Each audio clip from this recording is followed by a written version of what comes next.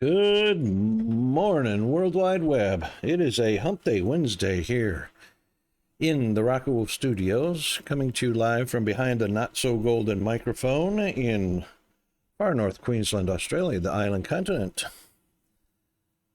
And yes, indeed, we are halfway through the week. It's Hump Day. And in the UK, Europe, and Africa, it's Hump Day. Still a Taco Tuesday in the US and Canada. Hope everyone is doing well.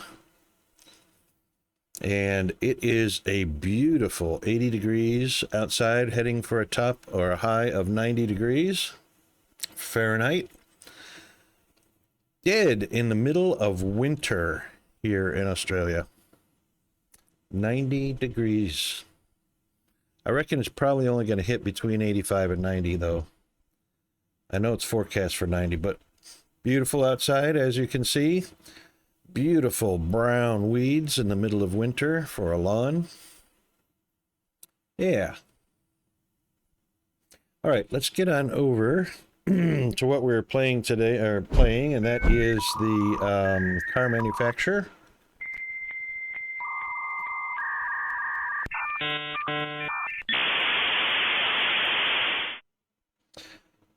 Yes, and I have a feeling we might be playing either later today some more Foundry, which has some brand new updates and contents which we've been eagerly waiting for. So that'll either happen today or it will happen first thing tomorrow. We'll have to see how we go. All right then. Let us continue from where we left off yesterday. And we have built a pretty decent bankroll in our factory. So I think we can unlock quite a few things.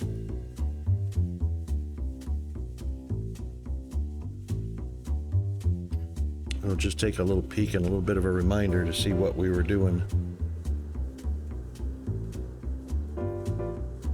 Right, we had just unlocked the frontier, or just started the frontier.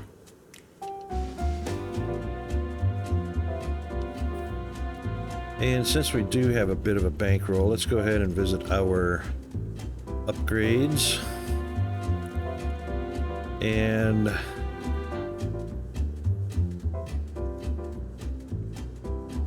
yeah, I reckon we can upgrade that. And logistics expertise. We've already got that. Sales. This is for sales training. Guess we'll get the sales training updated. We'll also get the research updates done. I don't know what the decorations do. Virtually nothing, I reckon.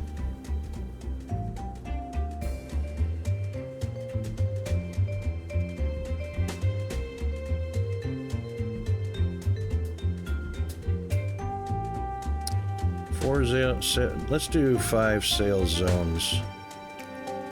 And scrapping deals. Quick sell refund. Yeah, might as well do that. Unlocks advertisements, useful increasing cars to manufacture. Alright, so newspaper ads, yes. Billboards, yes. Radio ads, yes. All upgraded. And base popularity, we'll max that out. What do we got here? So extends the time during which popularity increases after car is released. Popularity growth with ads. Yeah, we'll go ahead and do that. The trends I don't think has been working.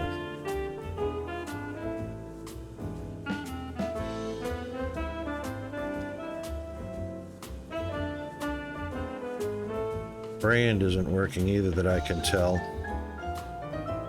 We won't do those right off the bat, but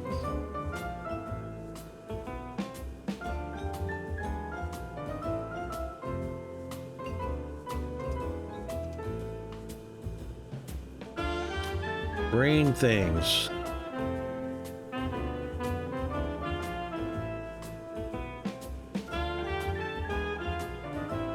Maximum zones. Suppose we can increase those a little bit. A parking spot with a roof, with a round roof. Probably won't need those at all. Speed of conveyors.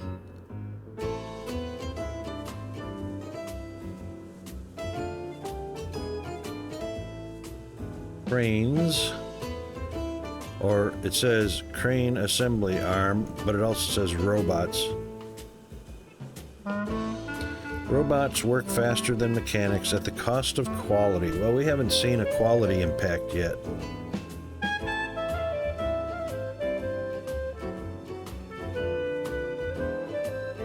Alright, we've got robots unlocked. We're not using city power yet, but I imagine we will be shortly. Steam power, gas power, diesel powered, and storages. That's everything upgraded, except for the number of stations.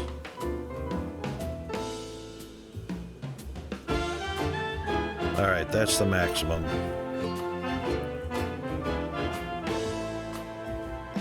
That's really about it for now.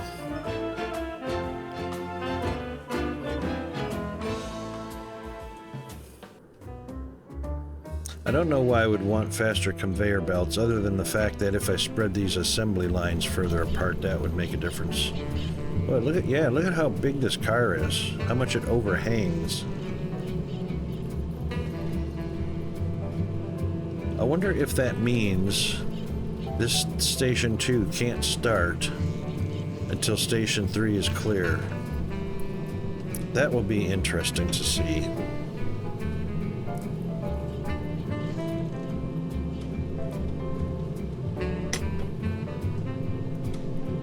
We'll see what happens there.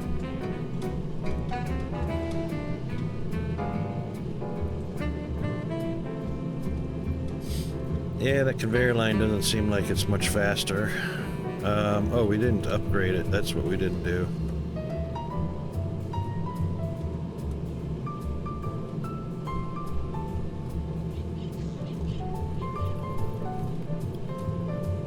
Wonder what that looks like.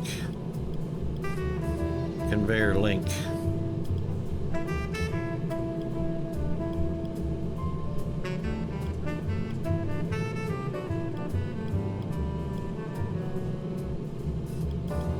I don't see anything faster.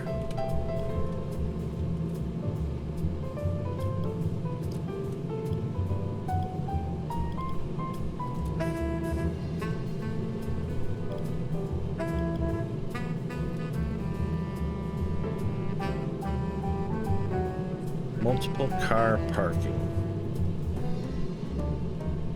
Really? We haven't got that unlocked?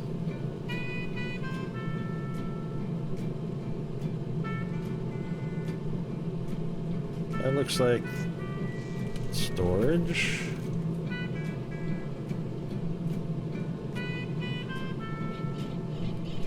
That's just brand popularity trends.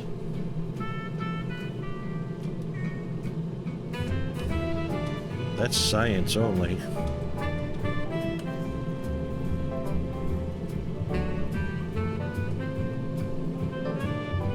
Hang on.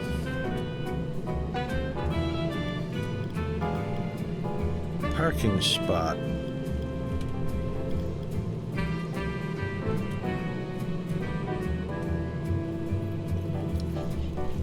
Oh, I did not. Coming soon. Oh, we can't do it. It's coming soon.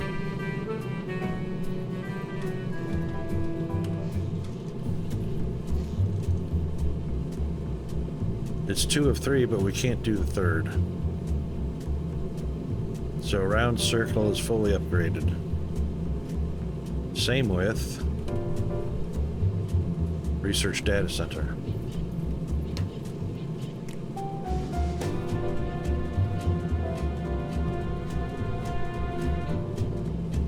Of course, it doesn't have it fully upgraded either.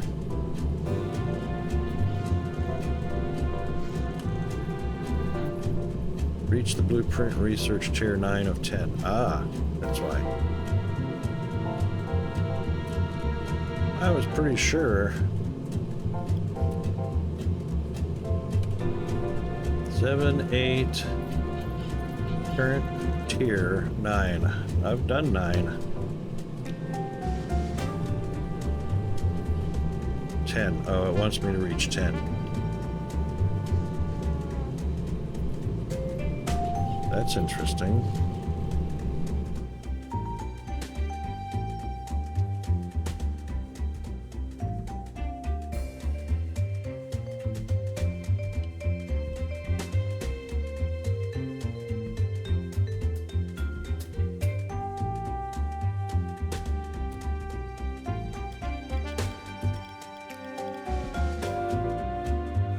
Milling machines, haven't unlocked those yet either.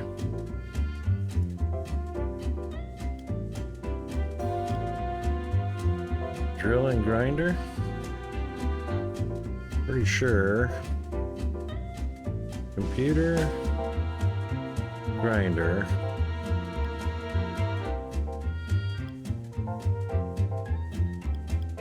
All right.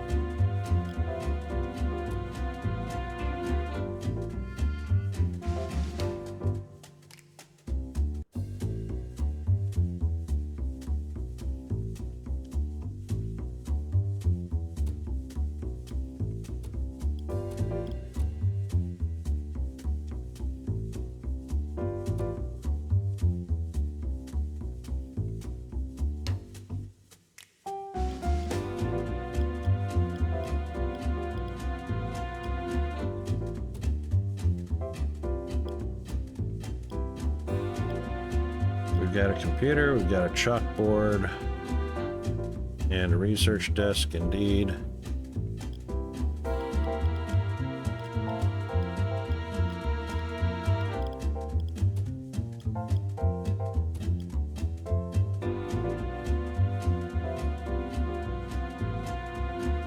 Yeah, we might need one more.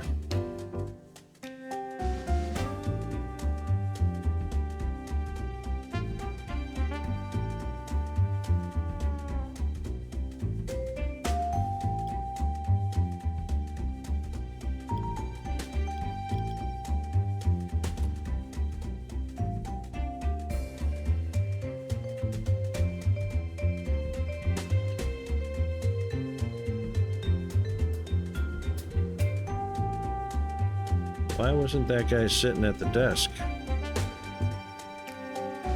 All right, somebody can come sit at a desk. No?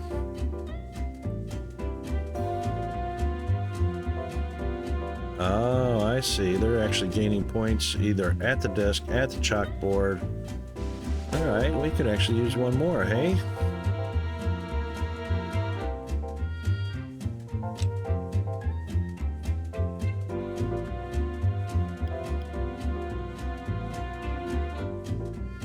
Let's see how we do with 4 engineers.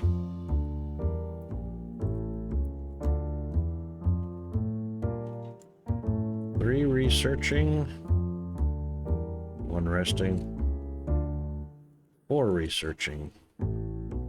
There we go. And if we had 1 more sitting at a desk, yeah, 1 more.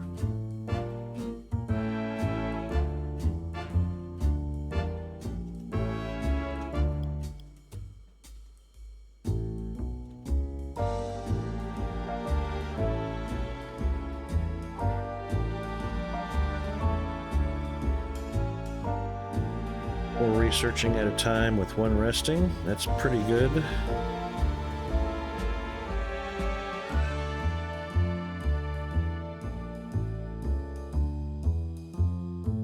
If we get at least 3 researching at a time, oh.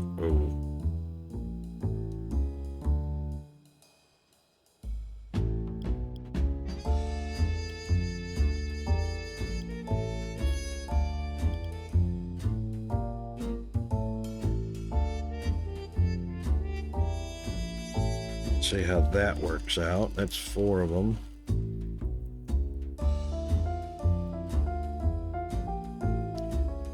These guys are not quite recouping all of their energy. Just like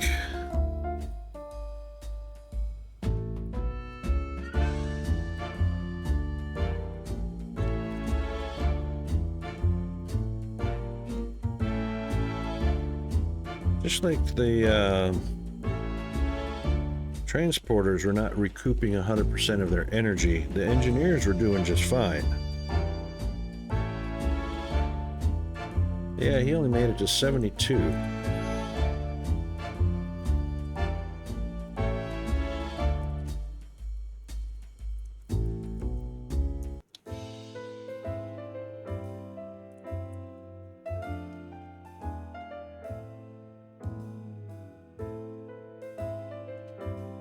That's interesting.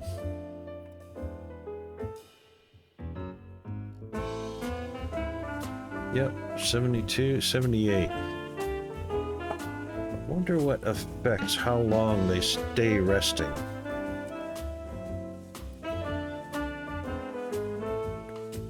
That would be a convenient fact to know.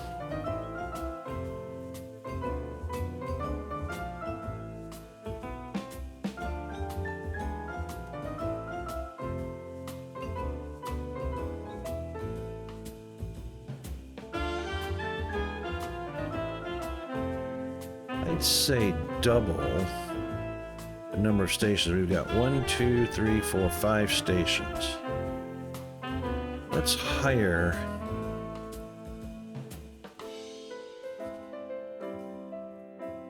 some $6.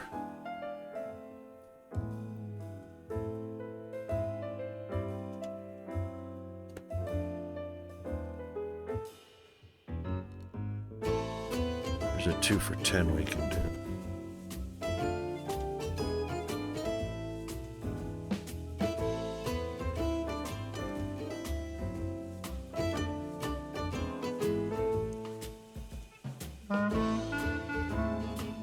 And one more. Okay.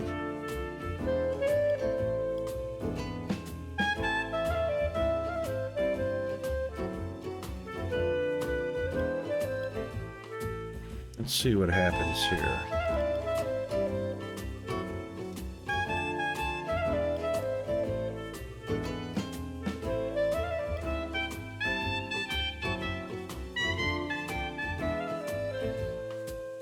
This should mean that everybody should eventually get up to green before they do any kind of more work. Yep, he made it to 100. That's 1. That's 2. 3. This is working out.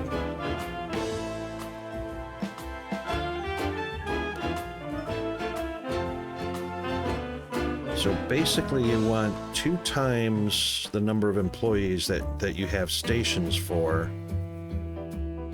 the researchers. And they should all hit 100% green energy.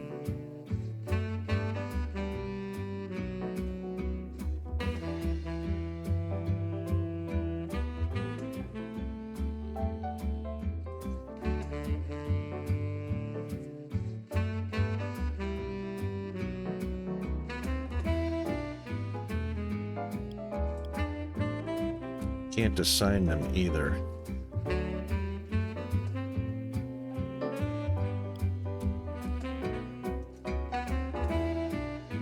No, you can't assign anybody to that station.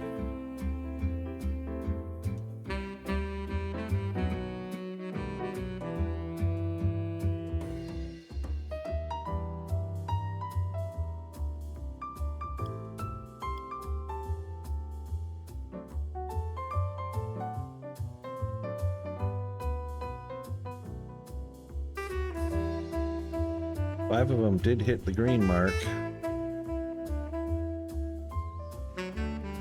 Yeah, that's looking a lot better.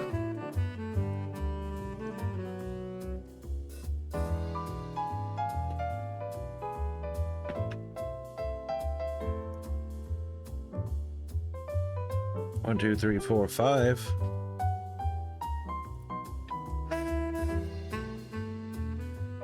And the other ones are resting or idle, which is good. That means they're moving their way up to green.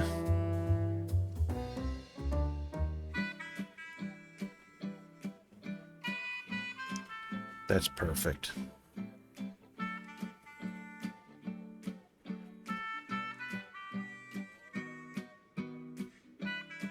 That's the way we want that.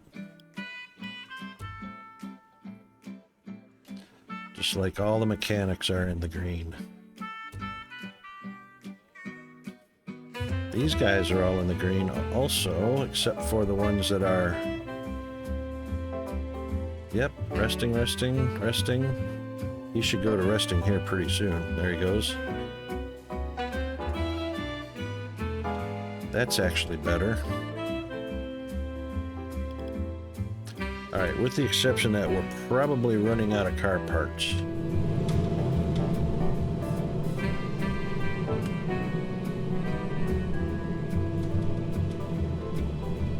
Oh, these are all actually 1 to 1. He's still got 13 to go.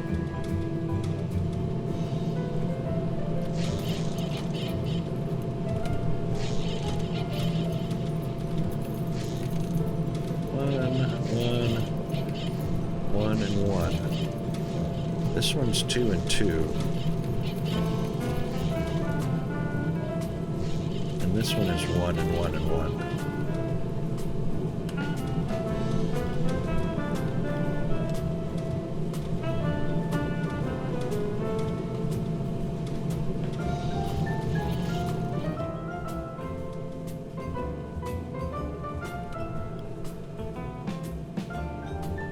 We have fewer in the red, but they're starting to dip down into the red now.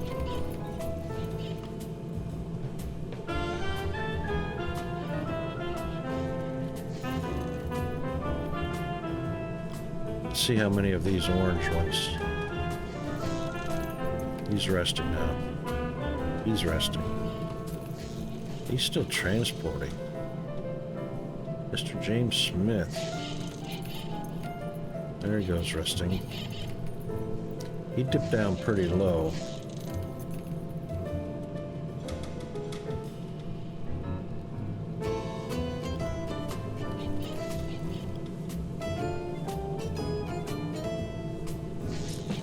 Just want to make sure they don't start losing their happiness.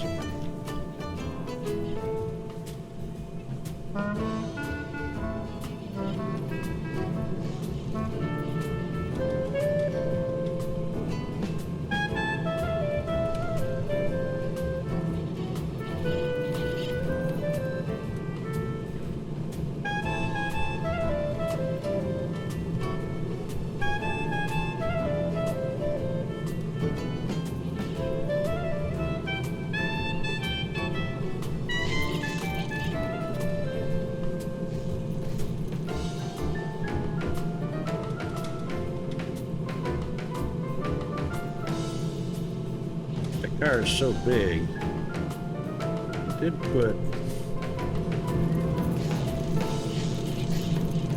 I thought he put a chassis on there, but he didn't.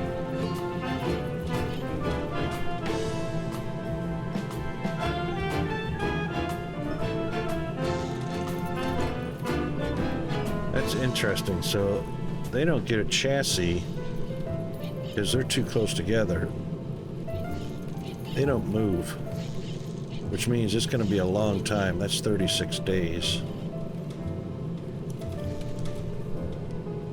38.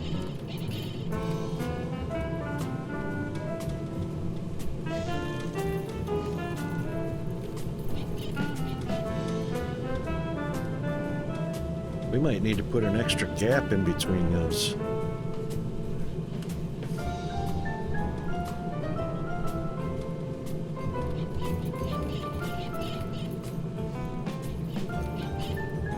Yeah, I do reckon they're not going to do all 3 stations at the same time because of how long.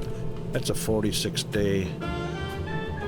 days until inspection.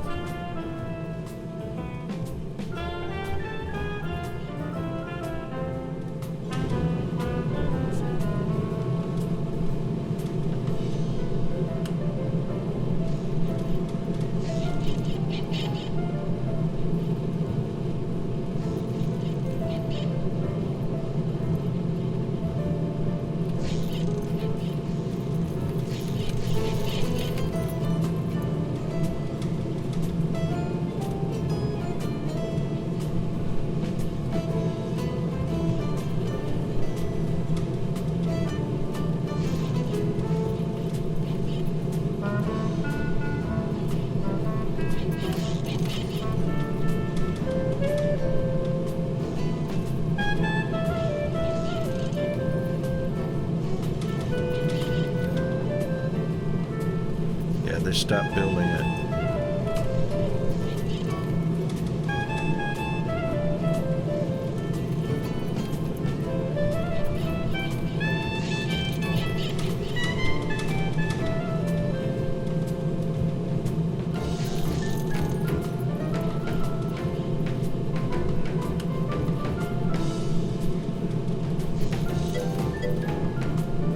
Mr. Fox, good morning.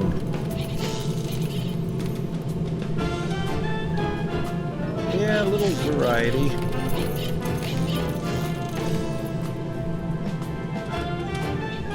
They actually don't say what era they belong to. Only the date that I released it somewhere.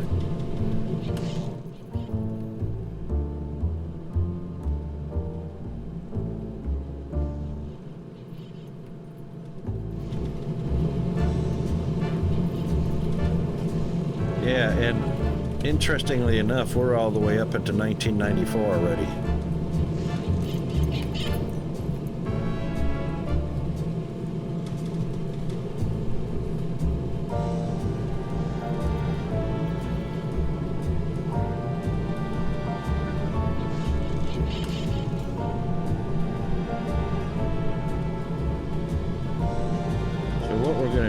We're going to try and finish this. No, not yet.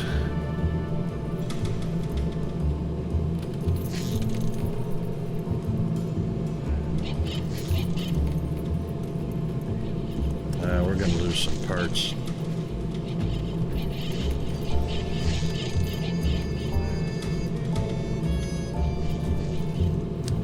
I don't think this one will get pushed through.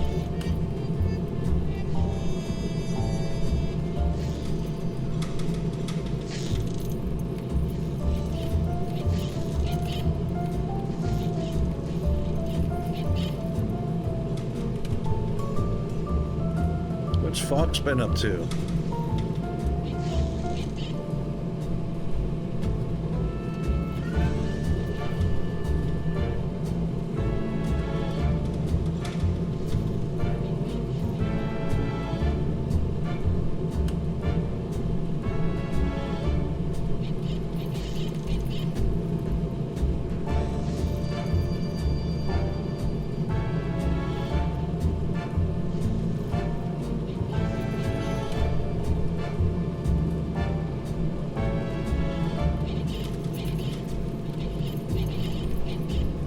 That pause.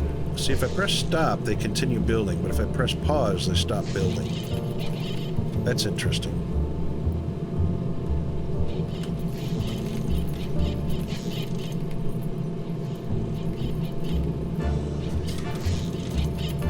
Some of these cars, like this one, looks like it might even be 1940-ish.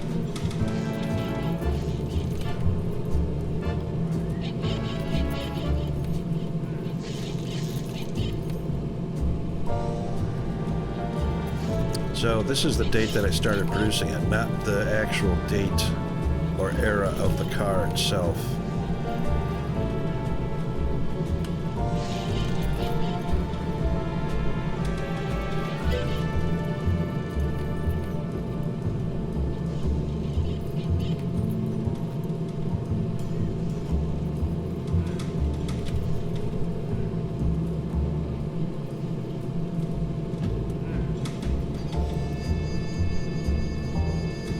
Yeah, Satisfactory should be updating soon. Foundry just updated. Foundry's got new content, new cargo ships that can carry fluids now. There's been some other cool updates. Alright, that's done. So let's take this. Can't move it, so we'll have to delete it, which sucks. All right, one gap's not enough. We'll put 2 gaps and 2 gaps.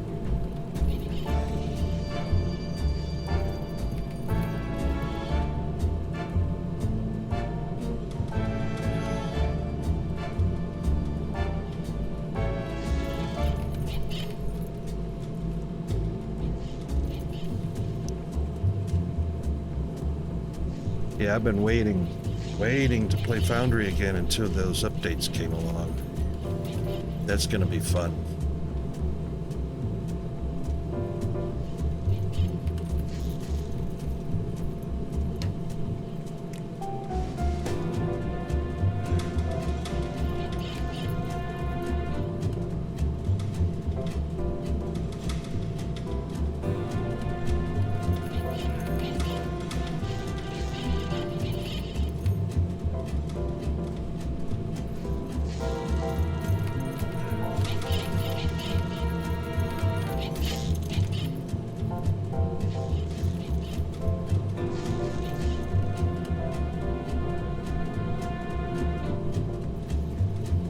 I can't remember how I had those separated. 4, 8, 12. 4, 8, 12, 14.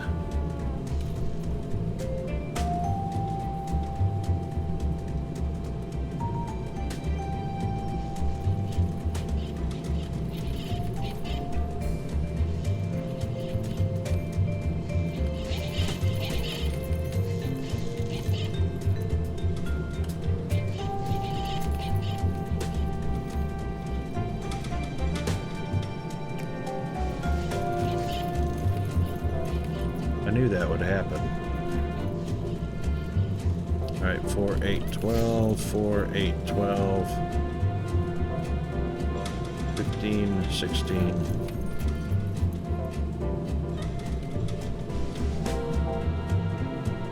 10, 12, 13.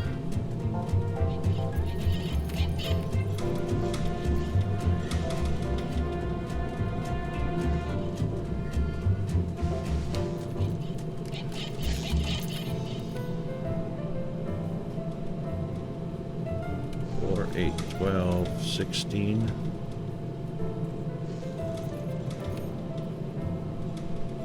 They might run into each other like this. Depends on how fast they finish each station.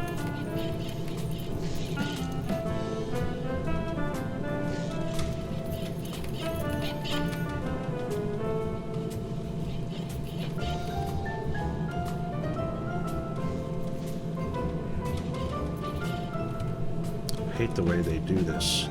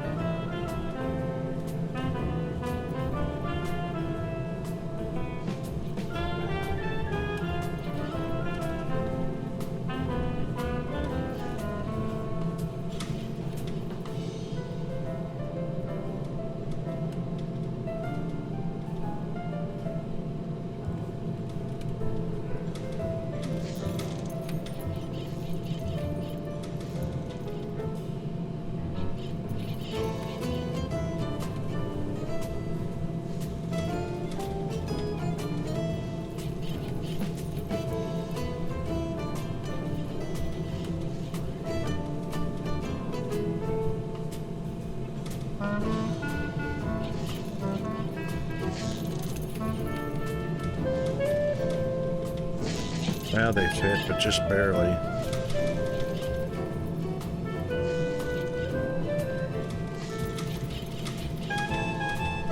We might play some Foundry in the later afternoon, or we might, it depends on whether we get to it or not, or we'll definitely be doing it tomorrow.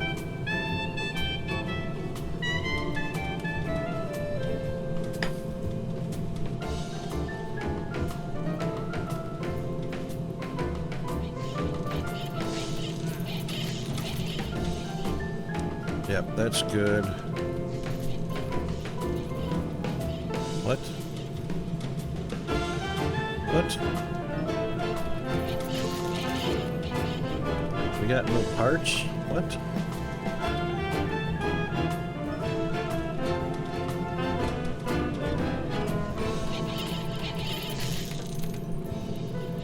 Oh, man. I got them all coming to the same place. Dang it. That sucks.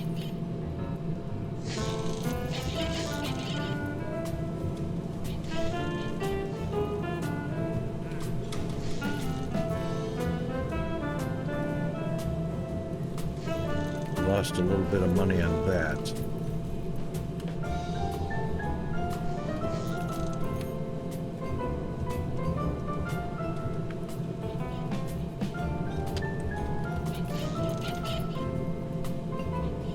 All right, let's see how that works out.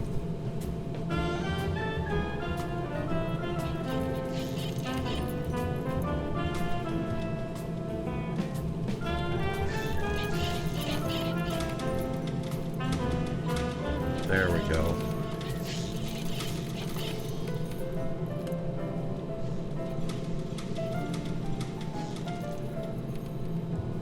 Okay.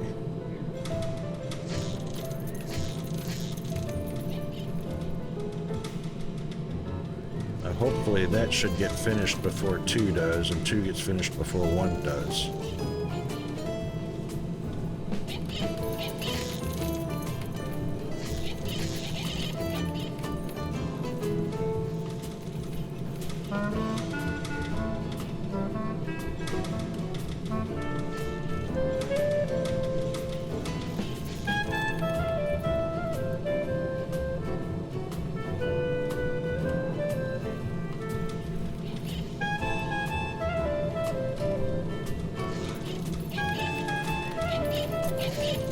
Oh, crunch.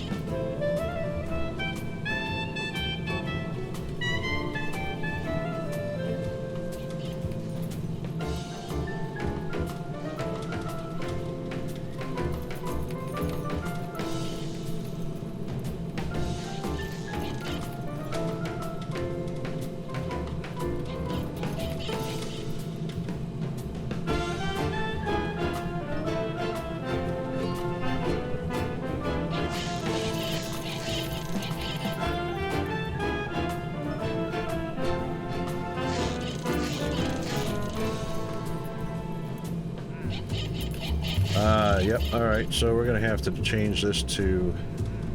We're gonna have to change this to 2.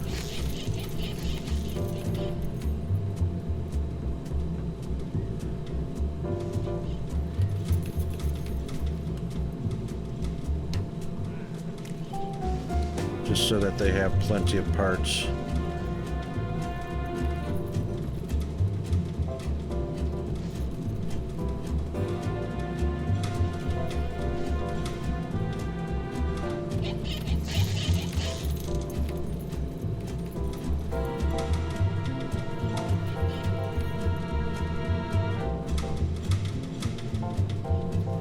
Now we've got 2, 4, 6, 8, 10, 12, 14, 16 on station 1.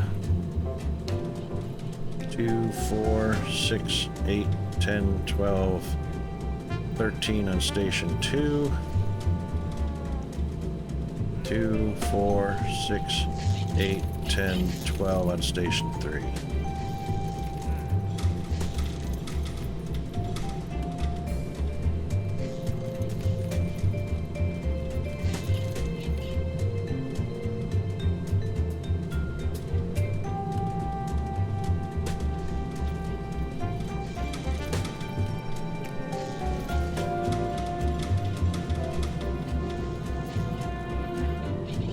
That should allow them to complete a station before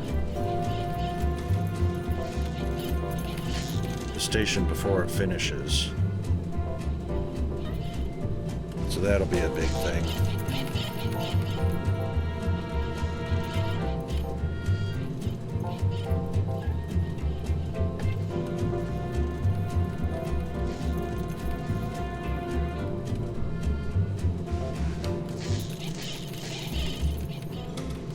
Now, 2 should get completed before 1 does.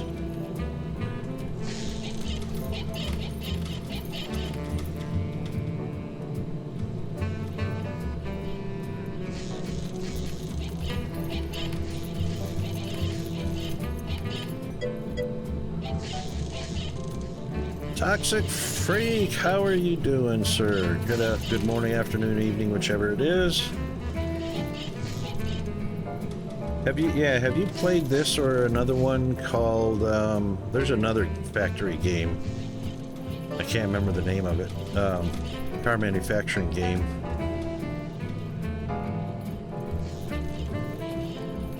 This one just came out in early access about 6 to 8 days ago.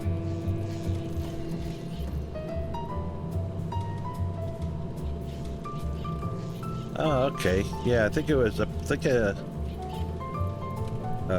So this was actually gifted to me, probably right after you recommended it.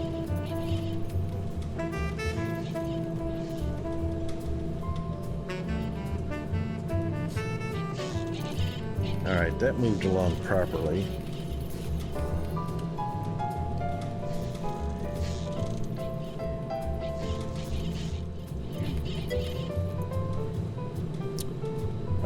We're missing some toolboxes. Hold on a second.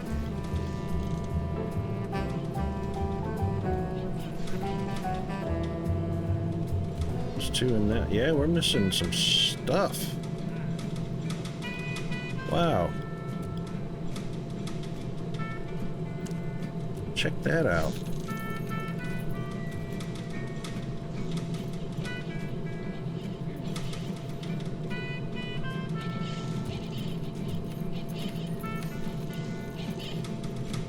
He's got one there.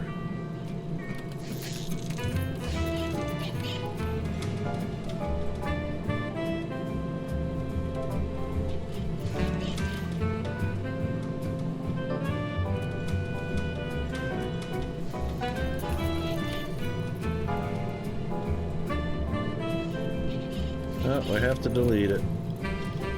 Can't move those.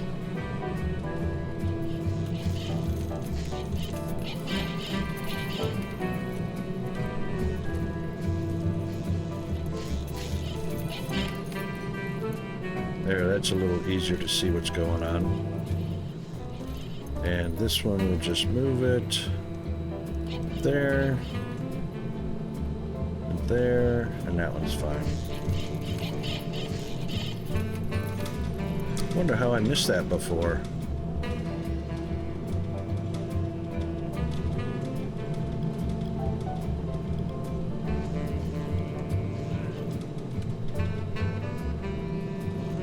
Yeah, this is pretty chill factory game, you know? So a true factory, you know, you're making cars, really chill music. Lots of control over processes. This is definitely my genre.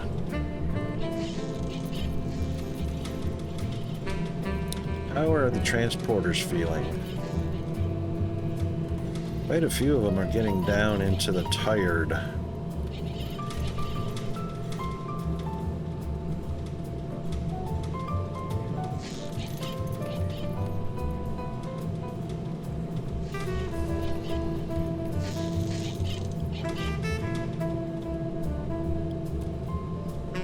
How far have you gotten in this game, Toxic?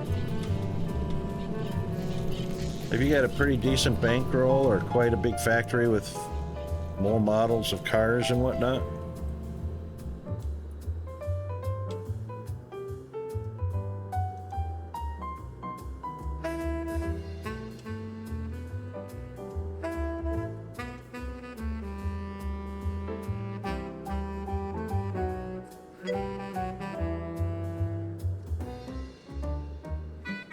Oh, you don't have the game? Oh, righto. And you were recommending it and don't even have it. You funny man. Oh, did it? Sorry to hear that, mate.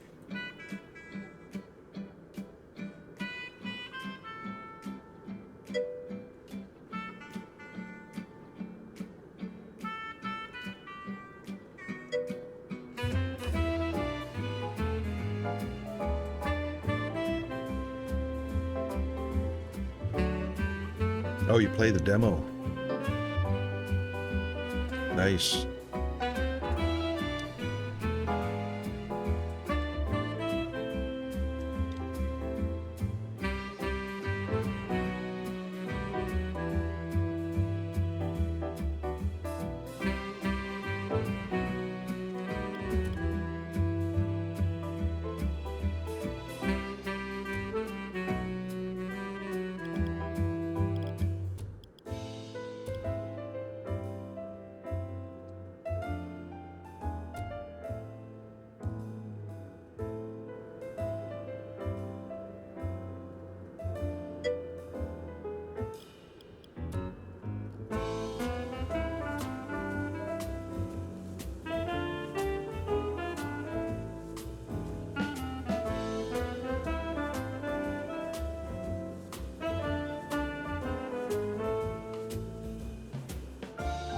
No gaming for a bit?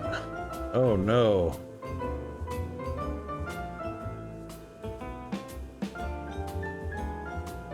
She's fine, that's good.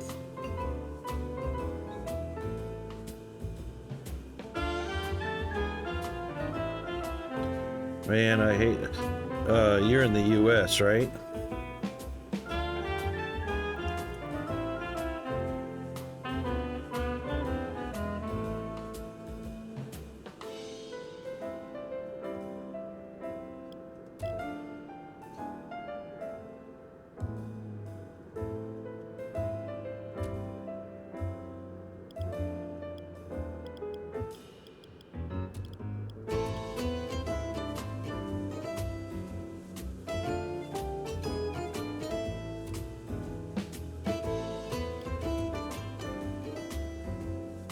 Oh no, they're backed up.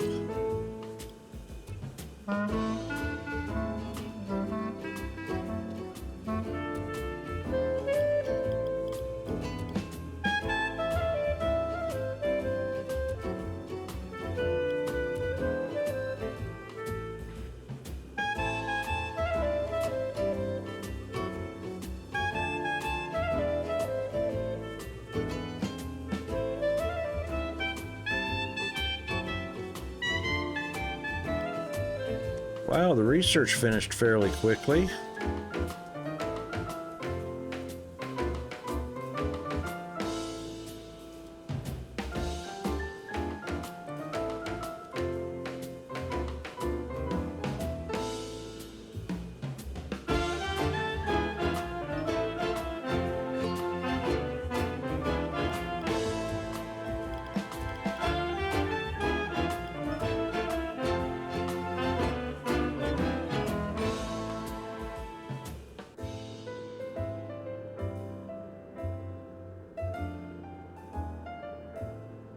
See, they don't give us very modern cars to choose from.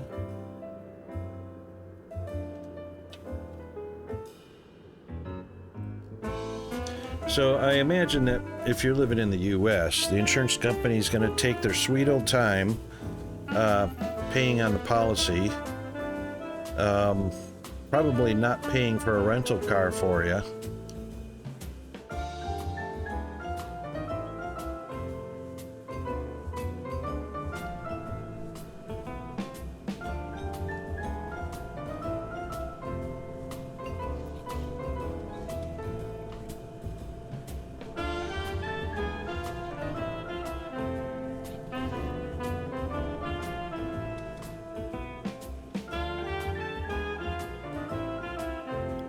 Their sales looking like?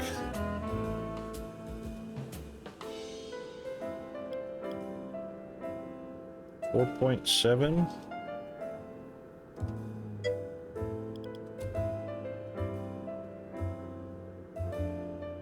We should be selling a lot more cars than what's sitting in the parking lot.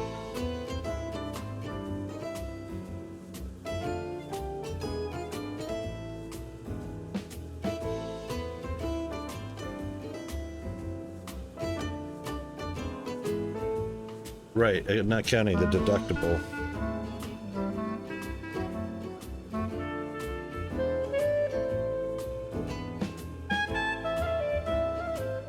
They only pay 90% of a rental car. Yeah, indeed. Indeed.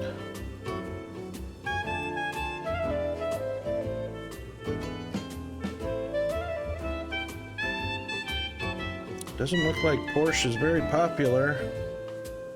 Or no. Yeah, Porsche. There it goes. The Roadster and the Frontier are selling okay.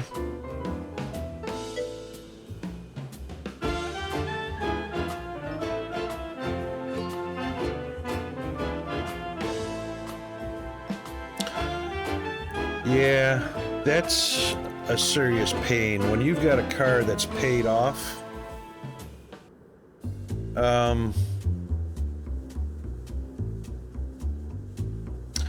you can add extra insurance. Yeah. That's the real shame. I almost missed an opportunity, but I pay off my cars as soon as I can when I buy a car. So the last 3 cars I've owned, I've paid off early. I only took like 4 to 6 years to pay them off. And as soon as I paid them off, I immediately doubled the insurance so that when and if anything happens that totals the car or writes it off, I have enough to pay for a new car outright. Or at the very least, there is enough money there that I can buy a new used car, you know, a car at a much lower price, so that I don't have to incur monthly payments on it. I learned that trick late in life, probably not until I hit my mid-30s, late 30s.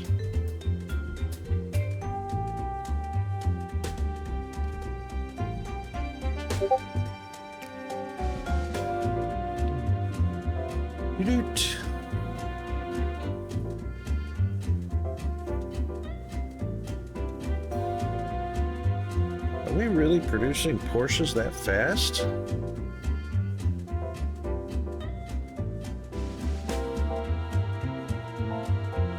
Yeah, unfortunately, and you're probably going to have a hard time doing that too, which really sucks.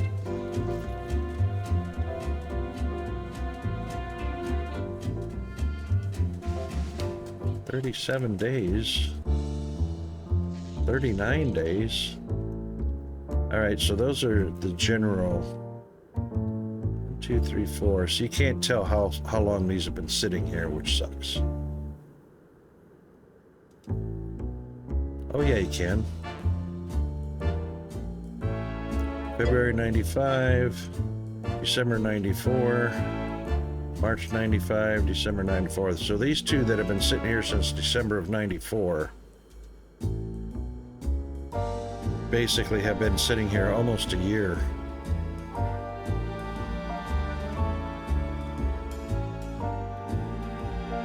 Let's do that. February and March. Accident happened last Thursday. Oh my God. That's a huge time crunch. 10 days. So basically 2 weeks from the outset. From the time of the accident, you get like 2 weeks. Who has time to do that? Especially if you work.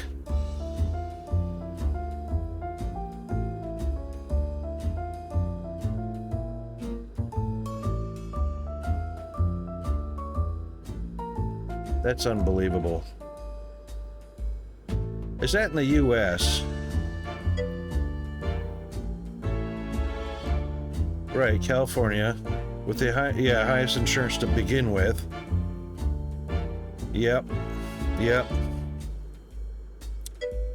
I'd say it's about time to move. Oh my God, I don't know how you survive in California. I don't know how you manage that. I could never live in California. I've been out to California a couple times on a visit, but oh my God. Yeah, see, that's the problem. That's the trick.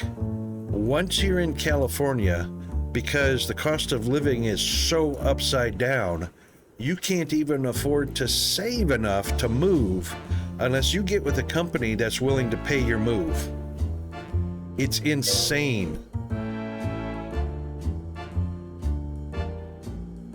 Man, I feel for you. I feel for you. I tell everybody, do not move to California. Do not move to Florida.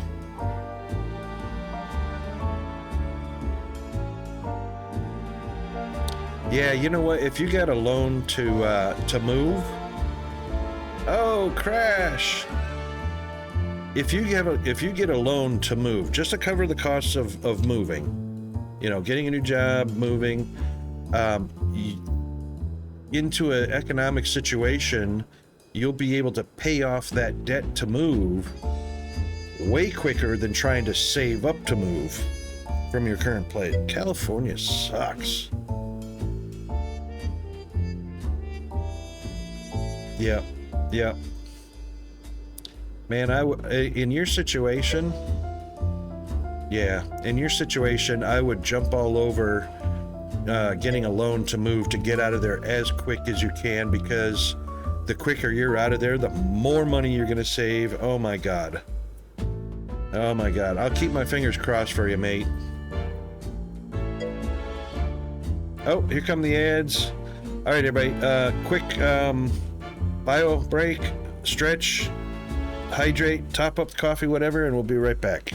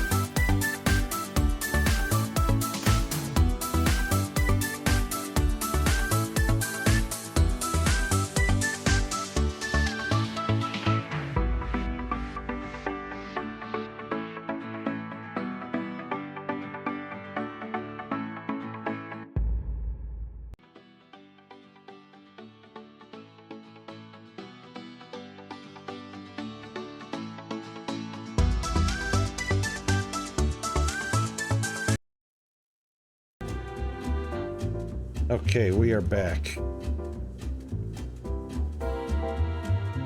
Yeah, I agree. That's the key, mate. Tell you what, if you were able to get to Texas and line up, you and the wife, of course, have to line up jobs together, you know, at the same time, obviously, or maybe at least one shortly after the other, you know. And, you know, the thing is do you rent or are you on a mortgage? Have you bought a house or do you rent a house? That's the other key problem. We rent? Awesome. And you know what? I'm in my 60s and I have not ever purchased a house. Not that I couldn't, but the burden of having to buy and then sell a house, or if I have to move for whatever reason, I can't just up and go because I got a house to deal with, you know, putting on the market and selling. And, you know, if you have to move quick, you could lose a lot of money. Thing is, not having ever bought a house in my entire life, I have always been able to move to where the money is. Even if I didn't need to move, I have always been able to move to where the money is. If I'm in a place where the market dries up, jobs dry up, economy turns upside down, or for whatever reason, it becomes not beneficial to me, I've always been able to up and move because I've always rented. So I have never been jobless, never been out of money, never been burdened with the crap that goes on around us in the job market, you know, financial market, economy, or anything like that. But the downside is I've never owned a home. So I have been in a position several times to buy a home and then possibly rent it out.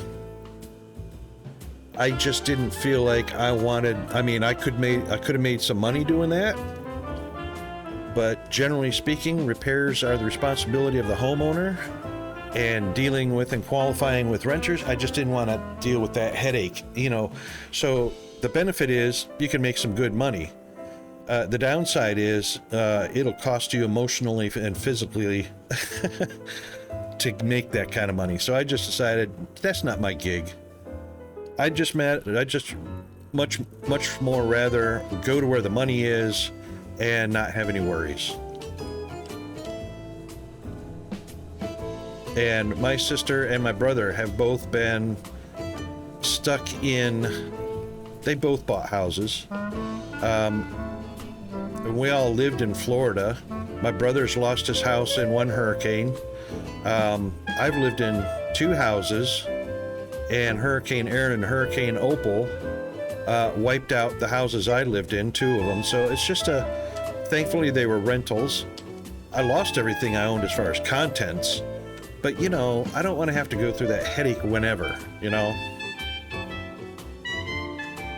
I wouldn't mind, I would love to own two, but not unless there's an absolute certainty, 100% certainty I will be employed the entirety of the ownership of my home.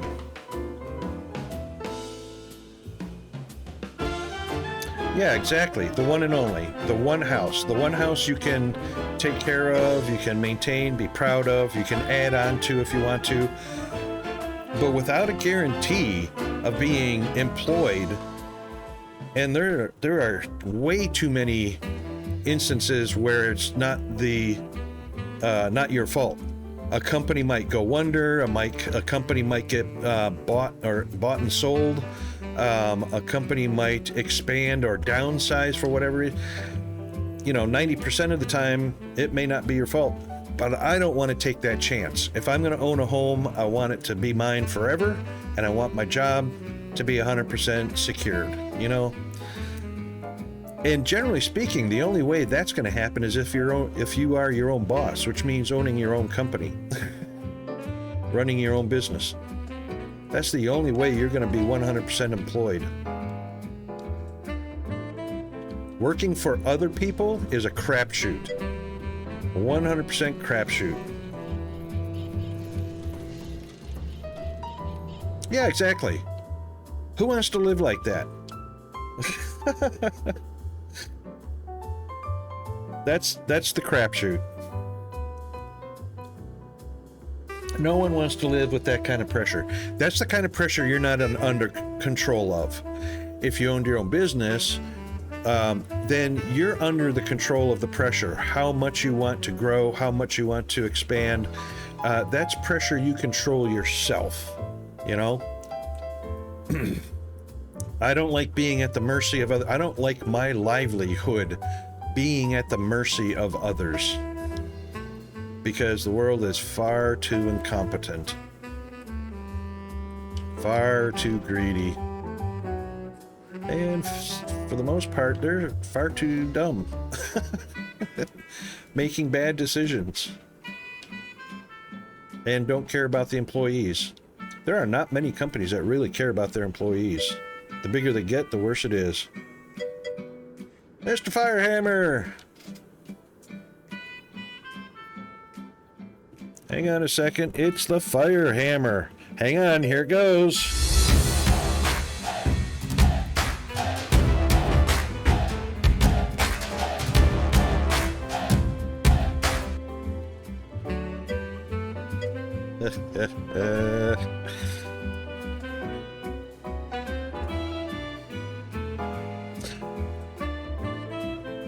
Yeah, that's true, Fire, but there's less of a crapshoot when it comes to your own business, depending on what the business is or what industry it is. You're in far more control of your destiny when you're a business owner.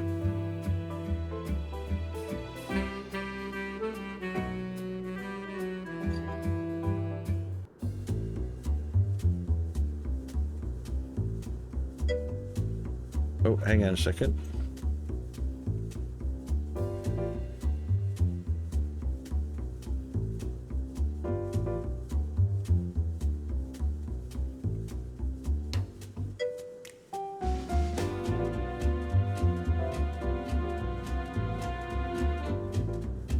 Yeah, exactly. That's right. Greater margin.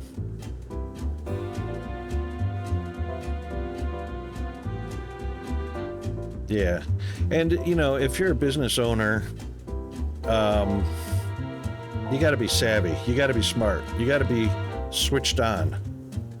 Because, yeah, you can make some pretty bad decisions, and that's the end of it. I mean, one really bad decision, and, yeah, life's over with. But you got to be smart. You got to be savvy. However, there's no one to blame but yourself if that happens, whereas you're completely 100% at the mercy of another company if you become an employee of another of a company. 100% at the mercy, no control whatsoever. I'd rather take the full control option than no control. I don't want other people to decide how I live or how I succeed or whether I am going to have a job tomorrow or not. I want that decision. I want me to blame.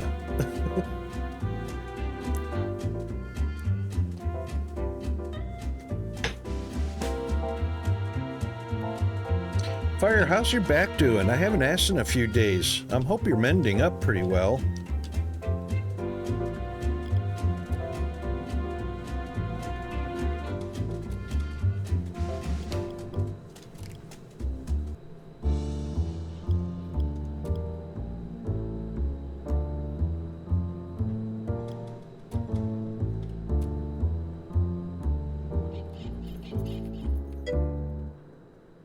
$12.95. Oh, that's the year it was. That's not when it was finished.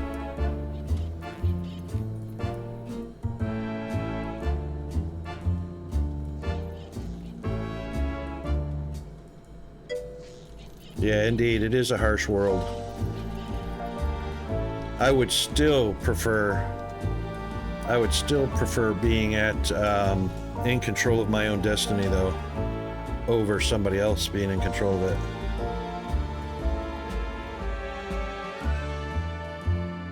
Oh, really? A few more weeks. Awesome.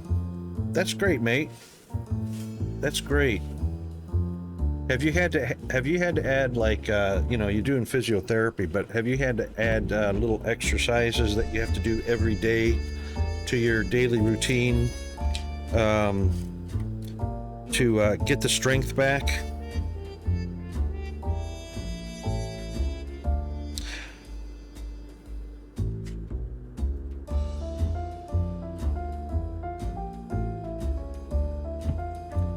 And by the way, since this was a muscle issue, if I recall correctly, it wasn't a bone issue. If this was a muscle issue, have you increased your magnesium intake by a little bit? Either through natural foods or supplemental vitamins, getting a little bit of extra magnesium in there?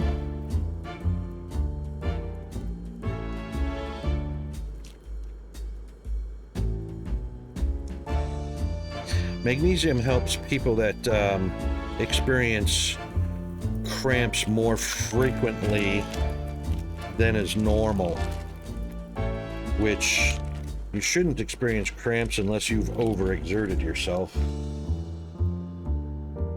Magnesium helps with that.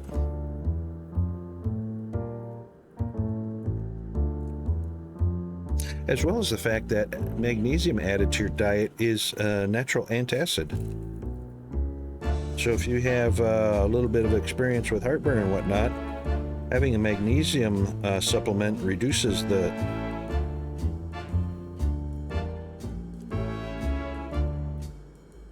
I'm taking old man vitamins. You know those Centrum? Is it Centrum?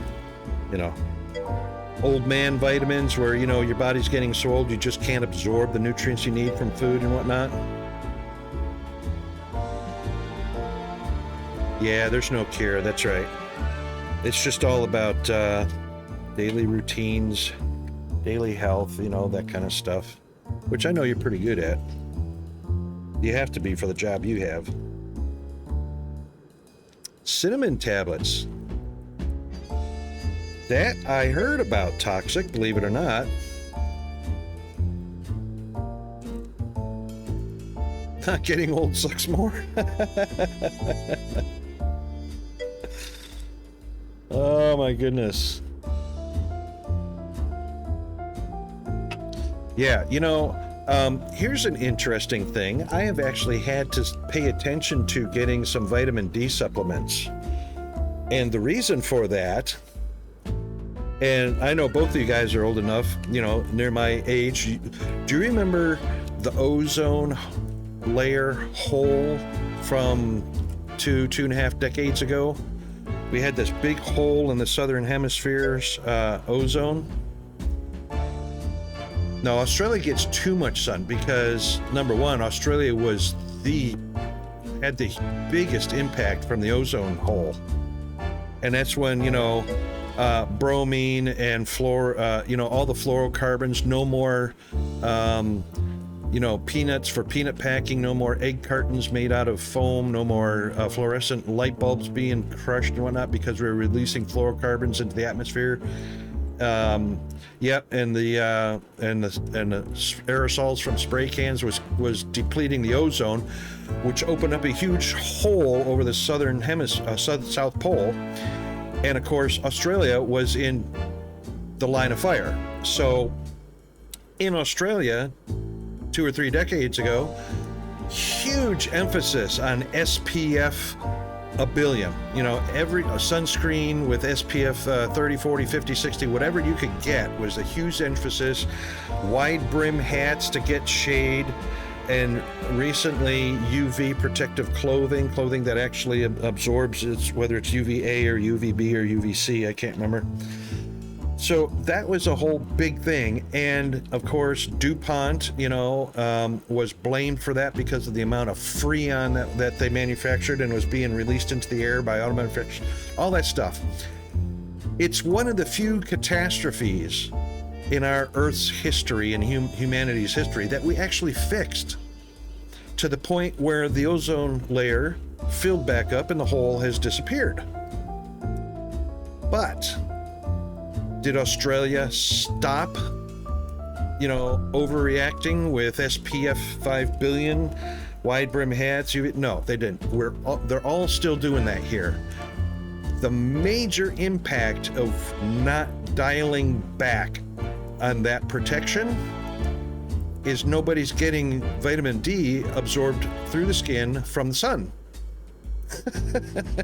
So consequently, Australia's got this huge problem with vitamin D deficient population.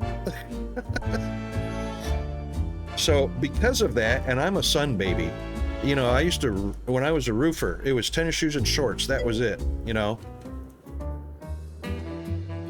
Yeah, exactly. There's plenty of sun. Now there's and it's not harmful now because the ozone layer's been repaired and there's no hole in the ozone. But they're still using sunscreen like it's going out of style, staying in the shade, long sleeve shirts where possible, stay out of the sun, do things indoors type thing, there's that huge emphasis. So consequently, you know, the medical community has said the vast majority of our patients are due to lack of vitamin D because nobody's absorbing vitamin D from the sun. So now we have to take vitamin D supplements in order to get that vitamin D.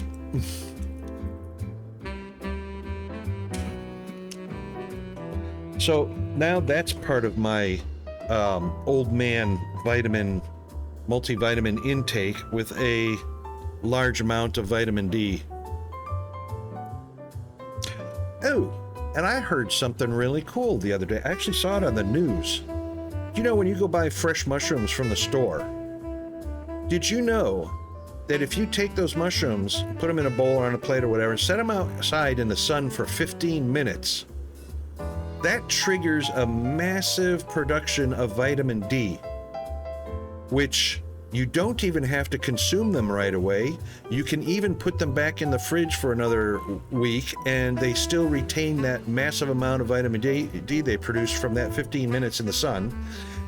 And you can even still saute your mushrooms or cook your mushrooms or put them in soups or whatever you do, and it still has that vitamin D in it. They do. Tons of solar power. I did not know that, and I love mushrooms. So I'm going to stock up on mushrooms because I put it in my salads. I saute mushrooms and onions with steaks, you know, that kind of thing. Yeah, I'm going to town on mushrooms, buddy. I had no idea that they have this trigger that has this burst of vitamin D they produce. 15 minutes in the sun. That's it. It's got to be sunlight, though. You can't do that with artificial light. You grow your own? Oh, you forget about them? Yeah, so now you know you can get yourself, without, you know, doing vitamin supplements, you can get an extra big boost of vitamin D just by popping those out in the sunlight for 15 minutes and then back in the fridge.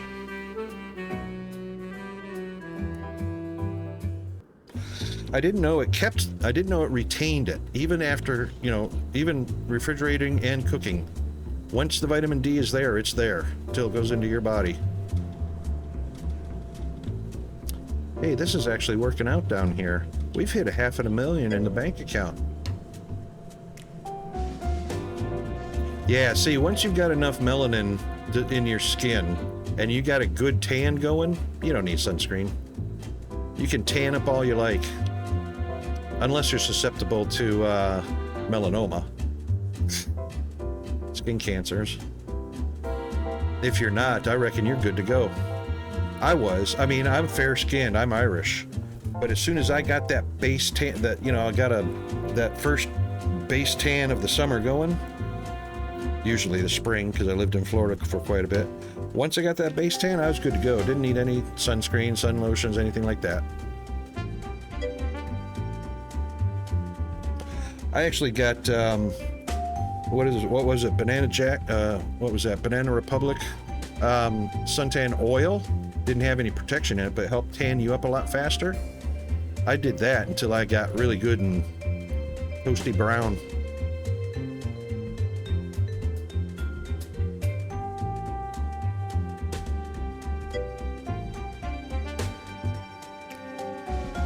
That's right, you live in the Banana Republic. So yeah, you're Southern California, right? Yeah. It doesn't rain in Southern California according to the song.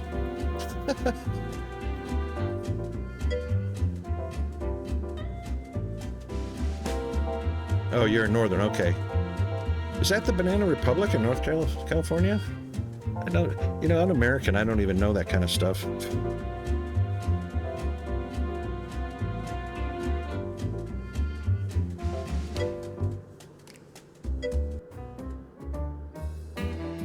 Ah, okay.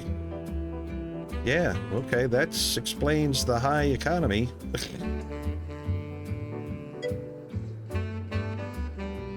Yeah, fruits and nuts. You know, that's like Florida. You know, I lived in Florida for a great many years. Citrus state, oranges, grapefruits, bananas, you name it.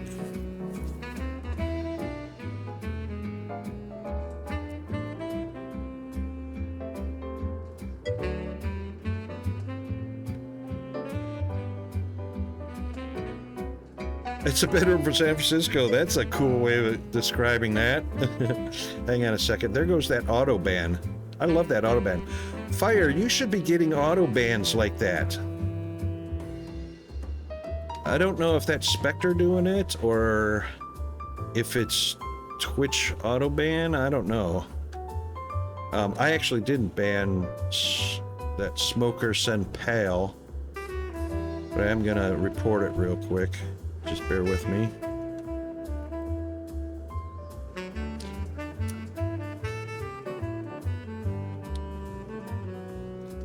Just curious if you have something set up in the auto bans, Fire, in your stream.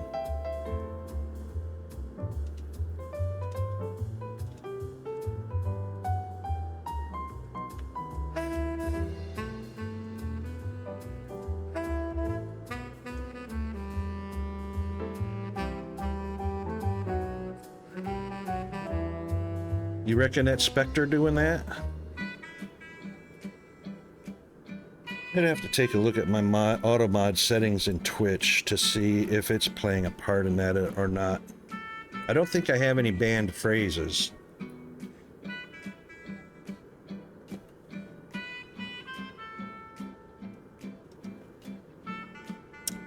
If it's Spectre, I'll ask G-Man if he set up some sort of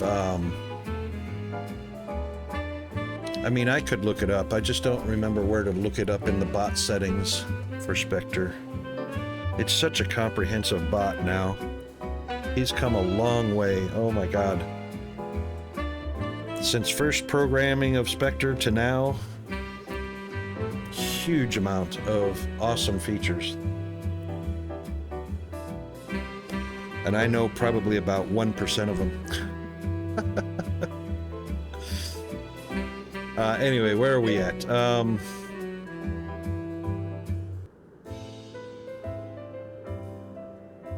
Bill Bixby. Oh my god, that's funny. I love it. I gotta do stuff like that. That's excellent. That's funny as. You have auto mod turned off 100%?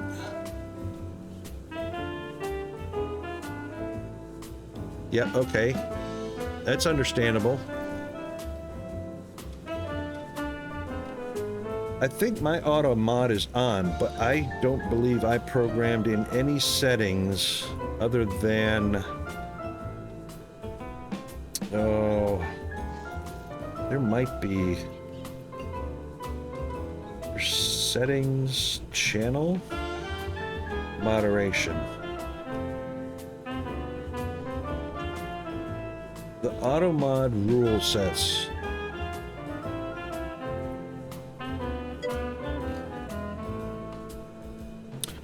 Mine are only set for bullying or harassment, which is references to people that are either disabled, sexual references to people that are, you know, any one of the orientations, gender and stuff like that. That's the only auto mod settings I have on.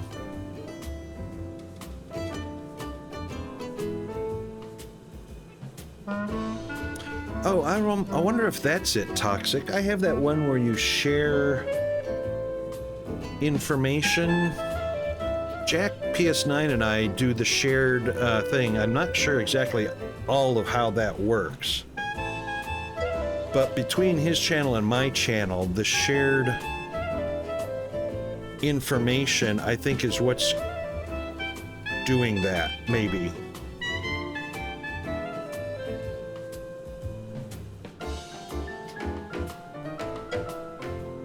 Yep, okay, I kind of got that feeling, Fire.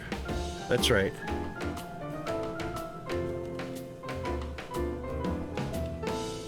Now, I don't have any banned bad words or anything like that. So, I mean, the only auto mod that I'm looking at right now is just for bullying, which is antagonistic, verified aggression towards another viewer type thing, which there's no need for any reason. You know, people use bad words. I understand that. Use cuss words or whatever you want, vulgarities or whatnot. When it's malicious, when somebody is doing it to be malicious to another, that's when the auto mod kicks in.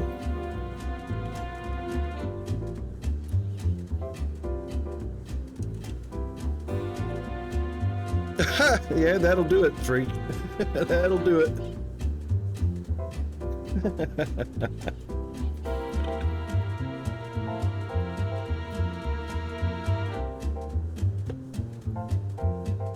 And you know what?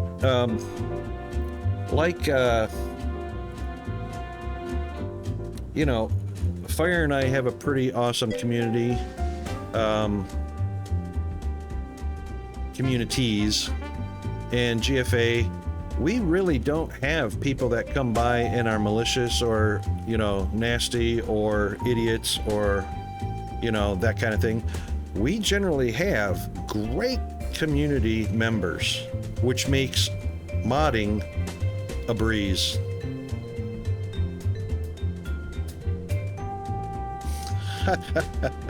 Fire. I've never seen you do that, honestly, but I've never seen you do anything malicious to anybody, so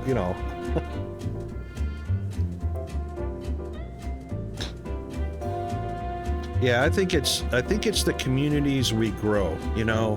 We have great people in our communities. We don't have those inbred rednecks that hate their life and hate the world and troll for the sake of trolling, to make themselves feel good. We don't have that problem.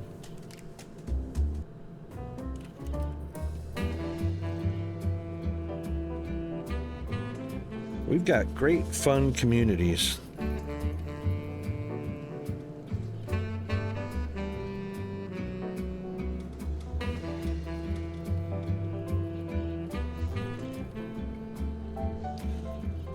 All right, what are we going to do with...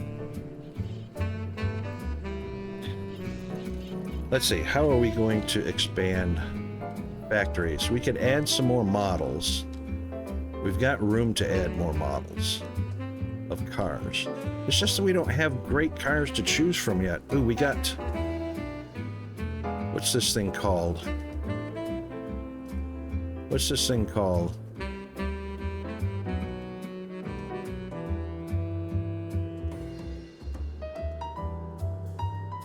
We could call it, this looks a lot like the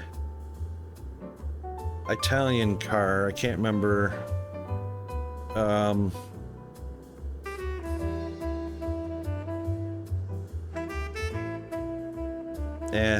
Let's just call it something. It doesn't matter. I'm not gonna manufacture it because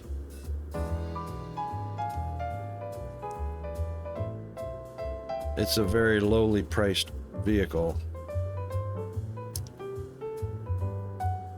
Yep, so we won't be doing that. Let's see what's next on the block. So right now, all I'm doing is the tier level cars. I'm just doing the tier level cars just to get that done. Yeah, the Mr. Bean car. What is that? The Cobra? Not the Cobra. Cooper. A Cooper Mini? Or Mini Cooper? Whatever it's called. Is that the Mini Cooper?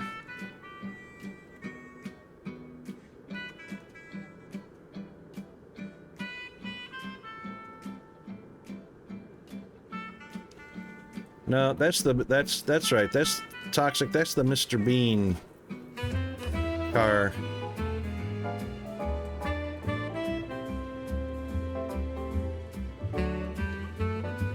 That's Italian or something like that, or French.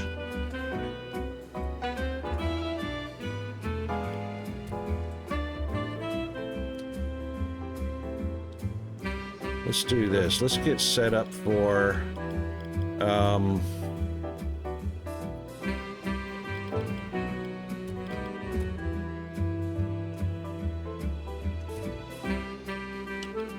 oops.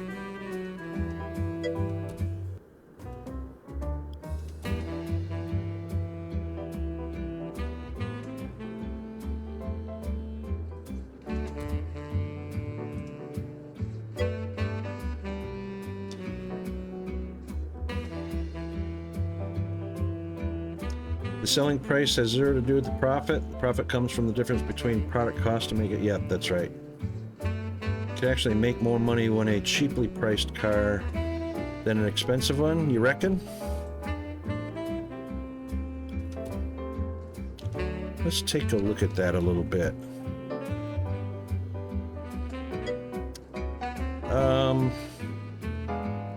Cost of parts would be $1,046. Let's take a look at the Porsche. Cost of parts is $1,289. We can sell it for $64.45.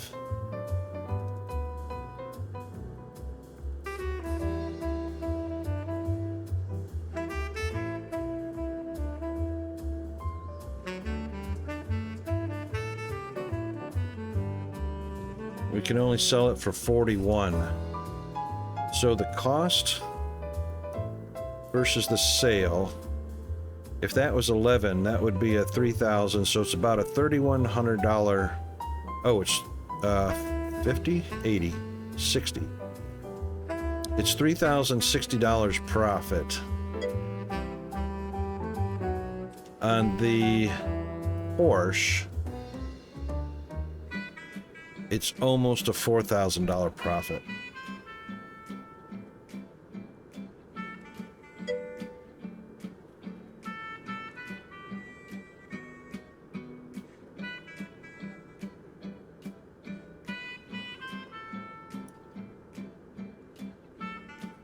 I've got a better profit margin with the Porsche.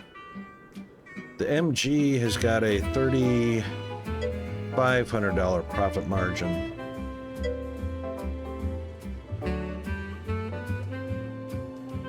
I wouldn't make a lot of money just over $3,000 profit.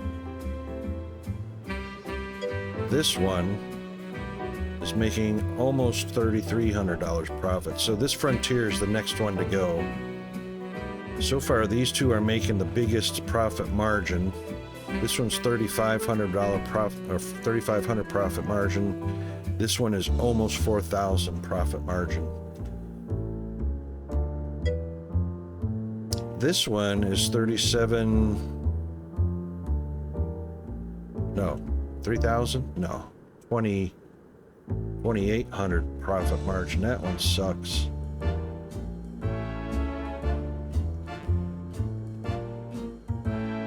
That one's a $2,600 profit margin. The Aero's got a $3,600 profit margin.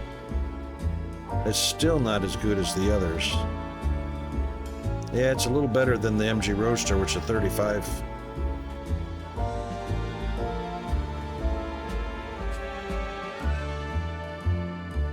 Well, some of these mechanics don't actually work as far as the type of car, engine capacity.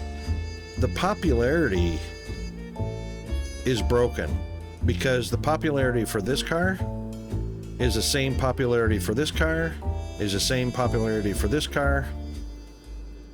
Hold on. It used to be they were all identical. This one's actually got a higher popularity. With a $3,300 profit margin. Have we got all the, those are all active. Those are all active. Those are all active. That's interesting. This one's got a trend, 100% trend on it. That one's got a 0. That one's got a 0. We may stay with this one. 211. Yeah, because see the brand and the brand and the advertisement is the same for every one of these vehicles. But this one's got a 100% trend on it. That's weird.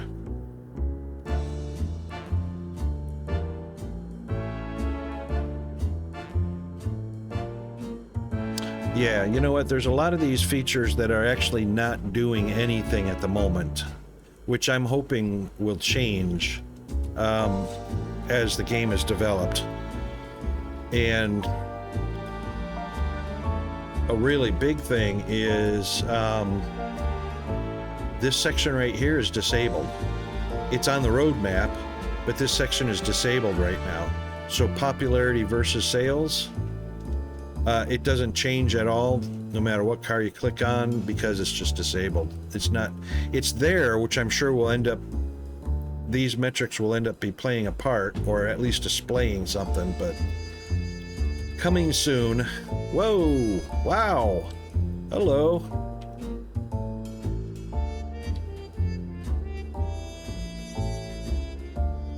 I reckon we need a bigger parking lot.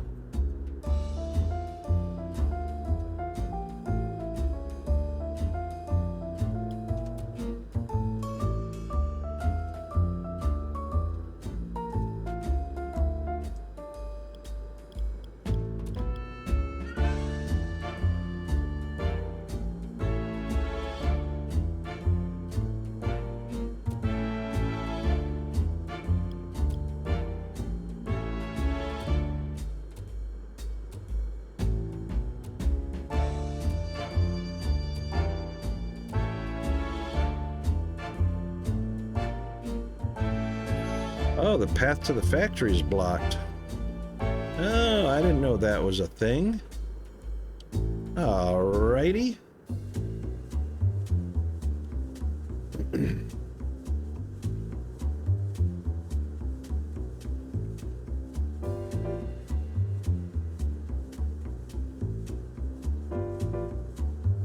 Uh-oh, that car was supposed to have gone with it, but we'll fix that right now.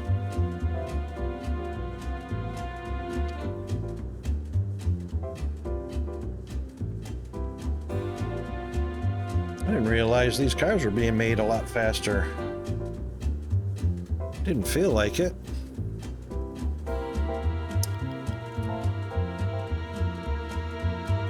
That's still a 42-day car. That one's going to be close to a 37 or 38. 44 days to get to the inspection booth. This one's already up over 49 days.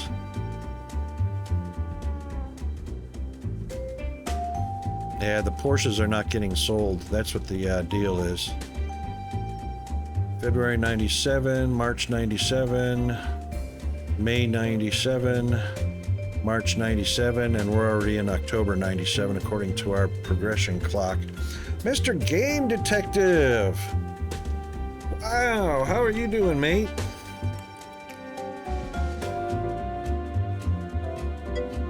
Haven't seen you in a hot minute. How's things going with you? Playing some Dyson Sphere.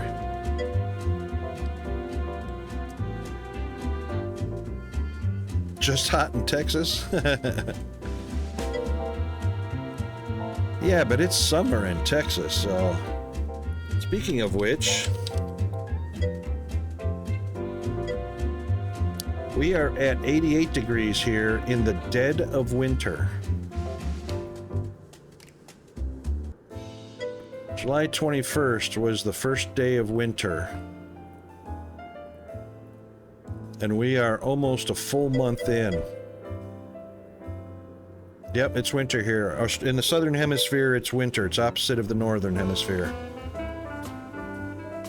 180 degrees opposite.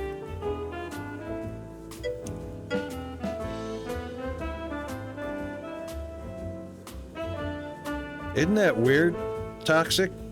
90 degrees there. It's almost 90 degrees here. 88 and a half. You're in summer, and we're in winter.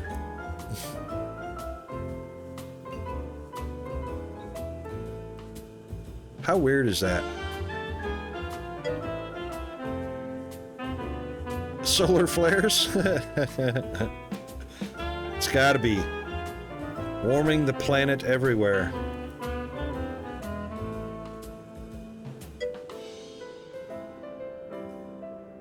What's going on with our Porsche? Advertising is activated. What is our sales trend? 170, it's 213% by brand. That's 213. That's 213. The trends is 0. The trend is 0. The trend is 0. That's funny as. This one's showing a popularity of 4.8. 4.8. 4.8. Oh, they got sold now. But see, that's different than this one. 4.8. Oh, it did change. See, now they're all three identical.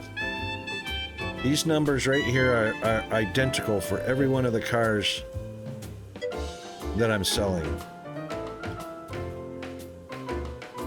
Nice parking job.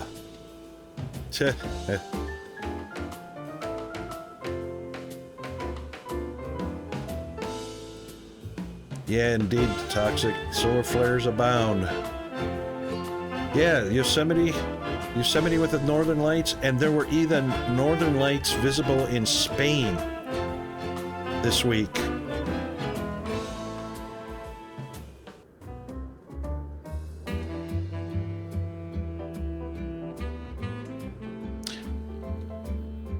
GD, you just got back from Corpus Christi. Wow. Got back home and it's 103. Oh my God, flip-flopped.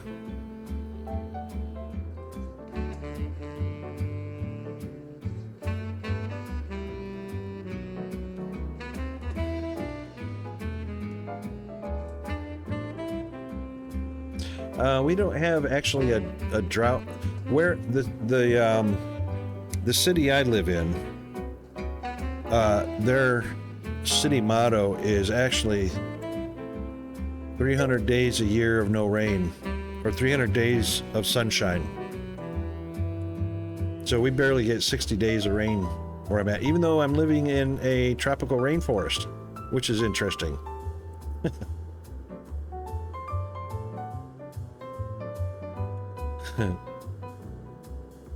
Yeah, if we had winter wind, oh my God.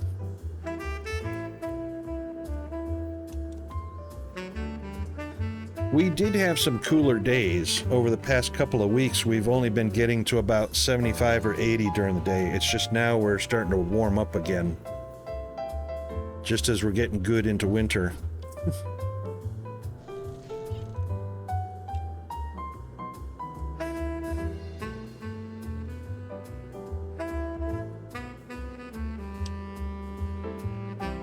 %56 on that.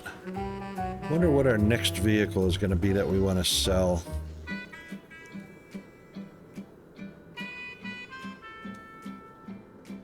I need to see what kind of profit margins we can get.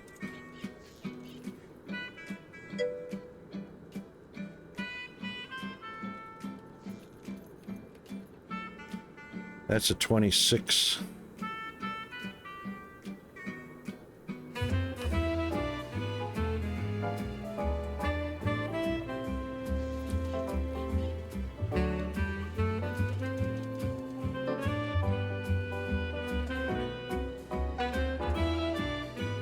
All right, GD, great to see you, mate.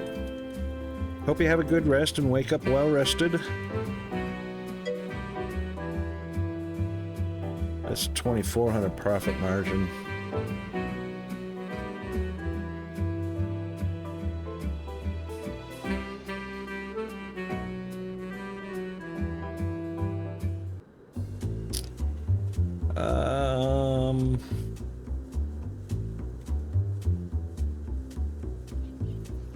Some of these older cars, I'm sure I'm not going to get a profit margin that's very decent out of them. That's a 2,700. Yeah, the further down the list, the better the... we haven't sold any trucks yet. That looks like about a 58, 59, or 60 Ford pickup.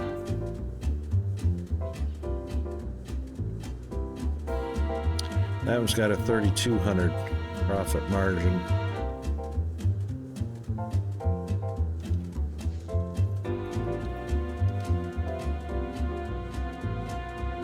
Oh, I wonder what the Army Jeep would go for. I wonder if we would get any military contracts.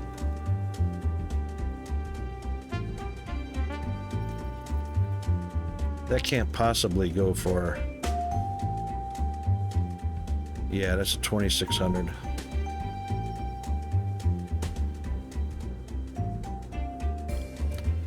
Can't really tell trends, and that's the thing. Trends are always 0%. So you can't really tell, other than the fact that we've sold 4,100 of those, 4,800 of those, and 1,200 of these. And this is the latest one, which is why it's lower. So you can't really compare, because this was 12 of 1971. This was 7 of 1965, which is why it's higher. And this one is 7 of 1992. So correspondingly, the sales are based on when I put them up for sale on the market. So I'm not really getting a lot of good metric data from the game on this.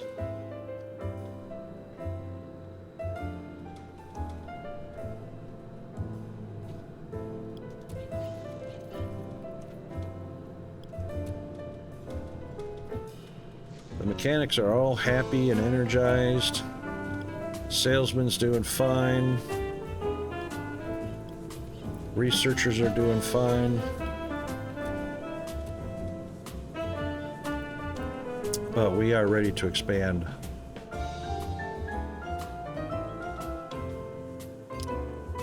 What I might do, how many, come on, there we go. How many blocks are we taking up?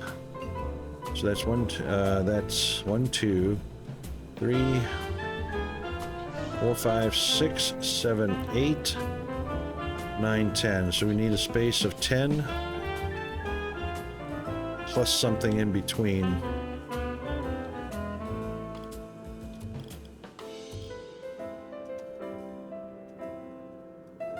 So this needs to be probably out there.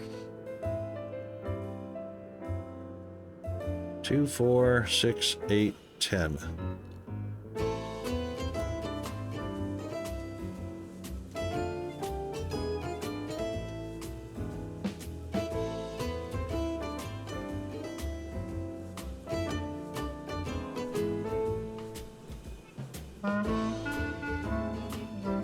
And we might just give room for some more employee interaction.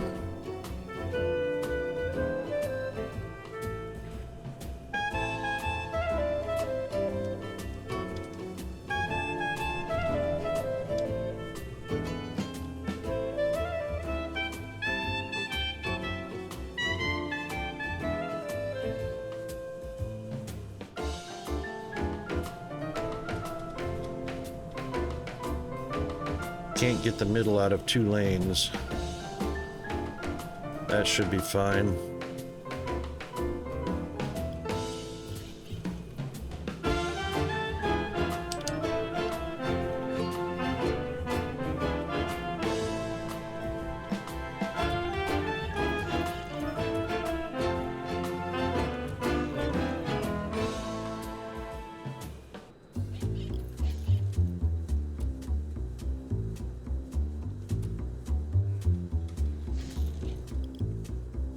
Yep, that'll work.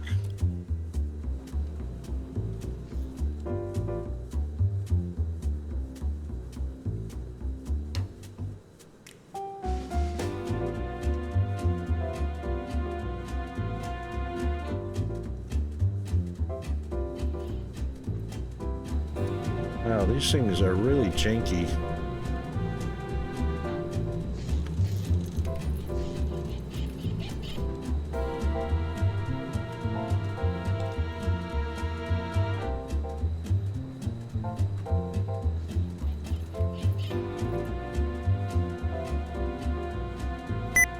There we go. Oops.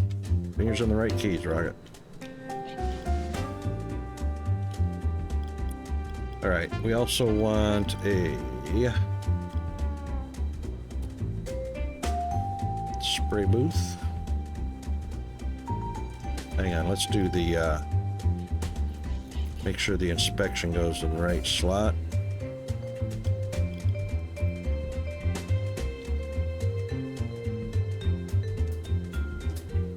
That should do fine. It's a shame that these don't have the move icon on them. You have to destroy it to move it. Destroy it and move it. Destroy it to move it. With other things, you have a move icon. That's really kind of stupid. To have the icon for some things, but not the other.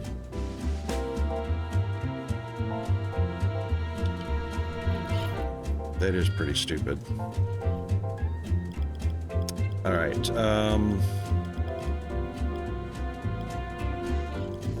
What do we want? Supplies. There we go. Storage.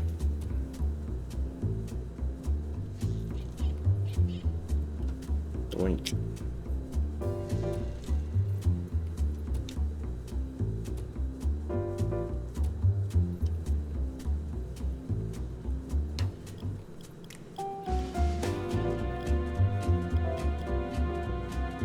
So far, we haven't needed anything more than a small storage that holds 50 parts.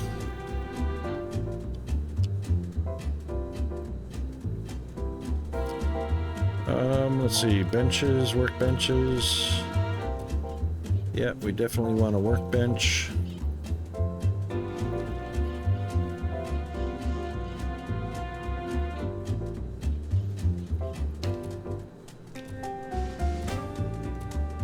Or blueprints, whatever you call them.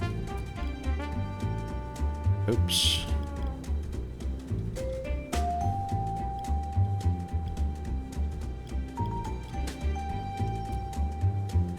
Large toolbox.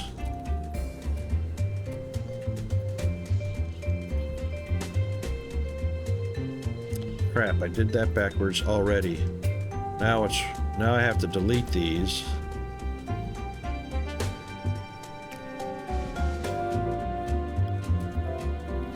Which I lost half the cost on those. Then we'll do the really big workbench or tool rack.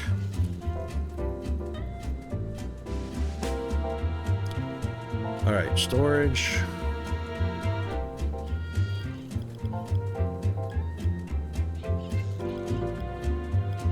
Yep, that's everything. Okay.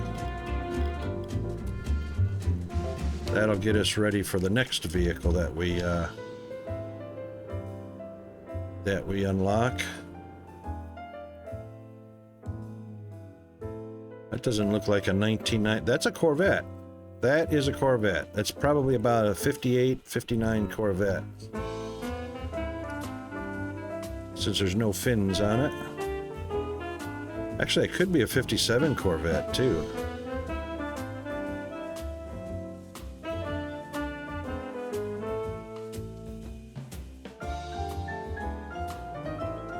Don't even know what this is for yet. So far, that's just a decoration. Doesn't even have a name.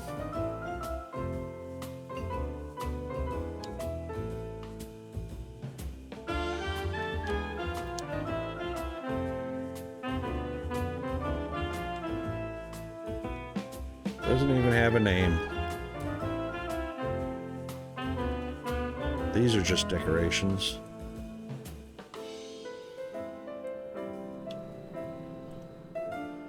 Hey, careful with your drive. Oh, nice parking job, buddy. You're fired.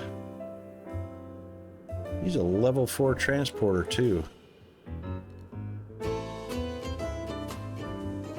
He sucks at parking.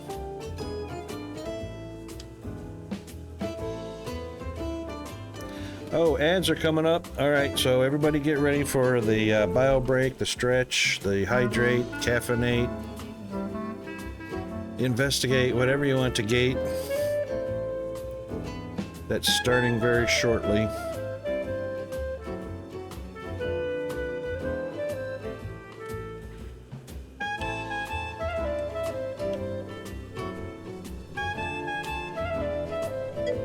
And we'll be right back.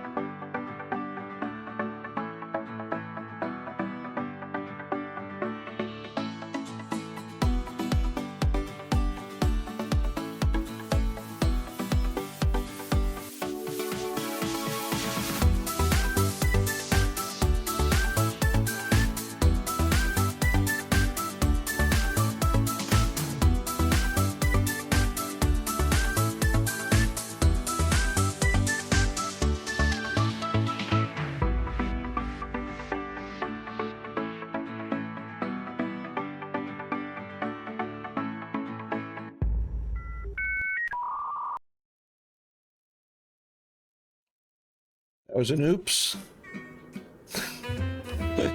We're back after the oops.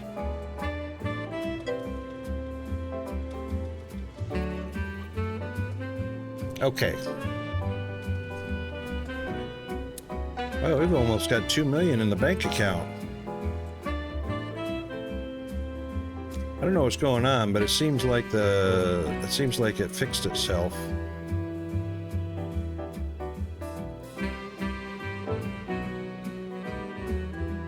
Two Roadsters and a Frontier. Oh, Frontier just got sold.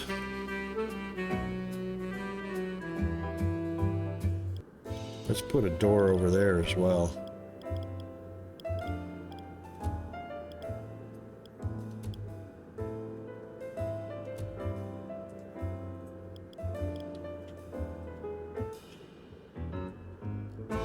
We got a door to each parking lot if needed. You can't find your car?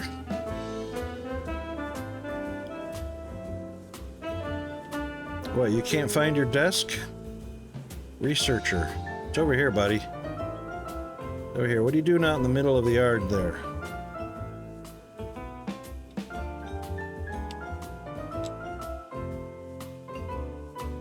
Dude.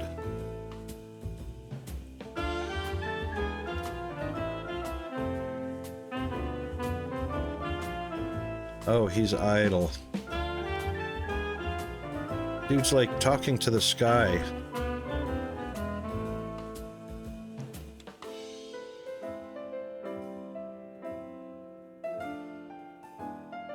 What the hell?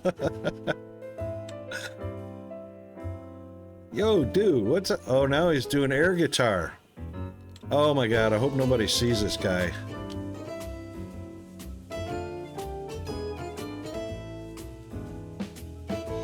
What the hell? Get out of the factory, dude.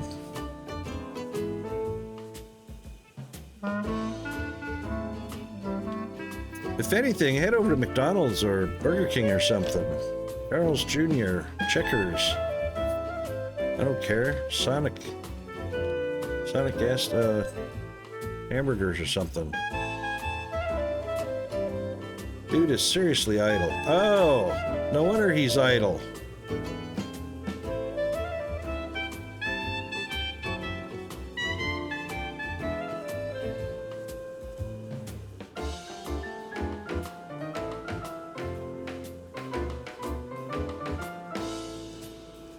Corvette, please. I could have typed it out myself by now.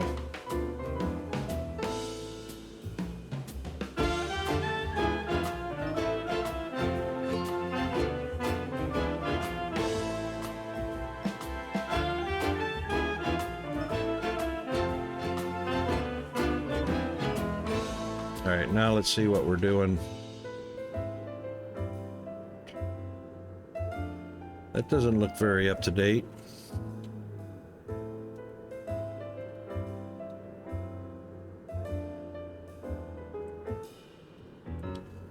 All right, let's see. 1703, really? $1,000 to make it.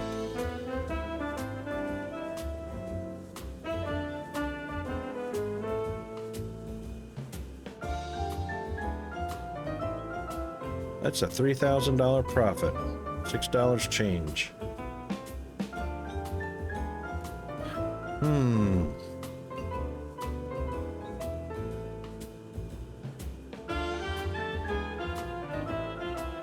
Should we? It's only a $3,000 profit. That one's 33. That's 3250. That's almost $4,000 profit on the Porsche. That's 3,500. I don't know, $3,000 profit. If a Corvette's going to be popular, I'd say yeah. It's a 360 horsepower V8, 5.4 liter engine, 180, 235. Hang on. Maximum speed is 235 with a 240 horsepower engine. Maximum speed is 180 with a 360? What? This is an inline 6 on the Porsche. And a V8. What?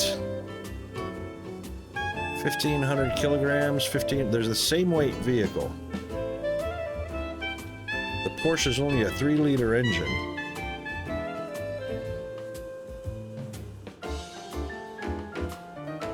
I don't know where they're getting their numbers.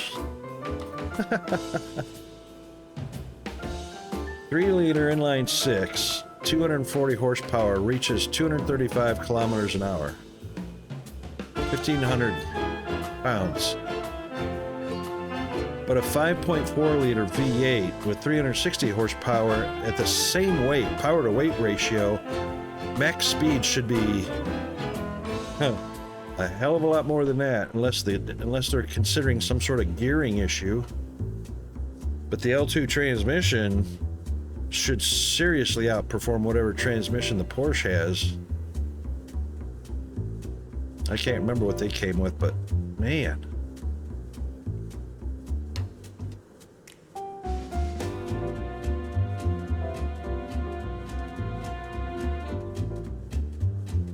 I don't know. Should we put that Corvette into production?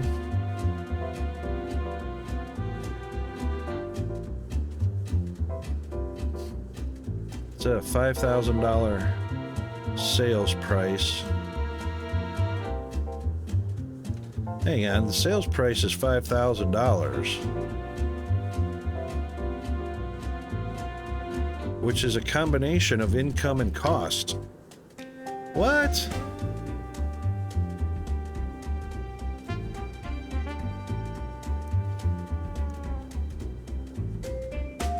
Oh, yeah. All right, sale price minus cost equals what the... Okay, never mind. Rocket had a derp moment.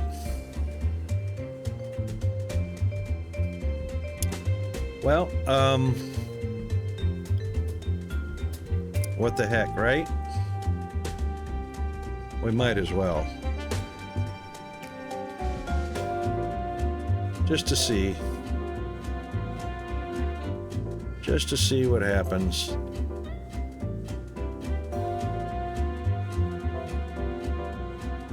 Wish we had an activate all.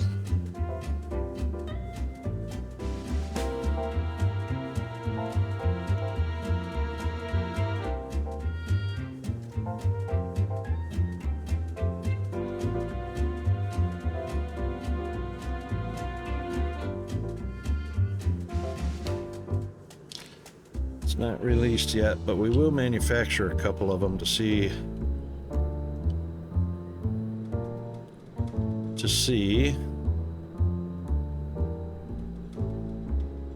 Yep, it is paused. All right, let's see what kind of parts we're gonna need here. So we've got, boy, not a lot of parts in this bad boy, huh? 2, 4, 6, 8, 10, 12, 14, 16, 18, 20, 22, 24, 26, 28, 30, 32, 34, 35 parts. 35 parts. Those will assemble pretty fast.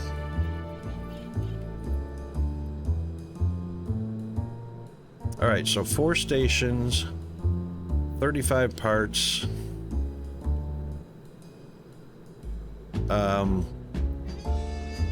8 parts per station is 32, with 3 left over, so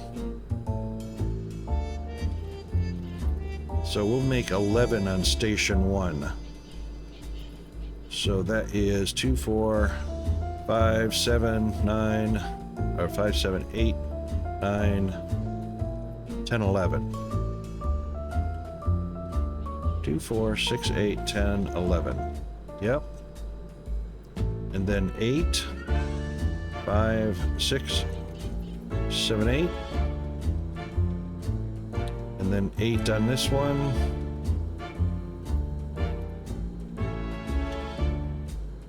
Oh, well, 4, 8, 10. Can't do that.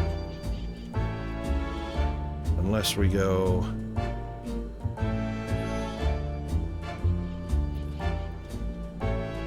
We can back up 1 there.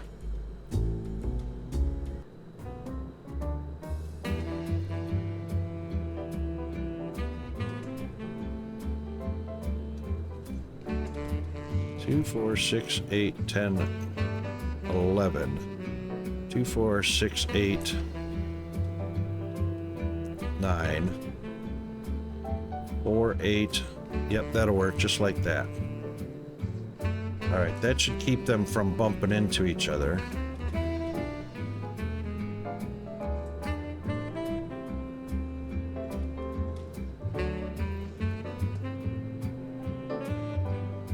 It should be pretty close. All right, orders. First one. This can be 0, it doesn't matter.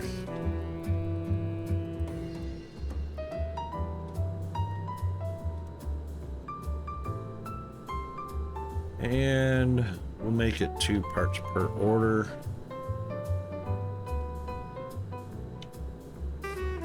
No, you know what? It's probably going to be pretty fast. Let's make it... Ooh, can't do 4.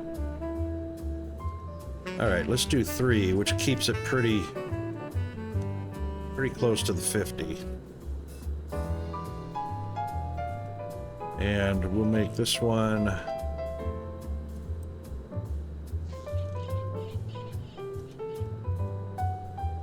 This one can actually be pretty high. Let's just do this. Let's just fill up the container.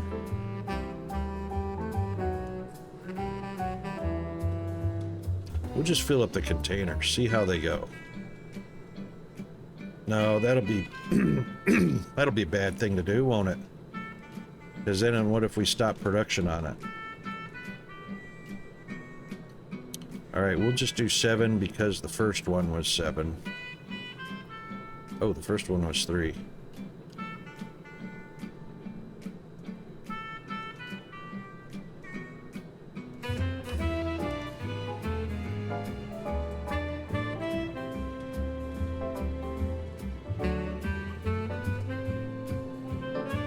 Which means we make them all 3.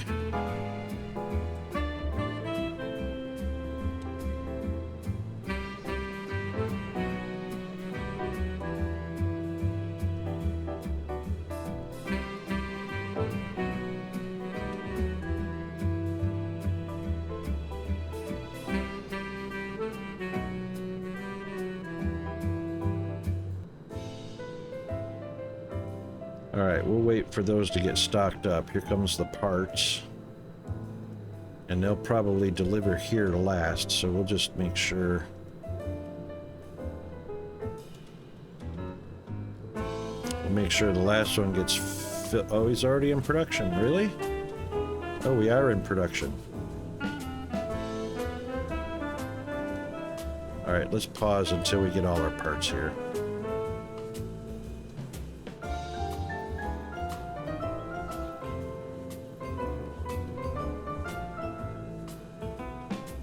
We might have to hire more transporters.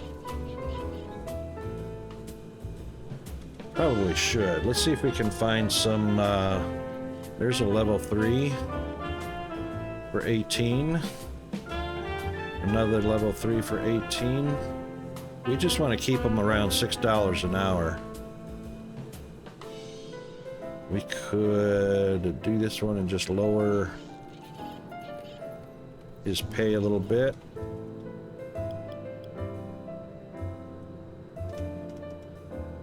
So that is 3 for 18. And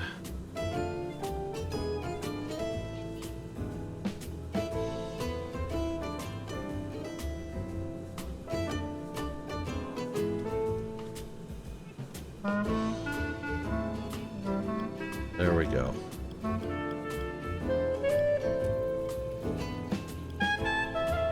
Alright, looks like we're full up.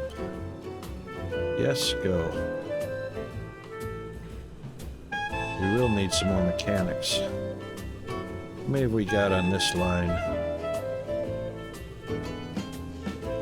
We've got 8. Right, 2 mechanics per station. 2, 4, 6, 8. So 8 more mechanics. Hold on, how many floaters have we got? Got 19 mechanics. 1, 2,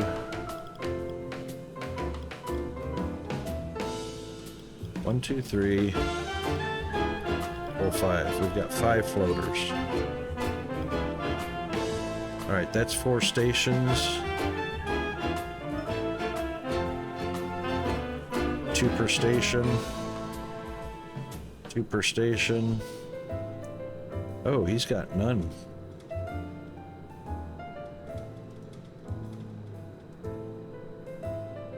They should have 6. So 1 more to fill that slot.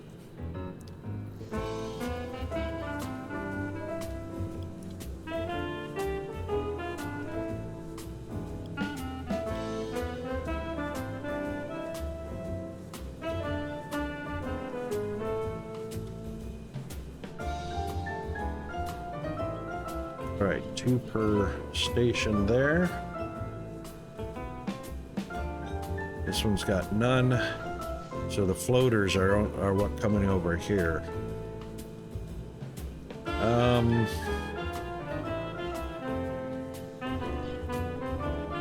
So the floaters are now assigned. That's 20. So 2, 4, 6, 8. We need 8 more. We'll hire him. We'll hire him.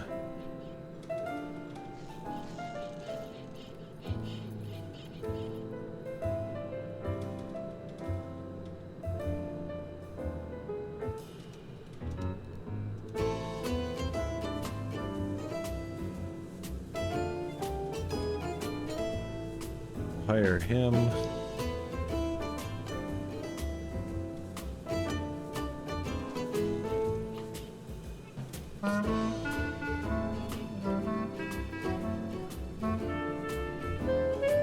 What do we got? 3? We need 5 more. Alright, so we'll take him and him. They're both level 3s. Oh, can't take any more? Really? Alright, 1, 2, 2, 1, 2, 3, 2.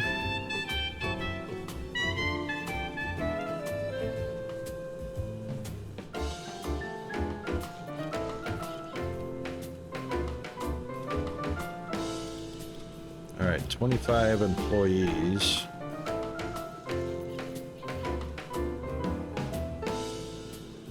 That should help.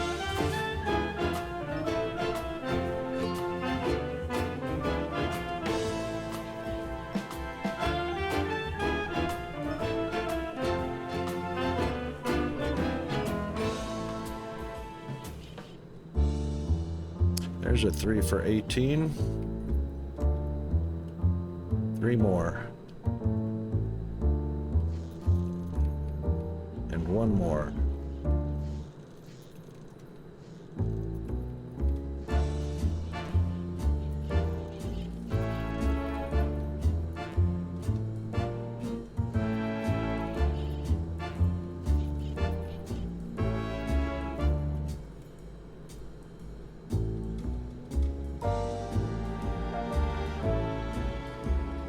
That'll work.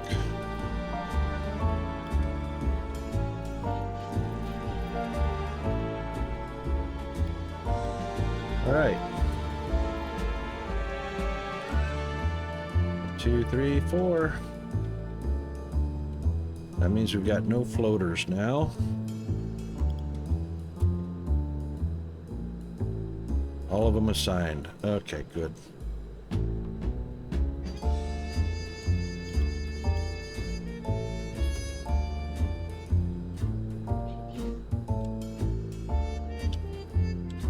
Nice looking Corvette. I think those were in red though when they were made.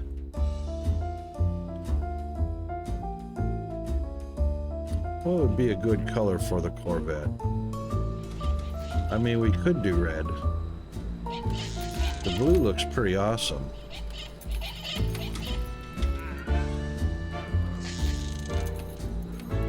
Let's see what the fuchsia looks like.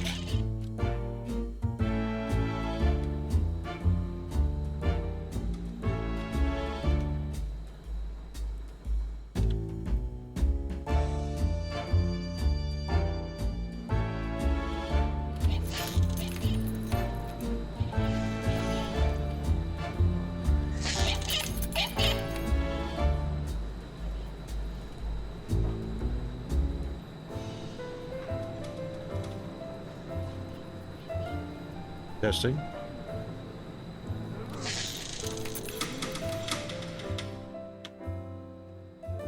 Oh man, that's so not fuchsia. That is hot pink. All right, I guess that's enough of that. I was really hoping that was going to be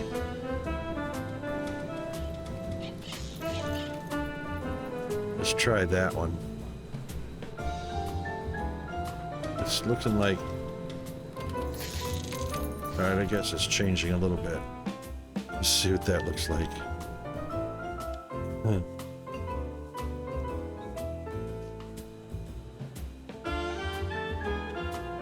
Not released.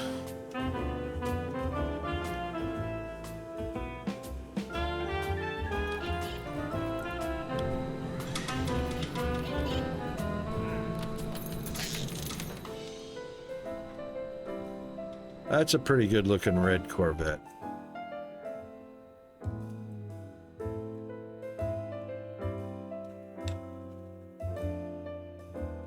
Of course, the white isn't looking like a brilliant white, unless that's just... that's how they did the game. It's not a brilliant white. That's pretty good, though.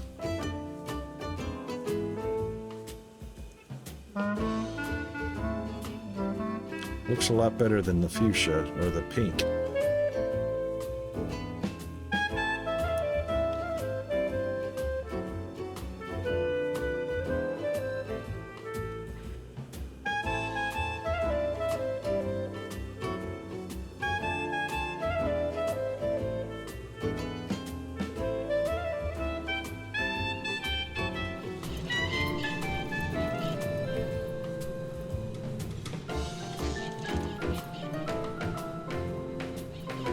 Almost ready to hit a milestone.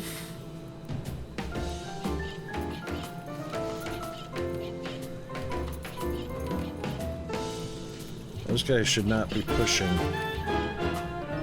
That means 3 is not getting done before 2 is ready. Really? We got parts.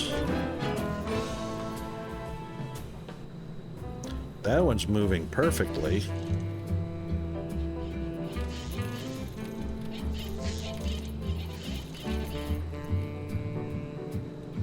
Six mechanics, yeah.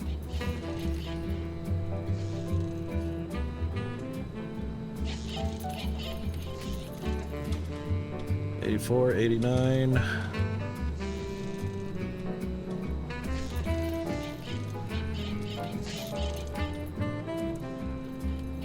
%. Oh, there's a smash right there. That one was 83%. Oh, it's total from start.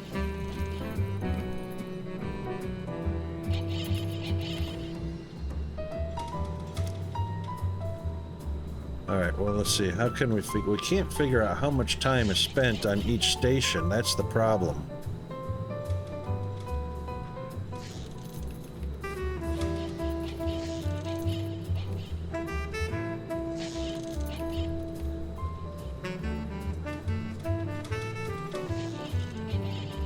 '71.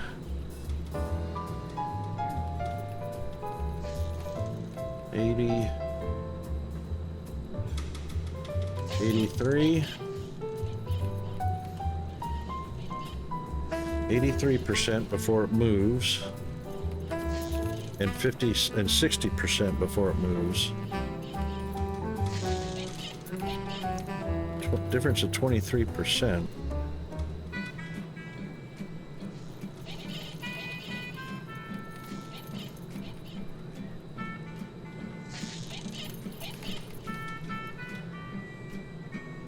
'83 before this should reach 83 before this reaches 60.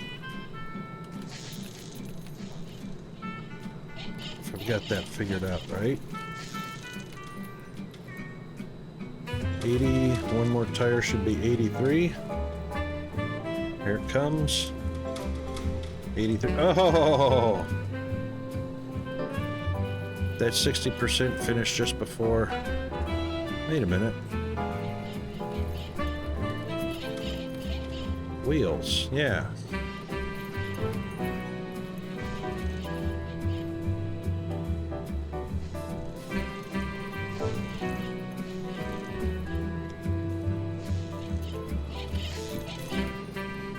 Except for there should be 8. Should only be 8 in here. It's got one extra.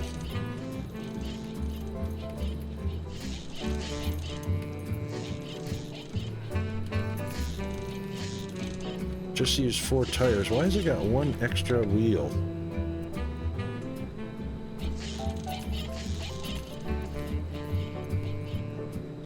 Well, the timing on that one worked perfect.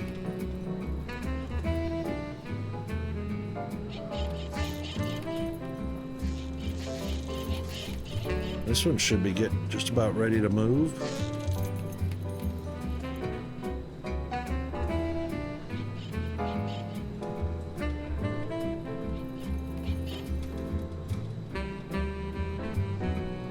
All right, 34% and it moves. 60% and it moves. 83% and it moves.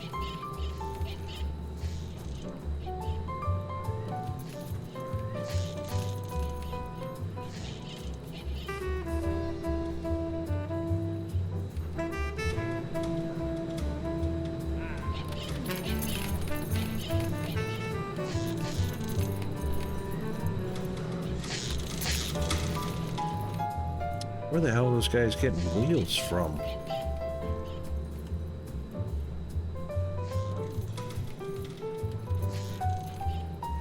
Should be coming from right there.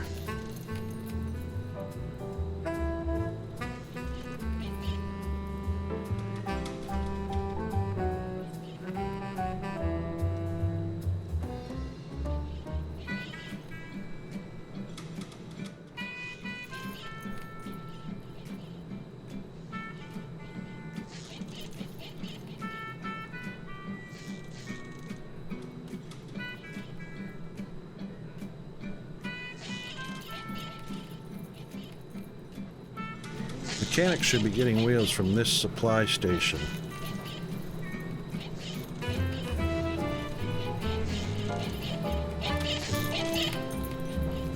What the hell? Oh, they are, but they're walking all the way around. Why are they doing that? Dude.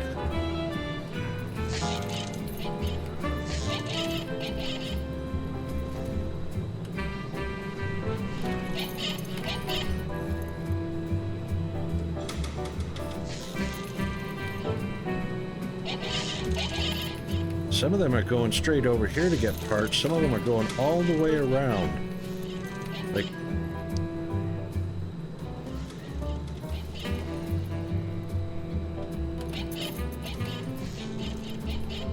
Alright, that pathing sucks. That's a time issue thing. Same with this guy.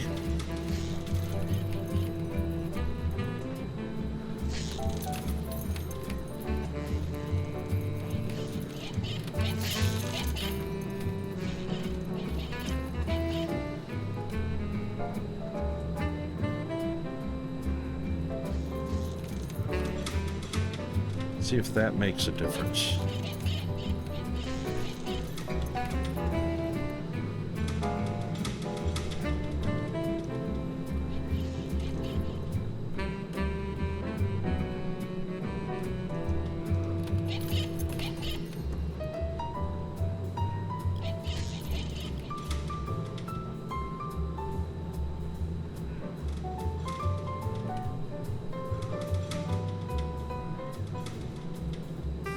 That's why they're taking so long. Look at it.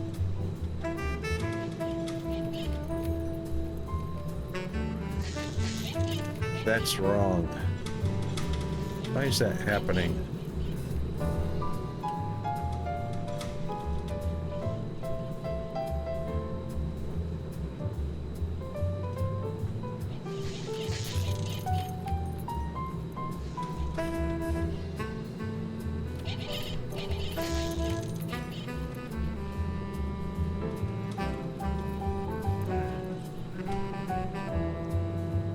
What if I put something in the way?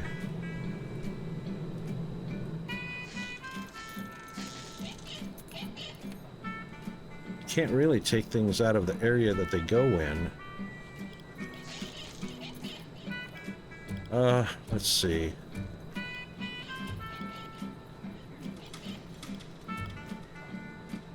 Yeah, see, it can't go outside of that area.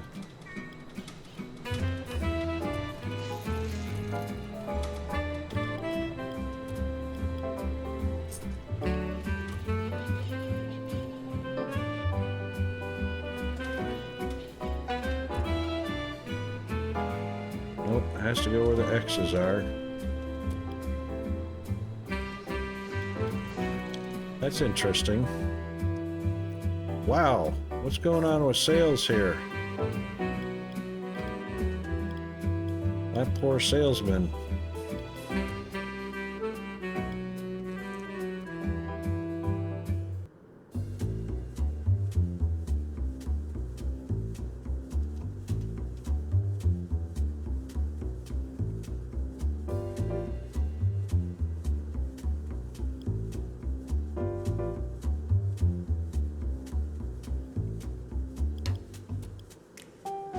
Yay, 2 million. All right, this first car never sold.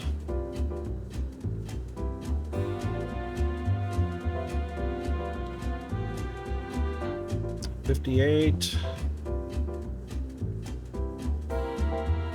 5,000.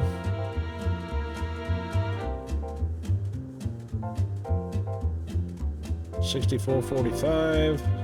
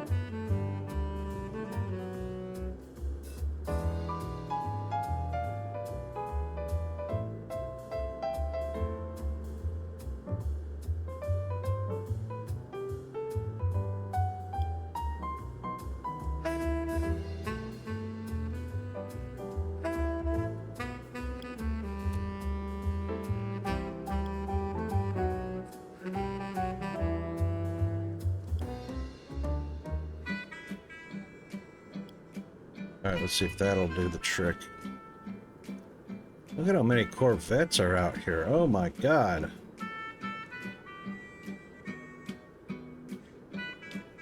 Well, that's definitely a popular trend right there.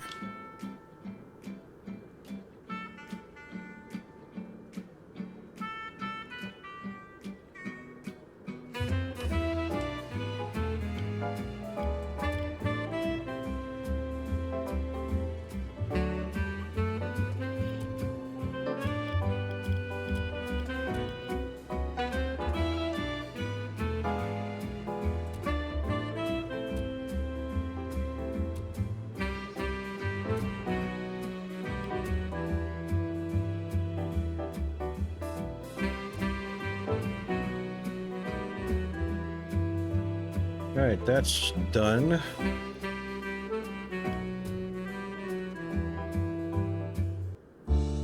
That looks like a Ford Fairlane.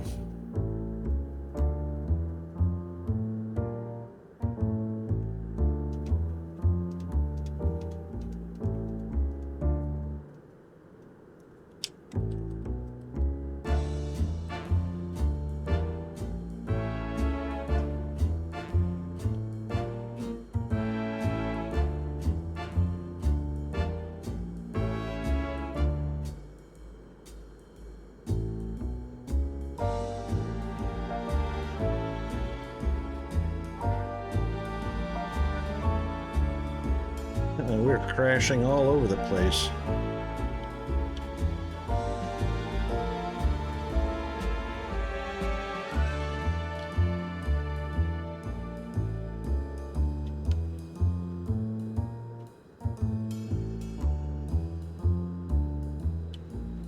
Those cars are definitely getting manufactured. Well, still saying 37 days. 38 or more.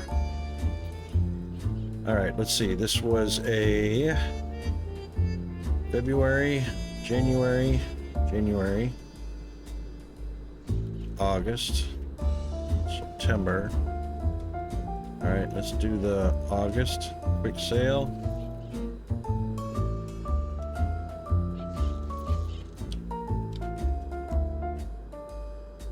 December, August.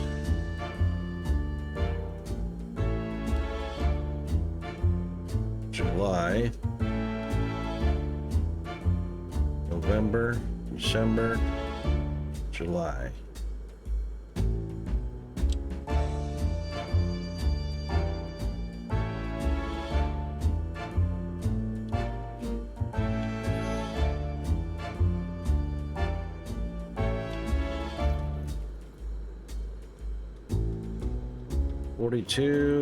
Forty-two days to get to inspection. 43 days to get to inspection.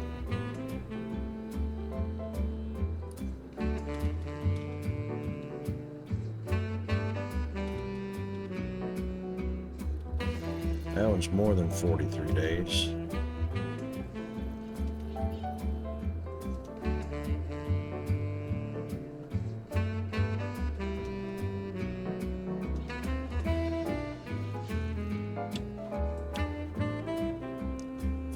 Days for that one. 44 days for that one. The MG Roadster's got the shortest production time so far. 35 days to 100% completion.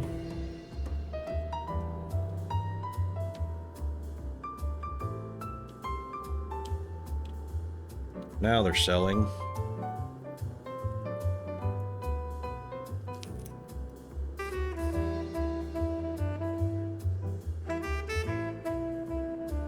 You guys are crashing into each other all over the place.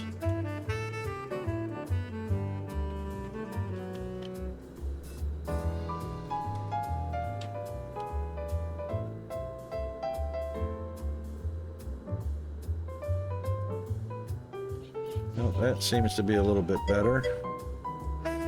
Mr. GFA, how are you? I am so glad you're here this morning or this afternoon.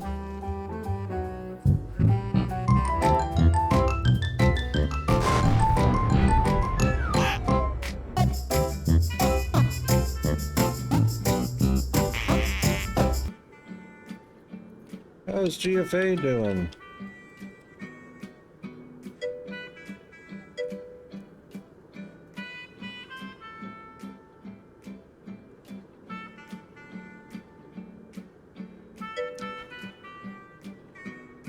Awesome.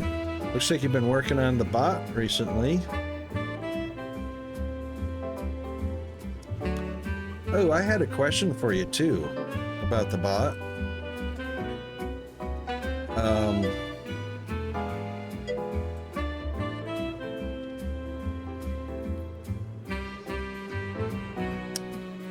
In our Discord,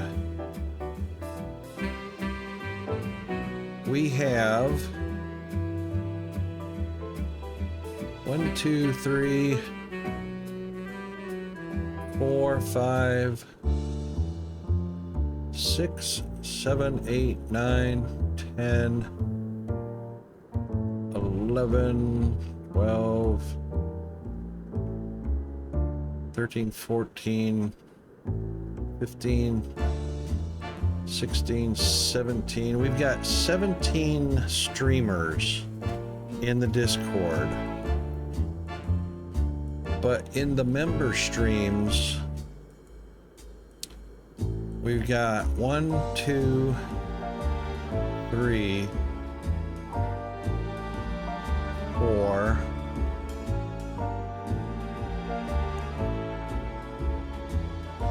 only 4 of them that get announced when they go live streaming. You, Fire, Mr. Benyanya, and El Widow. None of the other streamers get announcements when they go live. Do you know what's up there? It's a manual list.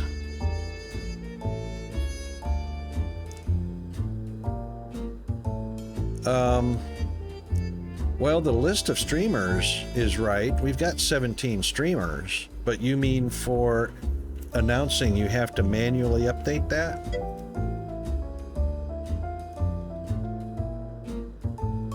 Oh, I see. I see.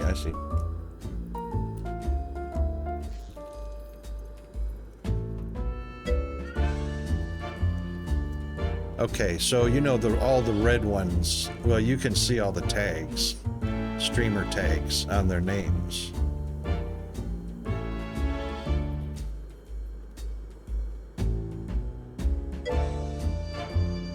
Yeah, okay.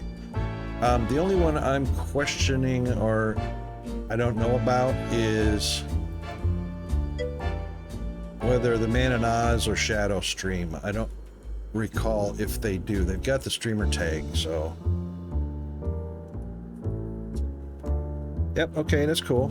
Cool. I just thought I'd mention because I thought it was something that I hadn't done, or maybe the bot wasn't automatically recognizing or something like that. I wasn't too sure on that.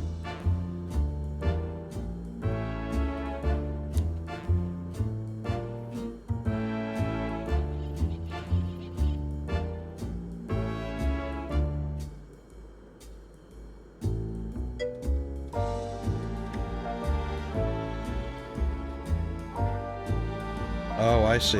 Okay. Well, the automation, I would think, is as soon as the tag is streamed, then they get automatically added to the announcement list when they go live, something like that. So it could be the code could be part of the tag. I don't know, just spitballing.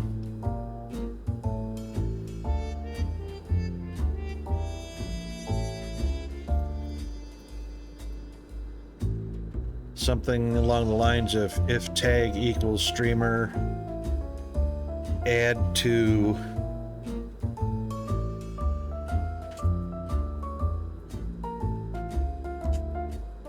yep. Well, that's all right, because normally when they get a streamer tag, it's because we've added them as a streamer tag, right? We've clicked them and added the role. So then it would just be if role equals and identifies streamer. Then the then statement would be then add streamer announcement going live or something like that. Whatever that list is that you manually update.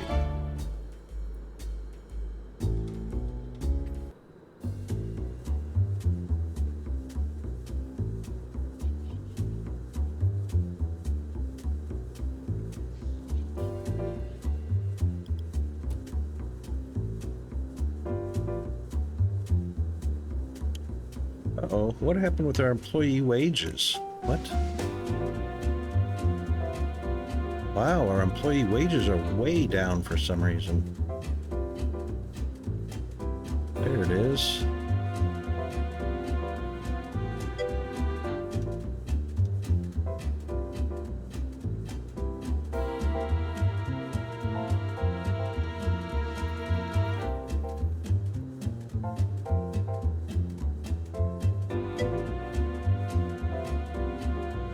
Okay, no worries. Where that would work, your Discord name is the Rocketwolf, where in Twitch your name is the Rocketwolf. It wouldn't just work that way. Ah, gotcha. So it's actually looking at the name, not the tag of streamer.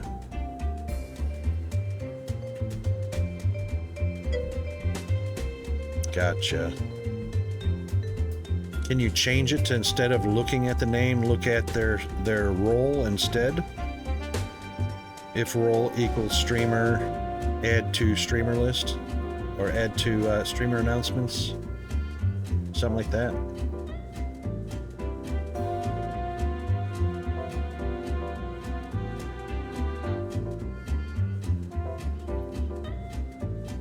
Or just not designed to work that way.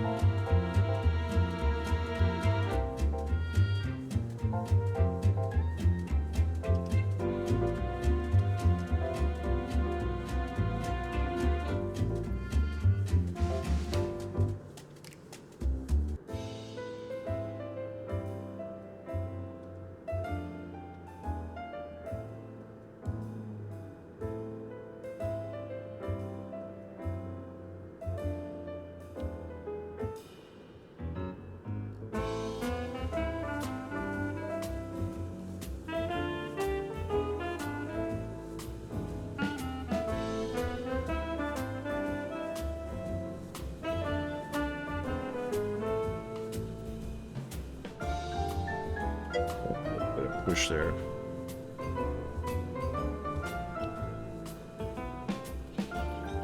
Right, okay.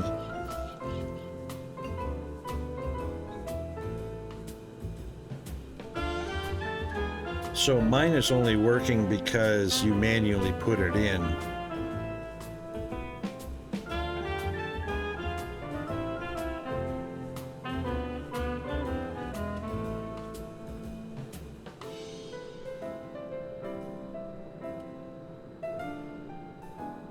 That's too much work. Oh my God. I mean, not that I'm going to be growing exponentially here at any appreciable rate, but once you get up to 100 streamers, that's too much work to manually babysit that. Oh, I see. Okay.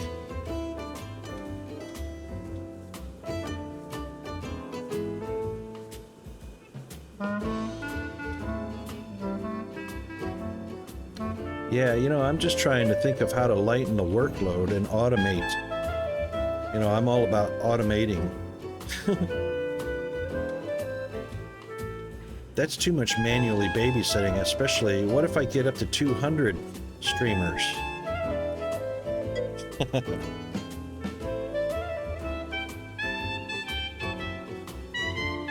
Oh, okay, cool.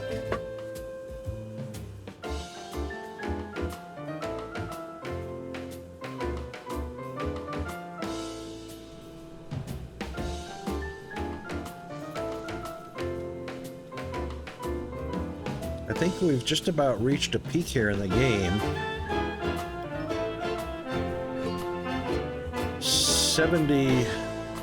70 employees has dropped our FPS down to about 26, 27. That's not good. We're hitting 19 sometimes.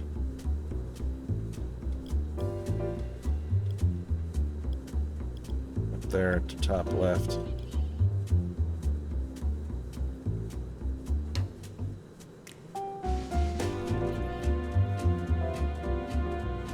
Oh, okay. I don't mind the control. It's just, it's a manual thing. It's a manual thing that anybody, if anybody has to manually control that, that's going to become a very tedious babysitting job because it's not automated.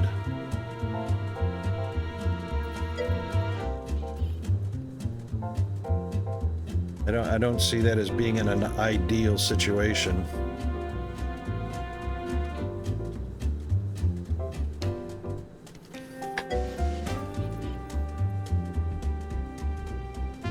Discord and Twitch code are very different. Yeah, that's why I was thinking if the bot in Discord, if the bot recognized a member role was added as streamer, then it could be automatically updated in the streamer goes live list.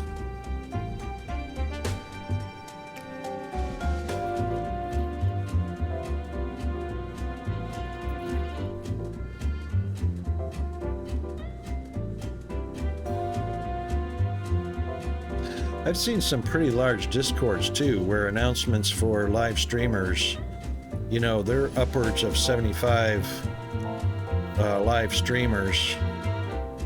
I don't know, of course, I don't know if they're handling that manually or whether they've got a bot that handles that.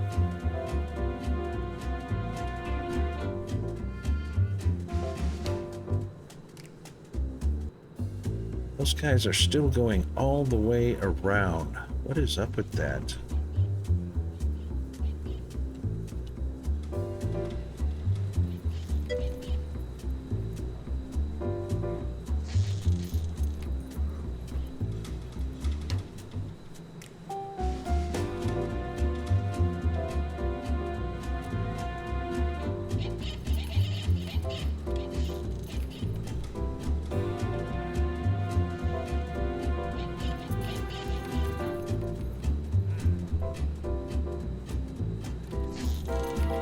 If they were blocked.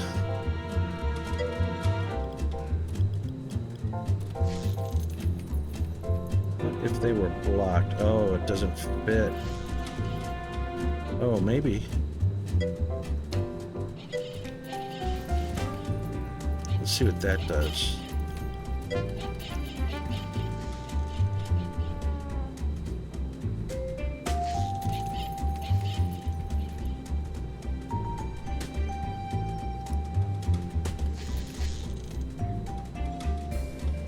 Discord name would have to be exact. Yeah, and Discord lets people change their names all the time. However, it's a name per server, so they may have one name in one server and a different name in another server. Discord allows that. But even so, the customized name doesn't change their actual Discord ID name.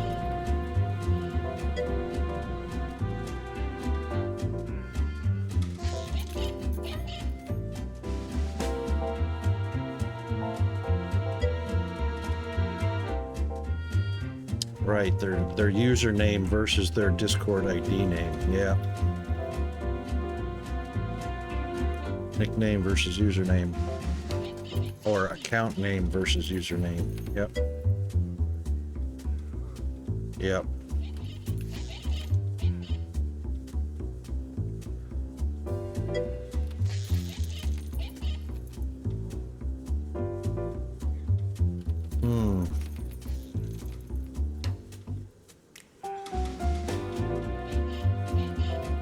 Well, if the role, adding the role to whatever name is displayed in the Discord server, if the role is assigned to their nickname versus their username, whichever one that is, then the only thing that would affect whether they get announced automatically as a streamer going live would be whatever name the role is attached to. And if they change their name in the Discord and they no longer get announced as going live, then that's pretty much on them. And then they'd have to bring that to my attention to get it fixed.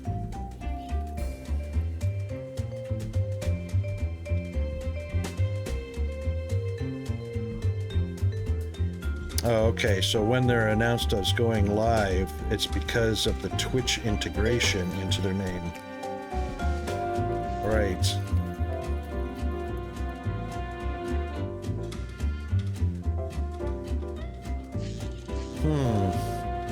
All right, well, we'll have a think on that.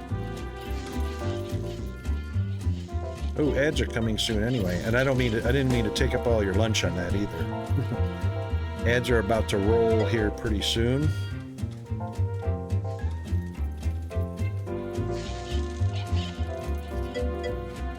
And I'm going to top up on coffee when that happens, and there it is.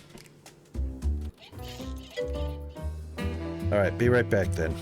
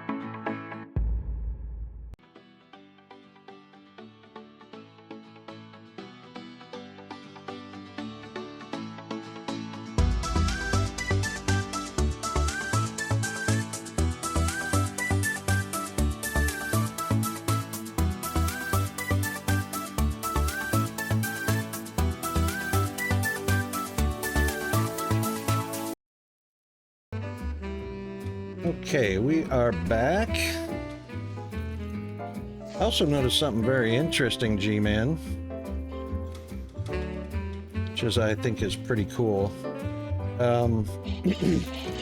You can see how many viewers we have in the channel at the moment under this stream there. Mine says there's 12 viewers. Interestingly, there's only 5 people in chat. That means there are 7 viewers that are not logged in and are watching the stream, which I thought was pretty cool. One of those 7 is actually me, because I have my stream up on the TV in the living room, and I'm not logged in, so I'm an anonymous viewer. That view gets counted, so it's kind of cheaty, but it's only 1. But I'm actually getting some exposure somewhere, and I appreciate all of the viewers, even if you're not logged into Twitch. I appreciate that very much. You are adding to the viewer count, which does support me, and I appreciate that.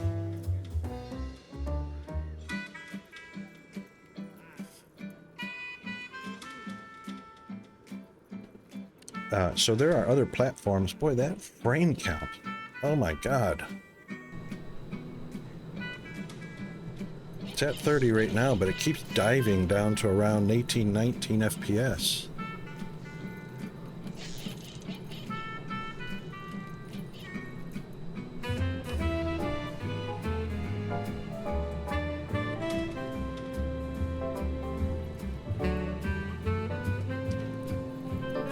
Oh yeah.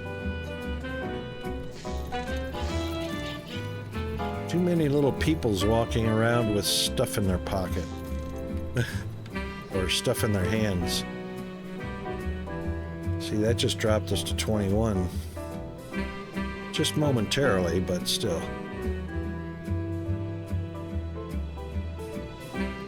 Some of that also might have to do with these numbers flying up across the screen, which we really don't need to have. I don't need to see those numbers flashing by, 12, 80, 40, whatever.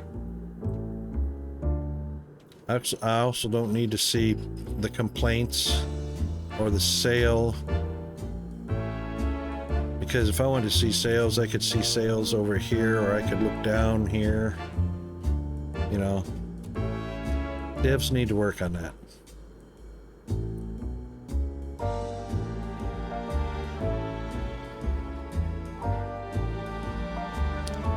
Definitely got plenty of parking lot now. Zothan! Odd Sparks. I have not looked into Odd Sparks.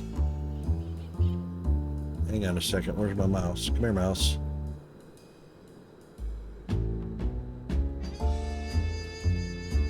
Let's take a look at Odd Sparks.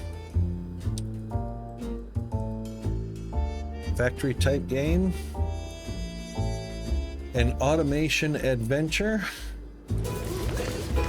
Oops, let's mute that. Hold on, mute.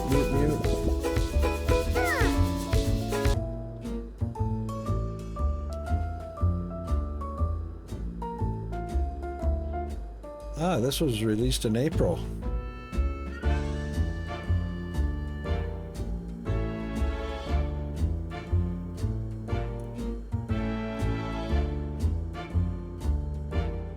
Is this a city builder or just, it's an automation adventure?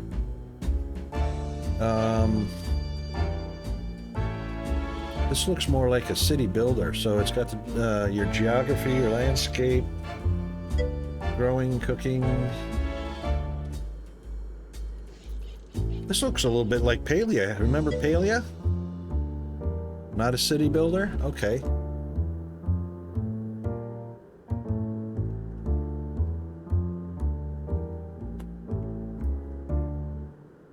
That looks a little bit like Palia. Look at the little guys following him around. That's cute. All right, let's see. Oh my God. Presubscription received. Apparently you were doing something right, Captain. Oh, look, a shiny button. Thank you, GFA, for the sub. Where was that big... Where was the... Oh my God, where's the confetti?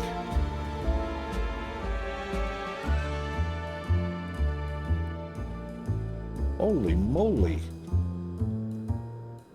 GFA with the sub, thank you very much. 18 months. You should have a brand new badge. You have the badge? Oh, you've got the first. Never mind. Darn, there needs to be more room for icons in the name. Yeah, you have the founder badge in the way. There needs to be more room for icons. Oh my goodness. Thank you very much for that. Yeah, Zothan, that's a $37 game.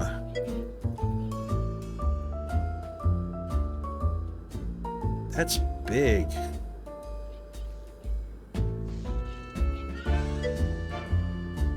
Although I did just get $5 from G-Man.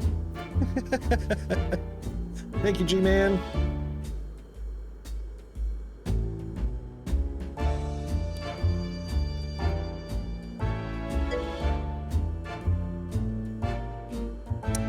So Zothan, for that kind of price, I assume you have that, right? And you play it?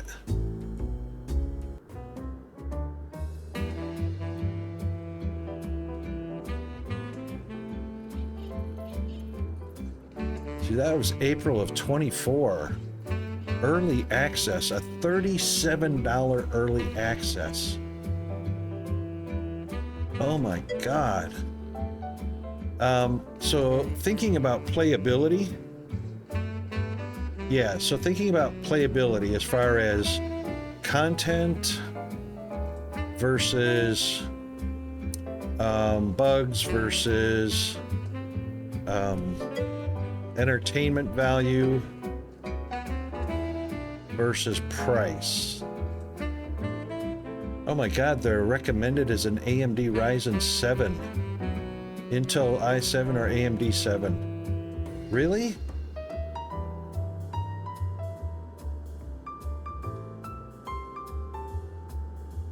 The graphics card they recommend is the same one I use. The RX 5700 XT. So that's not an issue, but my CPU is only a Ryzen 5. You do? Ryzen 5? Okay. Yeah, but wow.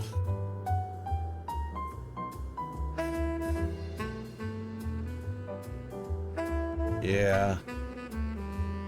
I rarely allow myself to purchase a game above $25 or $30 for an early access game.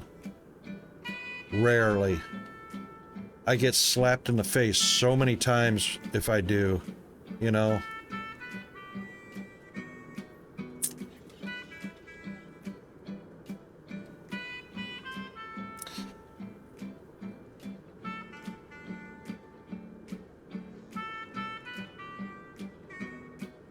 Massive mini team. Massive mini team.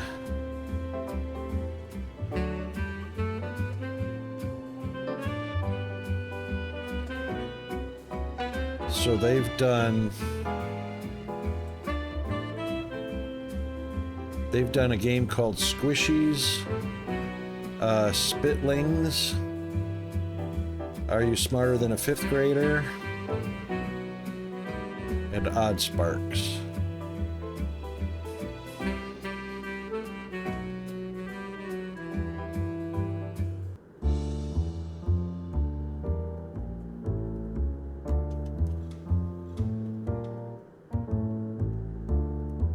And they use the same publisher for all their games.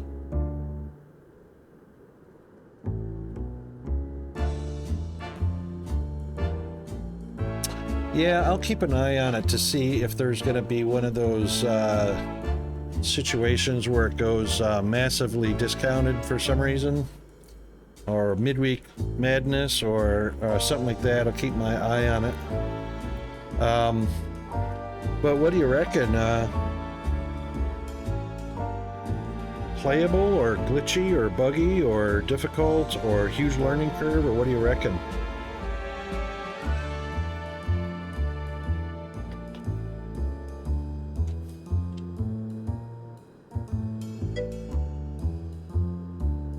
Yep. Fun game loop? Okay, cool. Yeah, I'll keep my eye on it for sure.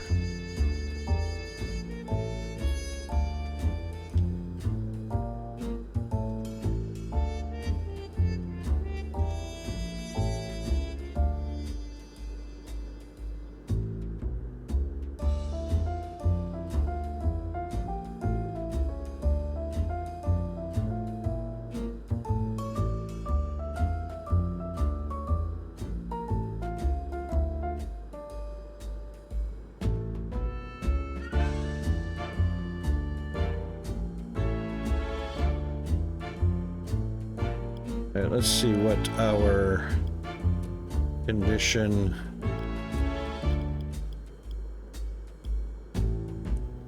Did we ever put the... Yeah, I think... Oh. Fingers on the wrong keys again. Is that our coffee maker? Yep, we got our coffee maker in there. Yep, we got those. We got all those. That's all for the additions on those.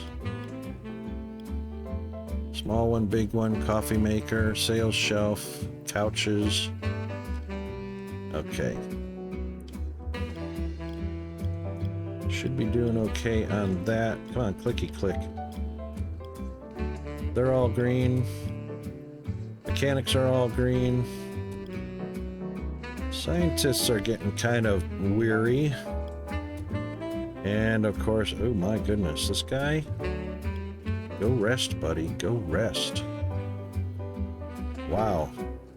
His happiness went in the toilet. Ralph's is also. Go rest, buddy.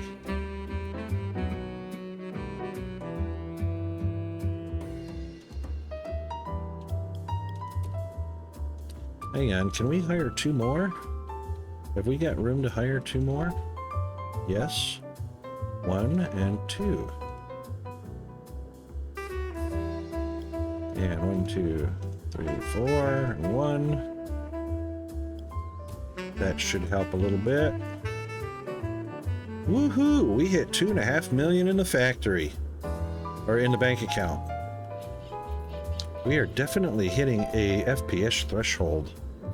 Let's see what we can do about that real quick. Hang on, you know what? We haven't done a save real quick, so I'll just do a quick save. And then go to...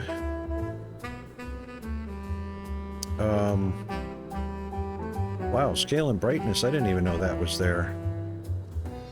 Quality, yes, yes, yes. Anti-aliasing, that's my GPU's handling that. My display is, oh, I can change which display it's on? How about that? There's my displays. And 24-inch Acer, 24-inch MSI, 24-inch Canvas Pro tablet, artistic tablet, and of course my Samsung 49-inch curved ultra-wide monitor, which is what we're playing on.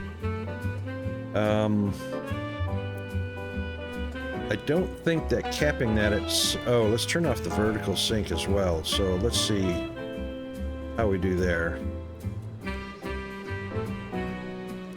Let's see. 42, 33, 28, 25, 24. Yeah, that was just a temporary. So you can see we're hovering between 24 and 30. That's still a pretty big impact from just the number of employees wandering around, because that's the majority of the graphics, is the employees carrying items. And that's 60, Sorry, 60, 70, that's 72. 72 objects wandering around animated. And then you add in the car movement. Car movement and the building shake. Definitely needs to be some optimization in the game. Oh, look at these two guys driving on top of each other.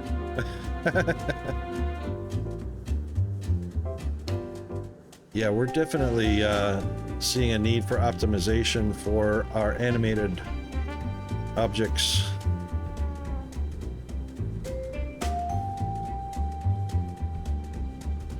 You know, oh, as low as 16. There in the top left. We're getting as low as 16.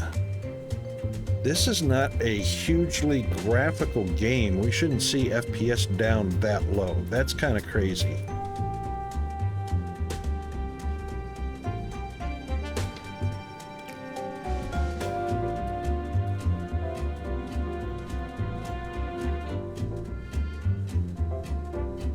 Yeah, it doesn't matter if we have vertical sync on or not anyway.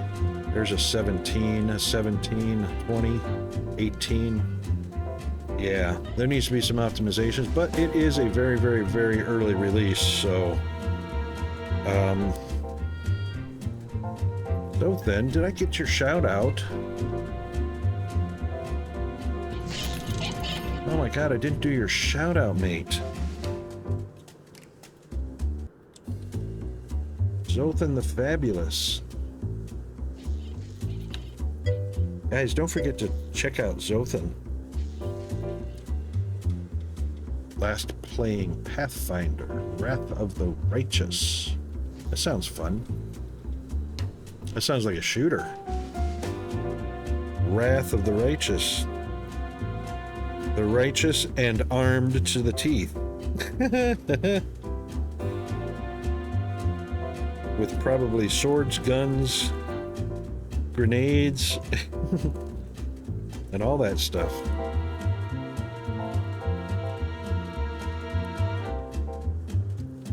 I love that. Zothan, I have no bio.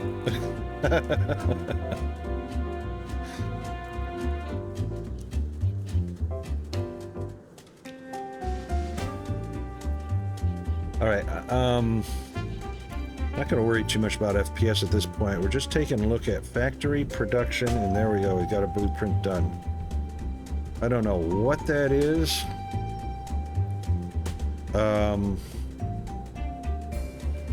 That looks good. Moskit QQ. So right now we're just working our way up through to get up to 17, level 17, tier 17. Because right now none of the cars we're doing are matching the freaking year we're in. We're in 2002, and none of these are 2002 or anywhere near.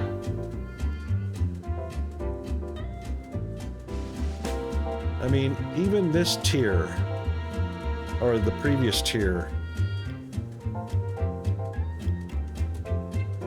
that is so weird that these unlocked tiers, I mean, this arrow, this is like a 1957 Chrysler or Buick.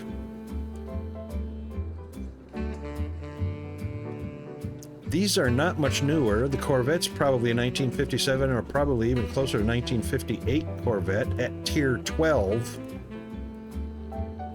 I don't know. I'm missing something on how they're figuring. Thing is, I don't see any. Why have a time scale? I don't see anything newer than the 70s. You know?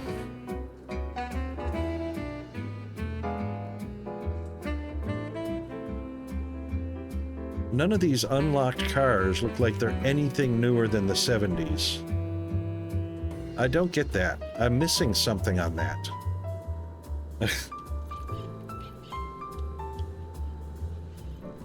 The station is definitely taking longer. Station 3, 4, 8, 12, 15. 15 parts.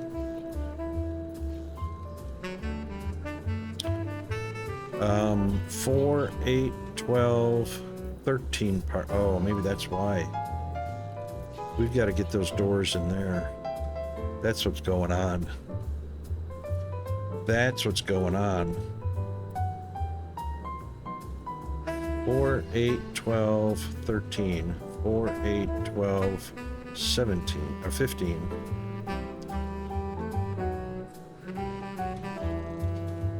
Shoot.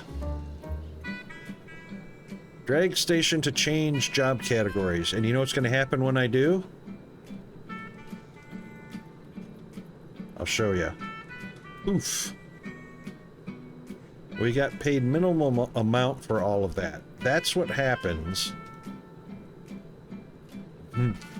when you drag. So there's no warning. There is no warning at all.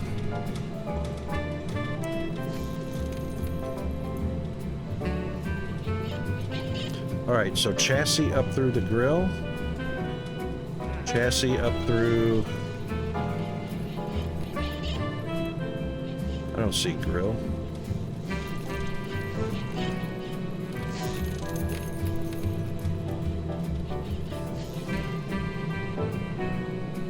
I don't see the grill on there at all.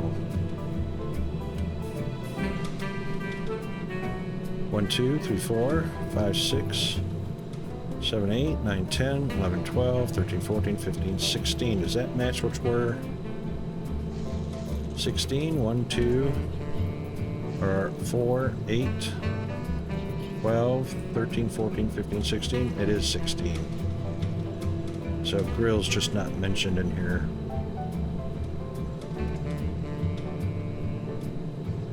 There it is. Body element, grill. Alright, so that's correct. This one. Yep.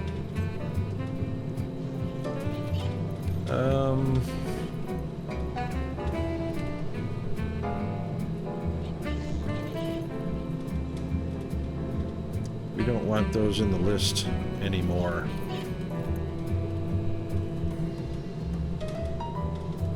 Let's see, how are we going to do that?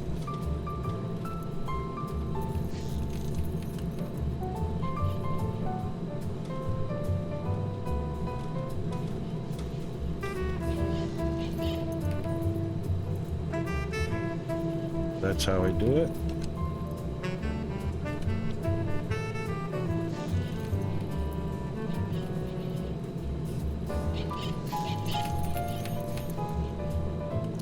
And then we get rid of this one. Oops. Shoot. You know what?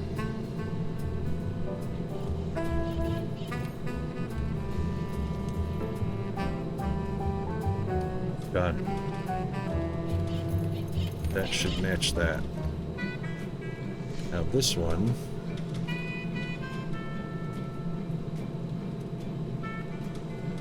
This one didn't change at all, did it? Nope, we only moved that line right there.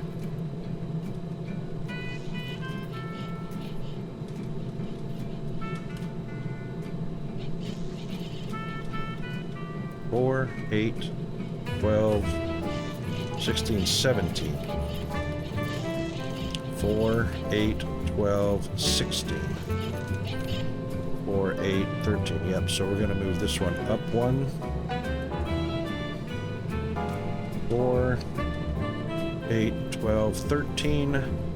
4, 8, 12, 13, 14, 15. We just did that wrong again. The difference of 4.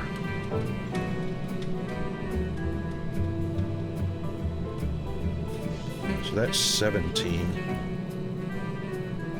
4, 8, 12, 16.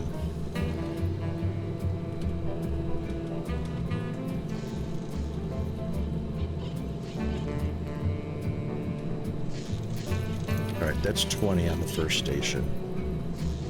6, 8, 10, 12, 13 on the second station. And and 11 on the third station. That's more better. That's more better.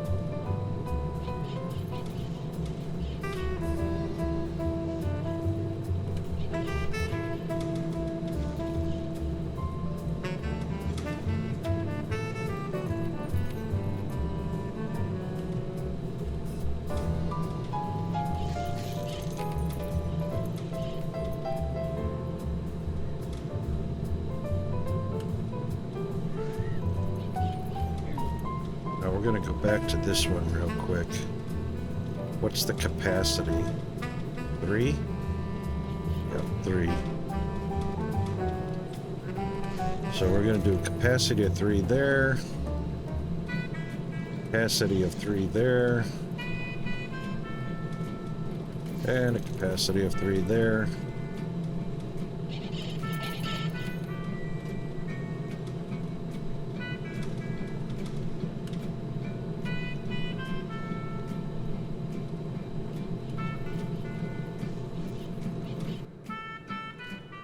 Wow, look at that FPS drive right down to 11.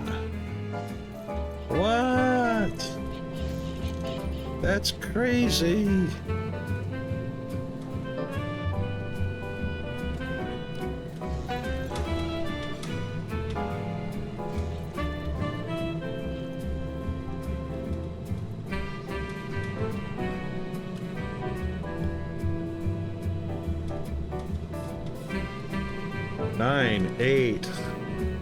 Eight FPS.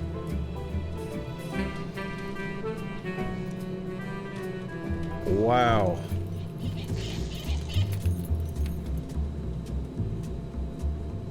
Should not be a thing. There's not enough going on in this game for that to justify that. 7 FPS.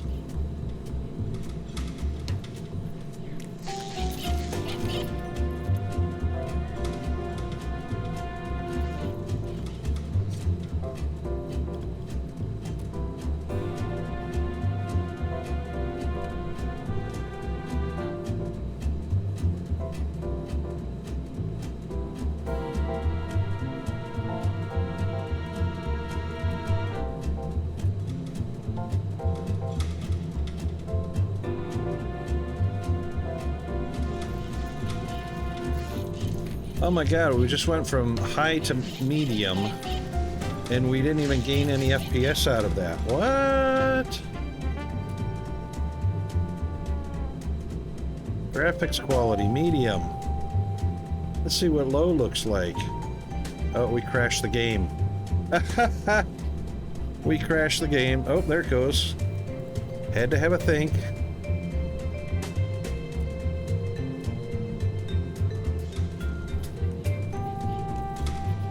Nine FPS. That's low quality graphic. Oh, that's low setting graphics right there.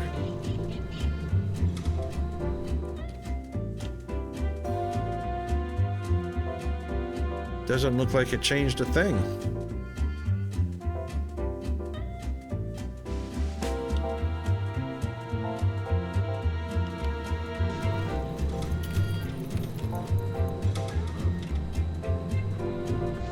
That does not look like it changed a thing.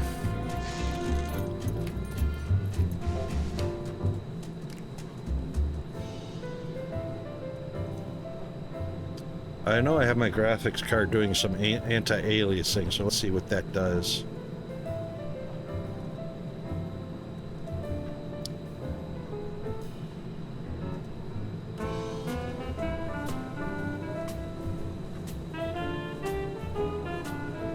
There's no save.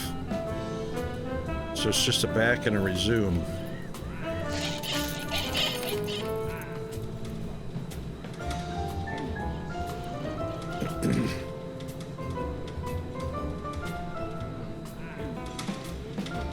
That's the same amount of graphics detail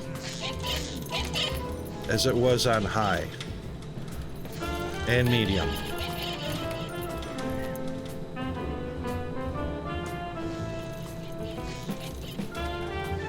This is an oh boy. This is an oh boy moment.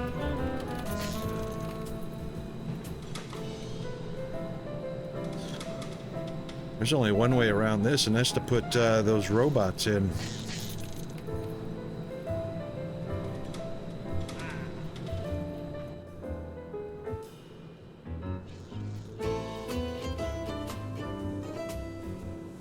That's 9 to 10 FPS. That's horrible. And the thing is the GPU's not even struggling. Raiders detected. Oh my goodness! Welcome and enjoy your stay.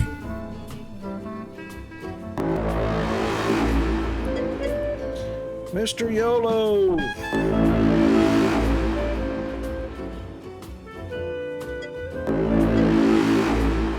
How are you doing, mate? Welcome in, Raiders. Welcome, welcome, welcome. Getting some Phasmophobia time logged in? That's awesome. How are you doing? How are the Raiders doing? Welcome all, one and all.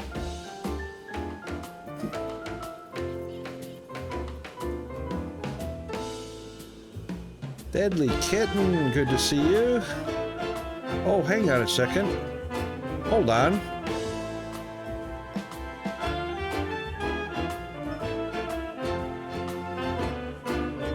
Oh yeah, I got y'all. Awesome. I see you were playing with were you playing, who was that was in there with you? I know that's a multiplayer thingamajobber. Was that Deadly Kitten that was in there with you?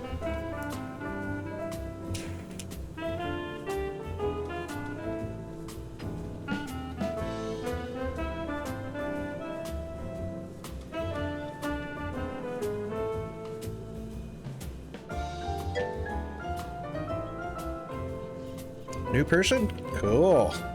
That's fun.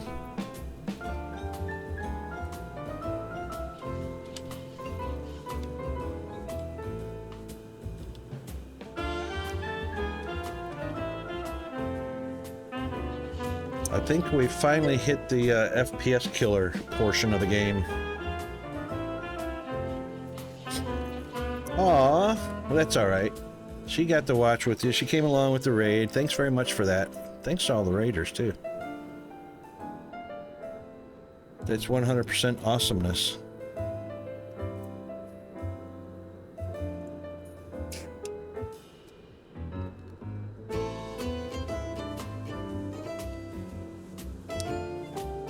We're playing Car Manufacturer right now, which we got recently, last week. Just as it released. It's an early access. We're just discovering now that they definitely have to do some optimizations because we've only got 70 employees running around with boxes or as mechanics building cars. And that, and of course the movement of the cars and the 4 displays. And we've already dropped down to between 7 and 10 FPS. So I even went in, even went in and changed the graphics from high to low. Had 0 impact. It's exactly the same as when we were on high graphics settings, and you can't even see a difference in the detail. So definitely there's some optimizations that need to be happening to the game, which I imagine, because they are early access, will happen eventually.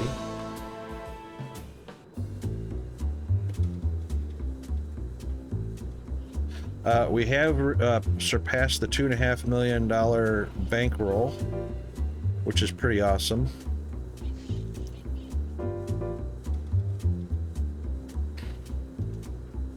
Let's slow it down and see if we can get our FPS up.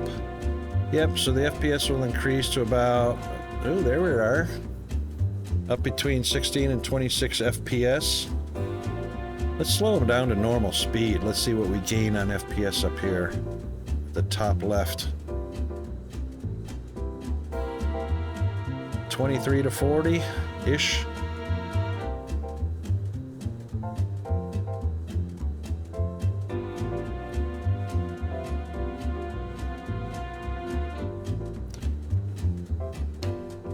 Well, that's normal speed, which looks kind of sluggish.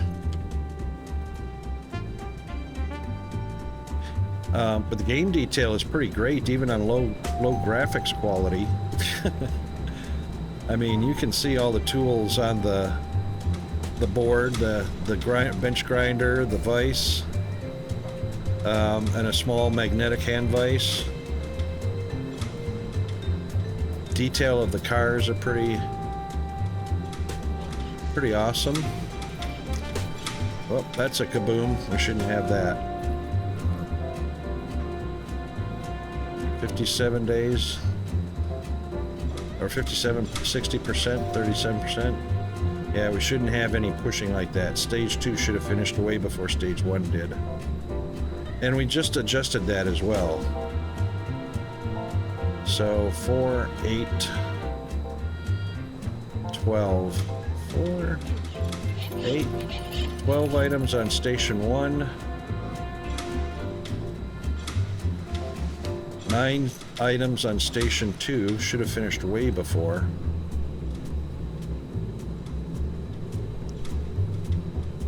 Eight items on Station 3.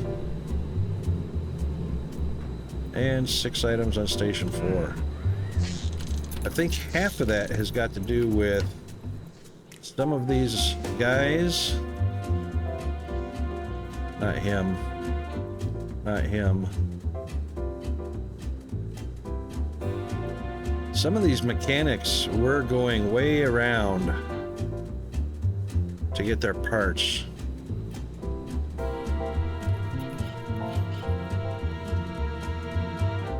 He's a transporter. He's a mechanic. So they're not going around anymore. Now they're going straight to their supplies. But guys that are mechanics that were working on the fourth assembly line were going way around, picking up their supplies, coming around, going way back. So that extended how long it took them to do their job. Now it looks like they're pretty much sticking to their zone. But Assembly Station 2 is getting done before Assembly Station 3 finishes. It's 80% finished. There it goes. That's much better.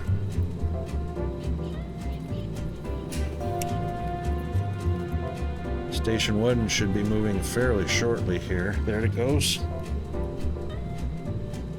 That's better.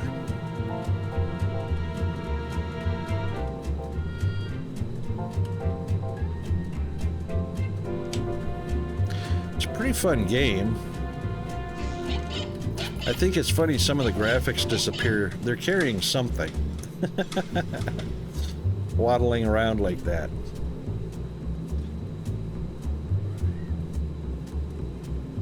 He does have something in his hands. It's very small. So it's probably like wiper blades.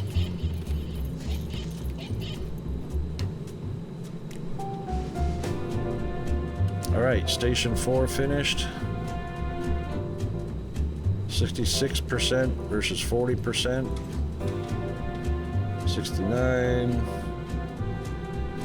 I think this has to go up to 83 before it moves along.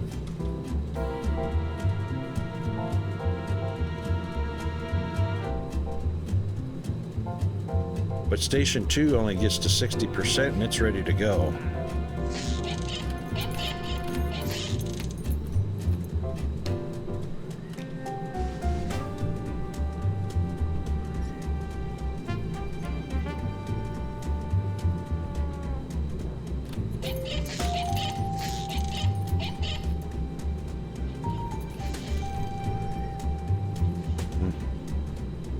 That's a pretty big hit on FPS. It could stand to do some optimization. That's 83%. That's great. No, they're not waiting on parts. So that's one good thing. So all of the mechanics are quite happy. They're not getting exhausted. There's quite a few that are idle, not because they're waiting on parts. So when we take a look at the parts list here, in storage, there's 2 of everything. 3 of everything is ordered. This one's got 2 of everything. 3 of everything is ordered. So they've got plenty of parts. As long as they don't go down to 0, which they don't, they've got plenty of parts. They don't actually get down to 1 very often, and they never get down to 0. So they've got plenty of parts on hand. And that's these storage cabinets. So these storage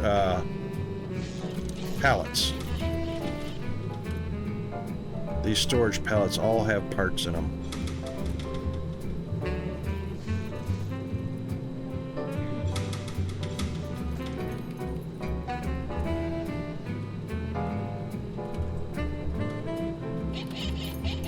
And the mechanics are not being overtasked. They'd be overtasked if their happiness, which is this middle icon, if this happiness icon or bar starts dropping, then they're probably being overworked. So if we take a look at the transporters who are supplying all the parts to the pallets, there's a few of them where, like this guy right here, he's not all that happy because he's getting overworked. But it comes back up as they go into resting phase. This one's actually coming back up while he's transporting goods, which is odd. But for the most part, if they're resting, those numbers are coming up. He's resting, so he's recharging. He's recharging. His happiness is going down because he is completely out of energy and he's still transporting goods.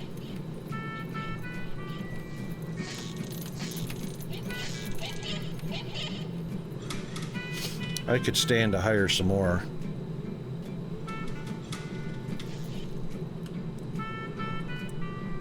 Let's see. This game mechanic could be tweaked a bit. I think they need to do some work on the code because once they go below their threshold, they should start considering going to rest and recharging. Or as soon as that happiness starts to drop. I don't want to have to manually send them to rest, you know what I mean? Like this poor guy right here. He's moving goods right now, wherever he's at. There he is. Now see, his energy's low and his happiness was low, so he's resting right now by walking around. But this is their rest area where they can come to sit, play video games, you know, go to the bathroom, like John is. Sitting on a toilet.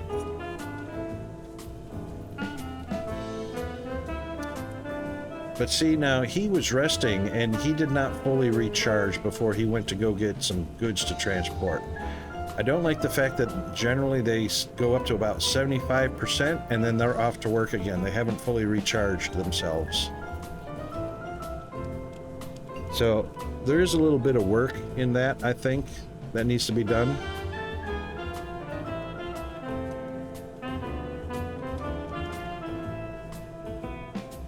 I can give them a bonus, which will increase their happiness. I can increase their wages, which increases their motivation. But right now, $6. Oh, you know what? He's a level 4. Or no, he's not. He's level 3. So generally, $6 per level. What I'm calling $6 an hour. So every time he goes up a level, he goes up $6, and that keeps his motivation at 100%. Happiness, I can give them a bonus to increase their happiness, but that doesn't automatically start them to recharge.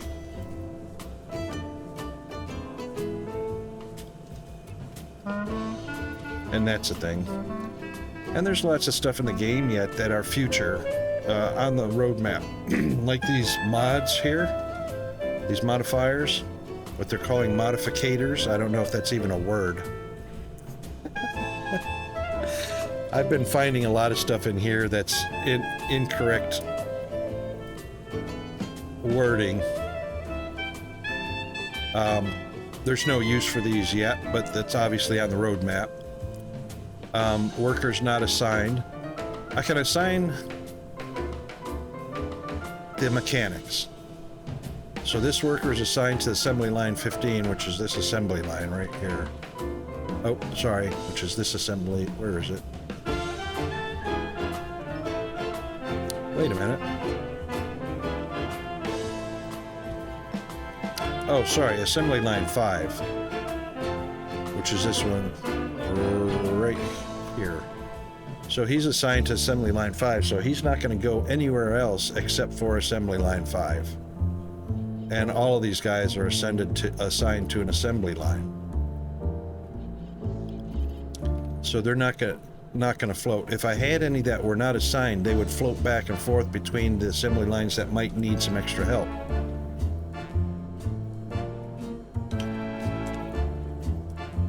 But generally, right here on the right-hand side, if there's four assembly line stations, I've assigned an average of 2 per station. So that one's got 4, so 8 mechanics assigned. That one's got 6, so 6 mechanics assigned, and so on. So 2 per assembly station. We can't divide them up that way, but I just made it so that it's that average.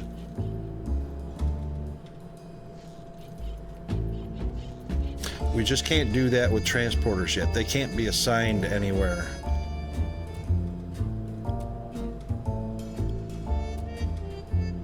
And the same with salesmen, cannot be assigned to anything. Or researchers. Mr. Mao, howdy, howdy, how are you?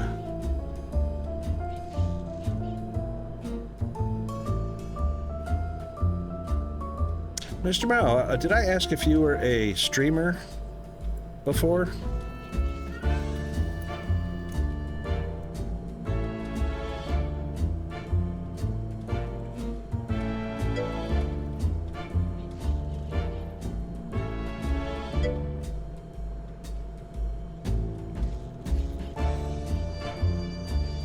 Okay. I just want to make sure. I'd like to, give credit or give shout outs to streamers if they prefer to be and they are a streamer. But I forget to ask.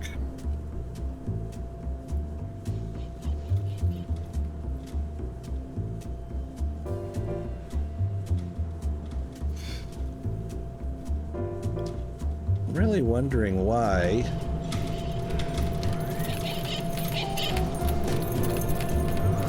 See, we were on high graphics details.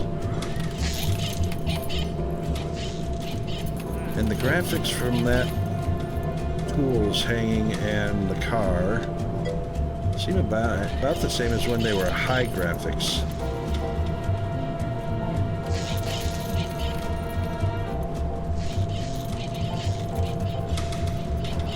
Oh, okay, cool. Yeah, I'm actually at that point where I need to start thinking about separating OBS and the game off of the same. I run everything off the same PC right now. And I'm just thinking that I probably need to separate that into 2 different rigs. I'm thinking of putting OBS on my laptop. But, like you're mentioning, I would need a capture card and all that.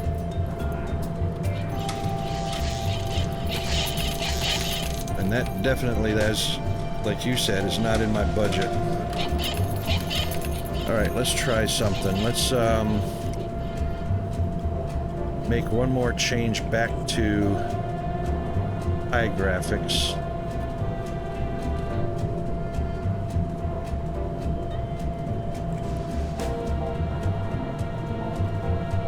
And back and resume. Hey, look at that. There's our high graphics detail. There it goes.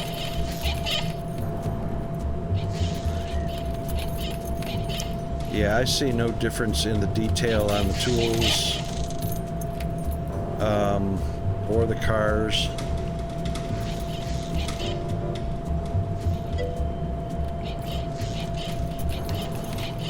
Changing the graphics detail really doesn't change anything.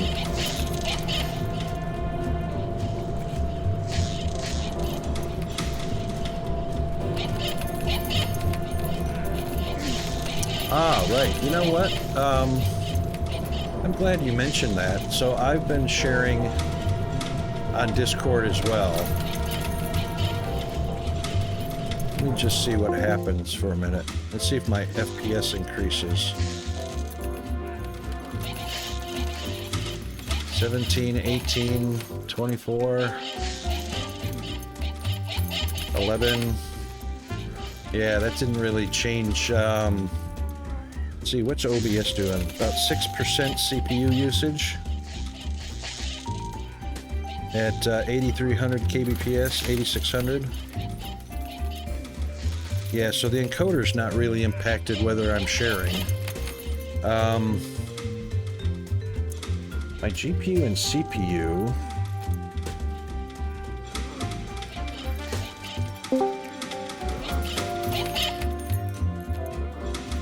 Yeah, there's almost literally no impact. Very, very little impact on GPU. Which is hovering anywhere between 20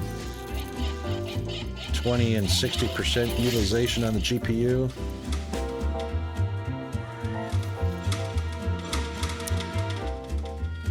However, we seem to be getting an inordinate amount of CPU utilization, peaks and valleys here and there. So this game seems to be more CPU oriented because it's floating around 48% normally with a few peaks to 80%, which is interesting that this game is utilizing CPU more than GPU.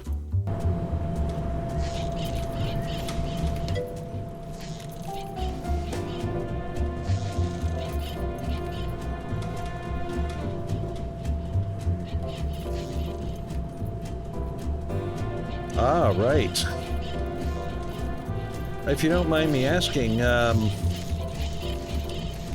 what CPU, GPU, and motherboard model you got running?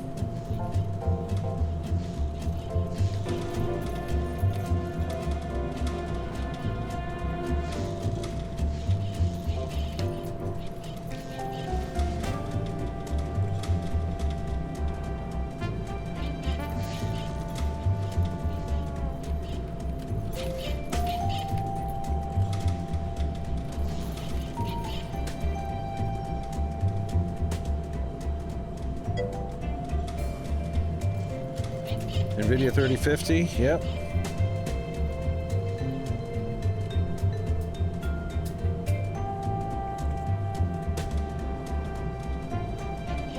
'12th gen, so that's what, an i7, i5? Yep, i5 CPU, okay. Yeah, I reckon that should be fine. I'm running everything off of one rig, and it's a Ryzen 5 3600, 6-core. The GPU is the RX 5700 XT, and I'm on an AM4 motherboard, B540. I need to get a B550 with an AM5 socket, which would be a huge improvement, but I'd also want to probably pop in a Ryzen 7 CPU or higher. It's just prices are so whack these days. Oh, I forgot my camera's off.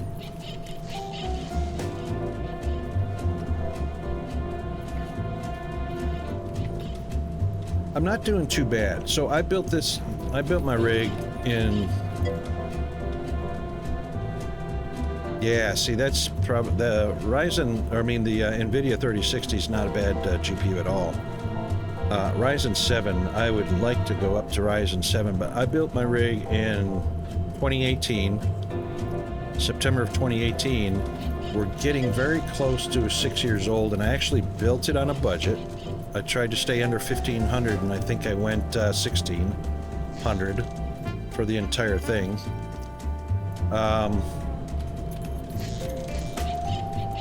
I built it as a mid-range. So back in 2018, the mid-range PC was the Ryzen 5, the RX 5700 XT GPU, AM4 motherboard, AM4 socket on a B540 motherboard.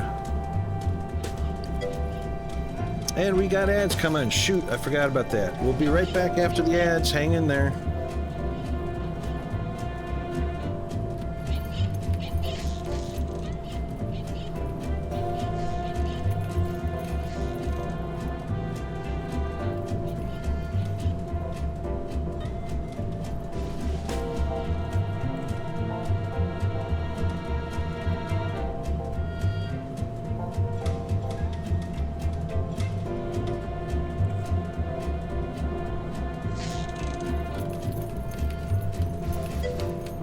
I don't think anyone's going to get a full 3 minutes of ads.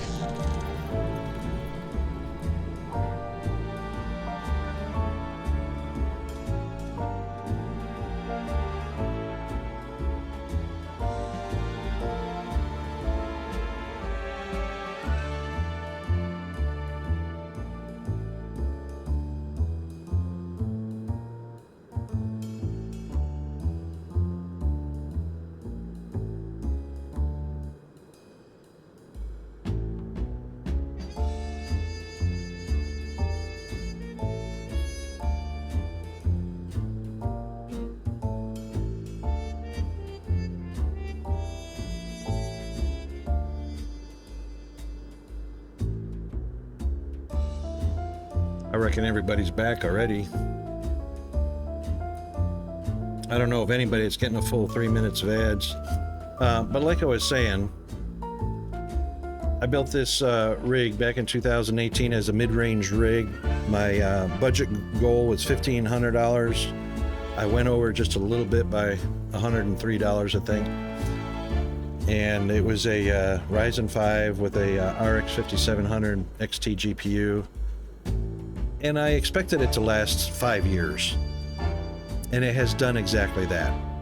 And I expected that the technology for computers and the game's complexity would be increasing in those 5 years.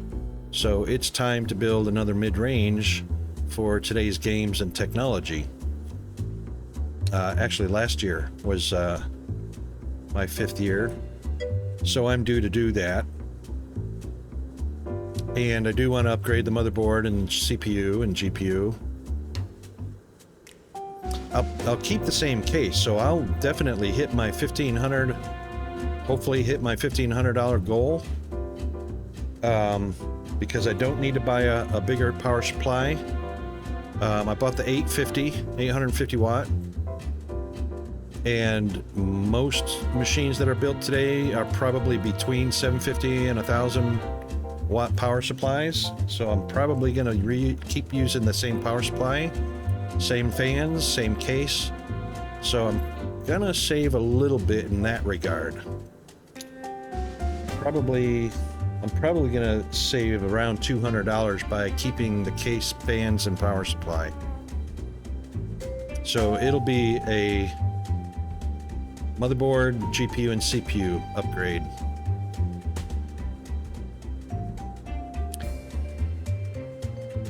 But prices are quite a bit higher on GPUs and CPUs these days. Oh my god.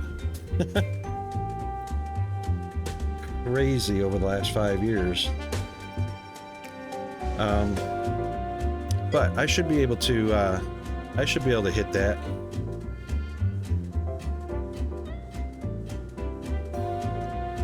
Yeah, indeed.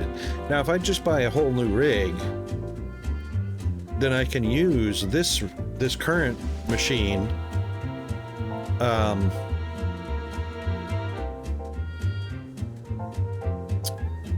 for gaming, and then use the new machine for OBS and encoding the game, and just buy a capture card to put in it. And that'll take a lot of CPU utilization. The only thing is this CPU is a 6-core. I really would like to get, 12 cores going.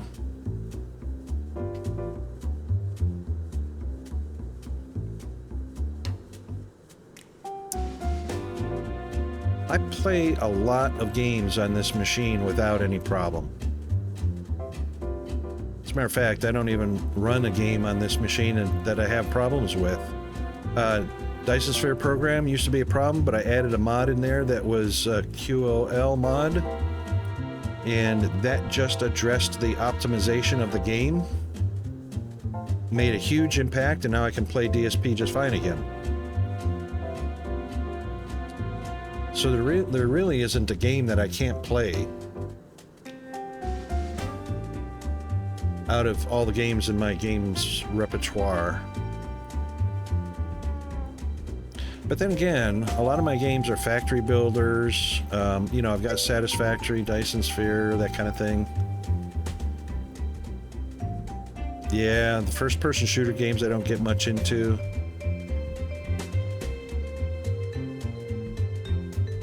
I reckon if you're running, some of those decent FPSs or pretty intensive games like EVE Online or something like that, and you're getting away with running those pretty well, I reckon that Ryzen 7 is just fine. I mean, the i5 is doing just fine. How many cores is the i5? Is that a 6-core CPU?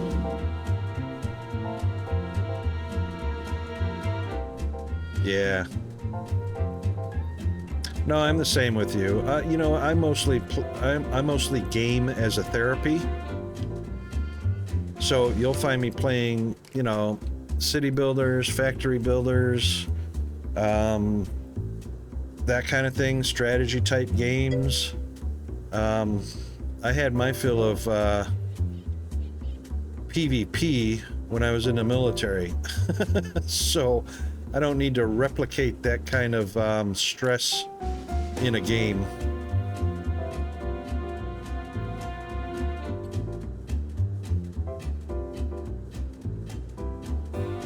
Let me just check something. I'm just kind of curious.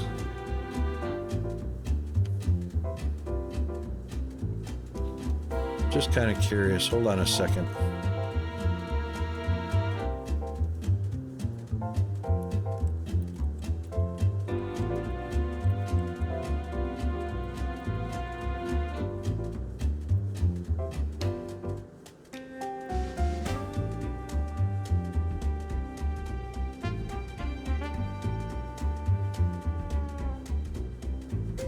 All right, so it's variable.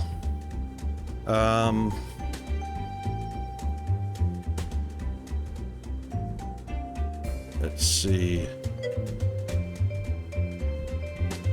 You said yours was a 12th gen i5.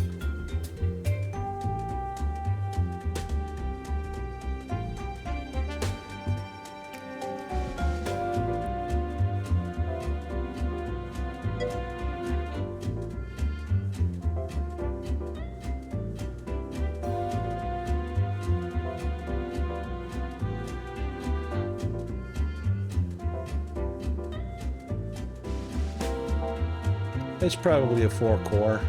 Even some of the i7s have a 4-core. So I'd say that's doing pretty good.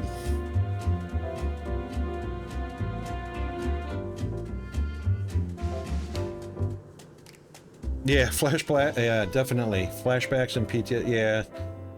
I've seen enough in my life that nobody should have to see, so I just don't feel like replicating that in my daily stresses by playing a game full of bad memories.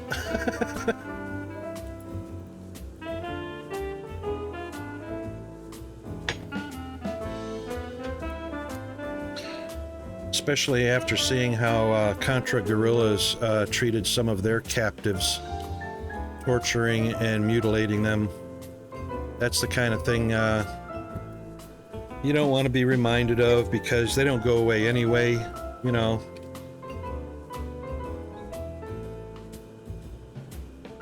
Yeah, there you go. Yeah, I can get away with not ultra. Some games I can play on ultra, it just depends. I can get away with playing on high settings like this one. There doesn't seem to be any difference between the high detail setting here. There just doesn't seem to be any difference between that and the low settings.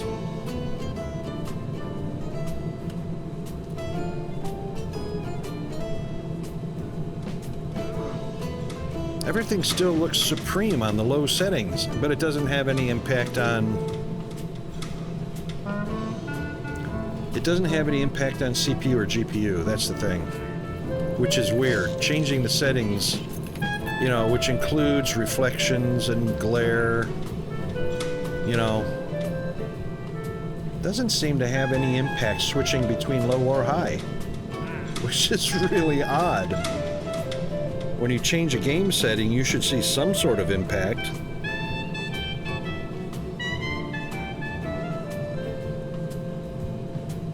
I mean, the level of detail for the employees, the tool rack, the vehicles, the car, you know, the car parts.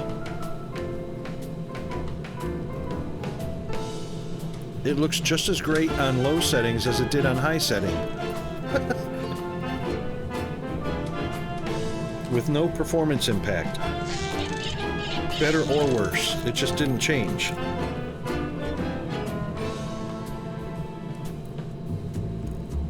But, like I say, it's an early access. It's got time for improvements. It is, you know, any EA game, any early access means that it's actively in development. So I am sure there's going to be optimizations in the roadmap. And points where they do code cleanup in the roadmap, you know, that kind of thing. So I fully expect there will be improvements to the game, which will make it even more enjoyable.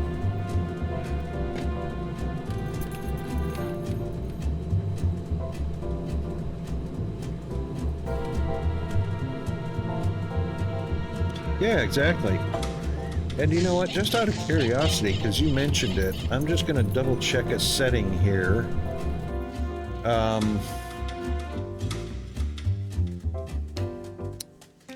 So in the game capture in OBS,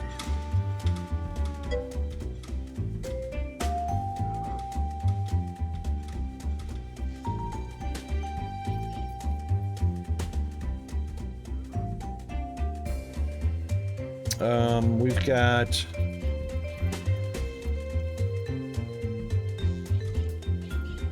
limit capture frame rates. We have not done that. We're capturing the cursor. We're using the anti-cheat compatibility hook and capture third-party overlays. That's it. We're not using SLI crossfire capture.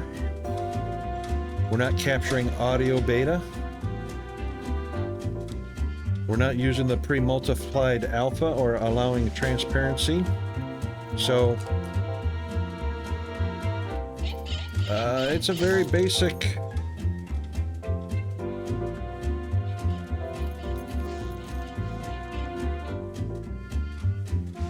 very basic scene scenario. Hang on, let me check another settings here. Hang on.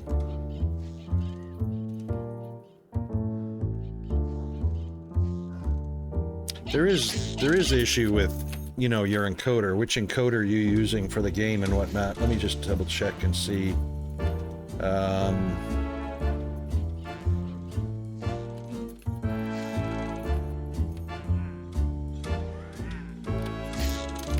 I won't be able to change any of them because I am streaming and capturing, but I can take a look. And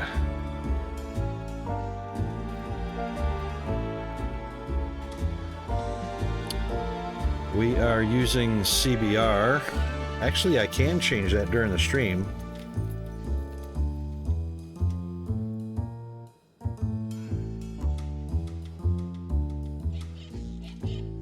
Could use HQ CBR, high quality CBR.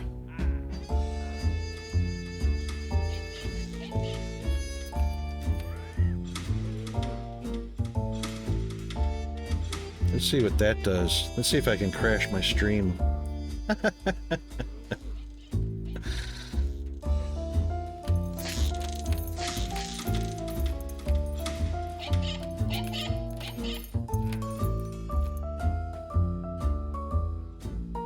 That really didn't have much impact.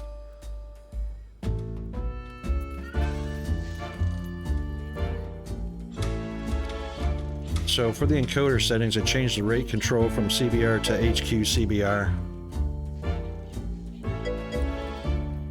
Oh, no worries. Thanks very much for the lurk, Mr. Mao. Have a great rest, and I hope you wake well rested.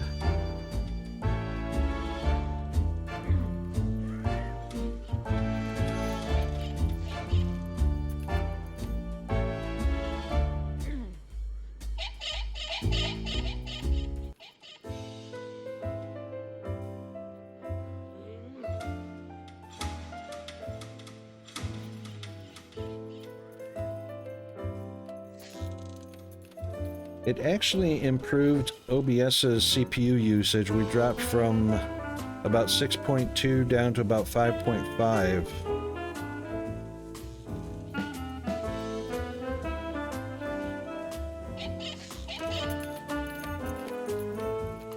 So it took a little strain off the CPU.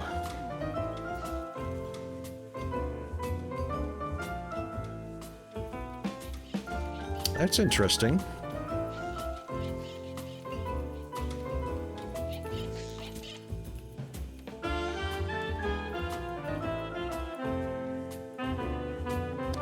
That's very interesting.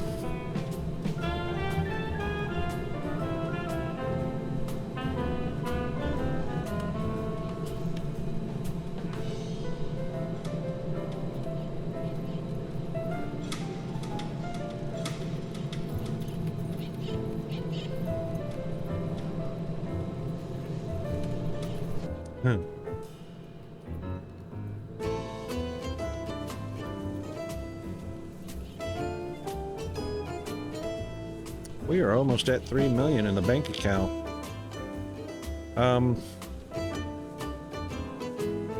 Where are we at with our research? Oh, just finished. Or just about to finish. There we go. I don't know what that is. Car slugger sounds good.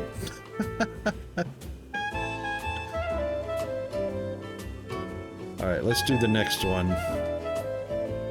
Let's see what it's going to offer us. A DeLorean. Is that 2004-ish?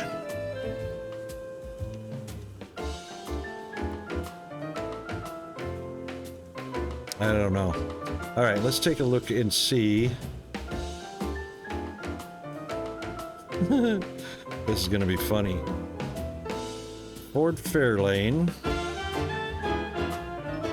See what our profit margin is going to be. So it's $1,000 for parts. We can sell it.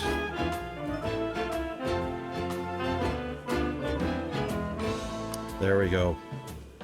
For about a $4,000 profit.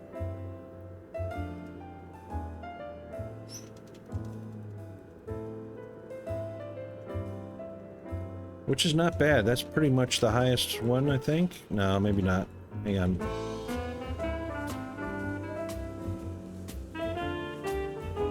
There's a 51 profit for this mosket looking thing.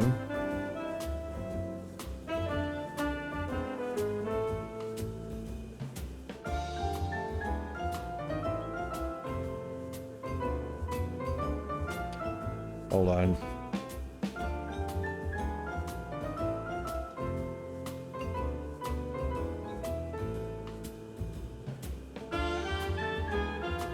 That's a $5,100 profit.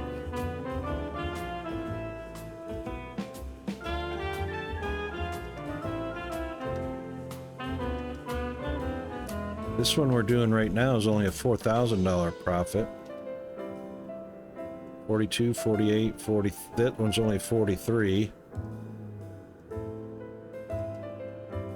That one's, the Porsche is still 51, 56. That's still our best profit maker. I don't even look at these guys. So our Porsche is 5156, 46 on the MG, 43 on the Frontier, and 4,000 on the Corvette. Corvette's pretty popular though. That's a 5100.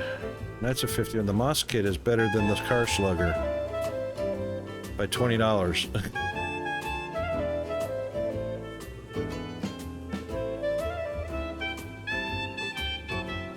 We've had sales of 1,400 of those. 2,700 Frontiers.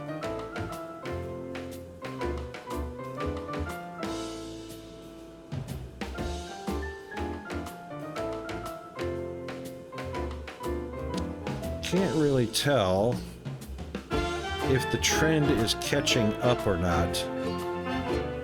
It's about half of the Frontier, and they're about 7 years apart.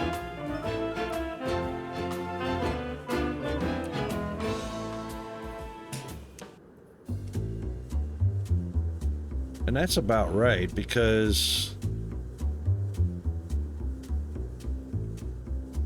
let's see, when did we do the Porsche? 71? 71 and 92 is 21 years. 28 times 2 is 56. That's about half, almost half as well, a little more than half.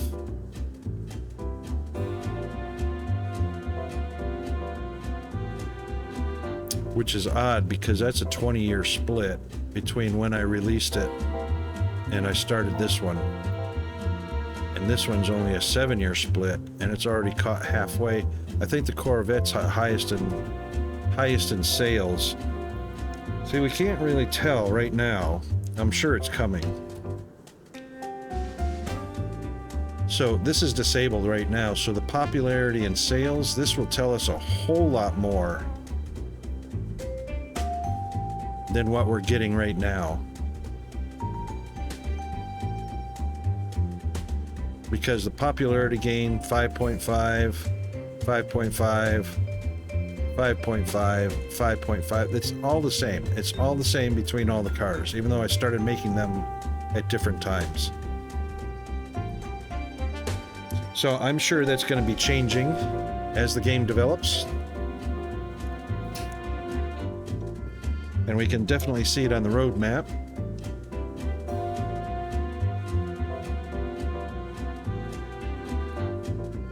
And all 4 cars are just about making it to the parking lot at the same time. Fairly close to each other.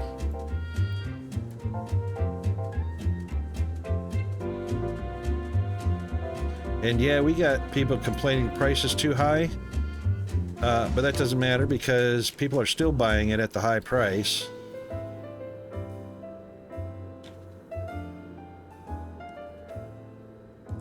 There you go, 5,800, 5,400.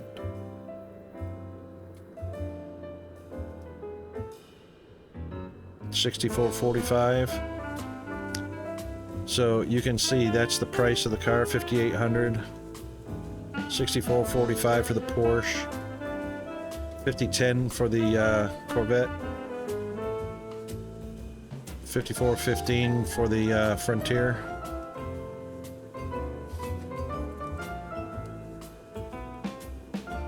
And it's okay that some customers are walking out, you know, with a complaint of being too high, because we're really not manufacturing the cars fast enough to keep up with, or to worry about some customers walking away. We're selling 100% of the cars at their listed price, 400% markup.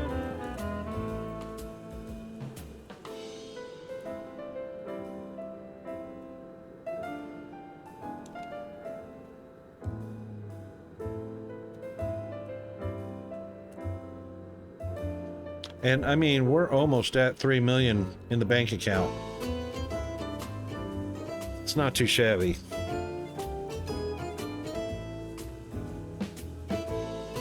The next thing we are going to do, though, is we're going to replace mechanics. They're going to lose their jobs. We're going to replace them with these robots. Advanced assembly robot. And they can hold 6 products.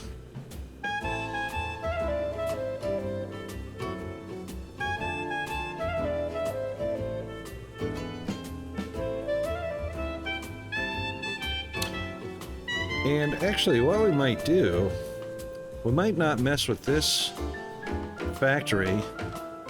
We might open up the advanced over here.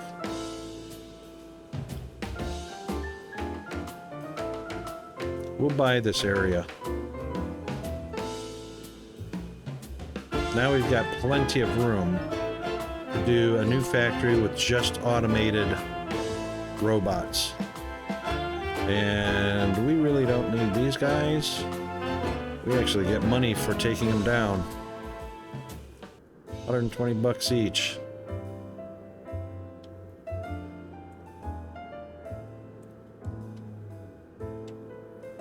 And we have 2 footpaths to the container ship.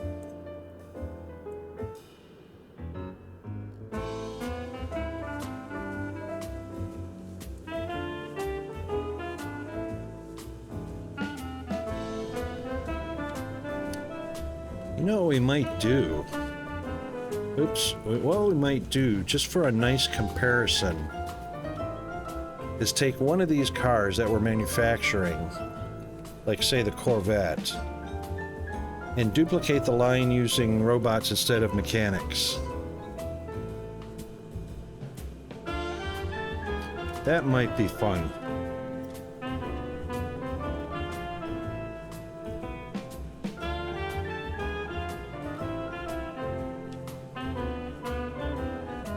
I think that would be fun. Alright, let's put these guys on normal speed so that we can build without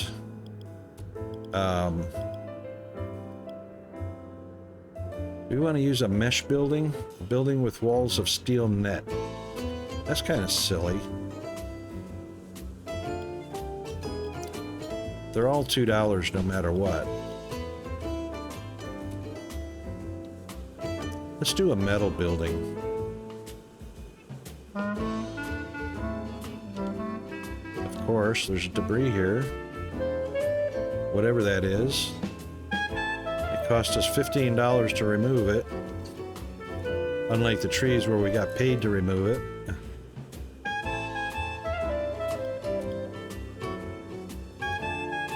Alright, so we'll try and do...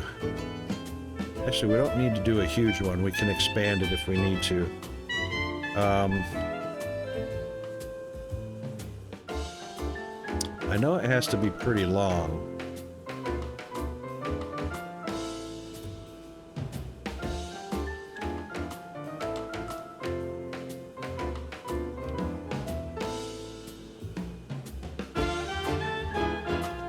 Put a nice big double door there.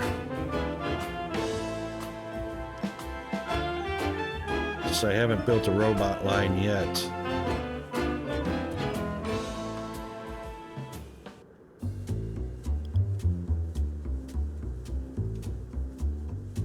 Oh, they're fairly small too. Must stick to a station.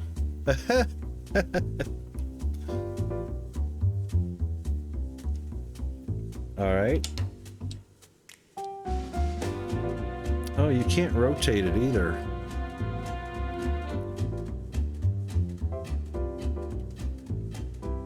All right. Oh.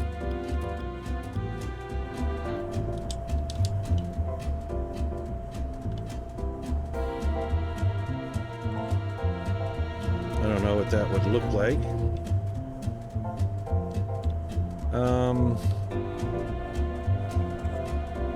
We don't need to have, we actually don't have to have an employee area either.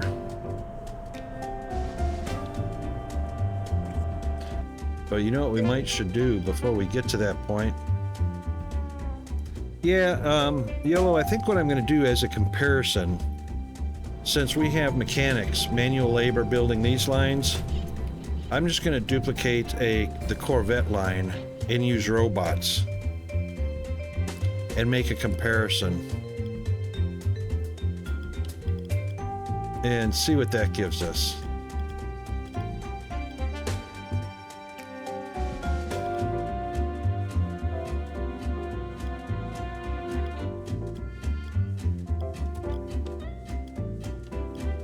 Also going to put a door there and there.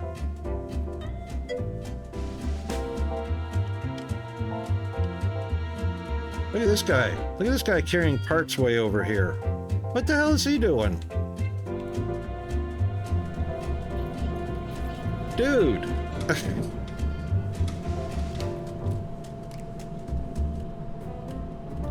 Raymond needs to learn where his workstation is. I reckon he did get lost. There you go. That's not even right. He should not be picking up from this station. Windshield, steering, seat, and dashboard.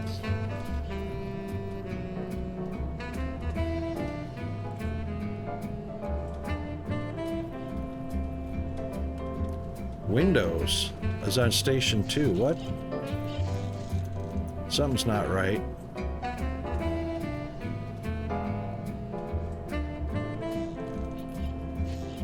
That's interesting. They're all assigned directly across.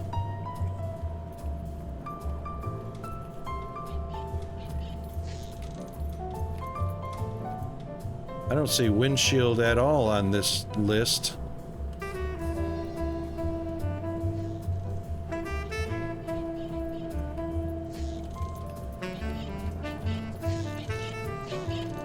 Windows, yeah, he brought...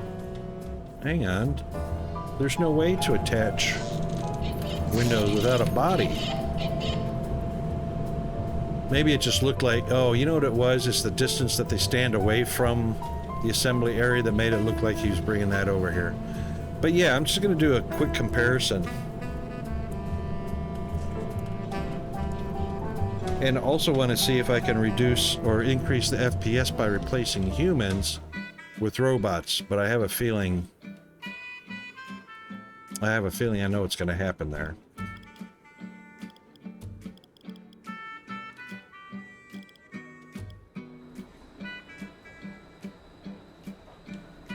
Let's give it a little bit of room, just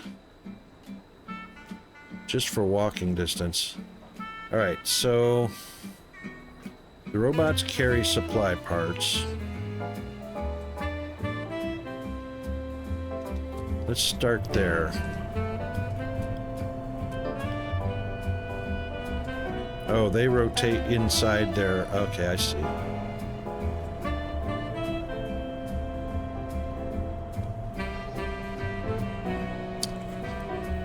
I'm assuming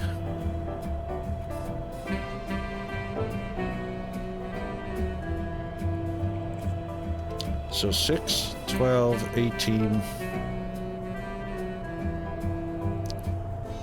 Let's just go with 18 parts per station. No more than 18 parts. And just to make that comparison, Oops. No, no, no. Oh, because we're in construction mode.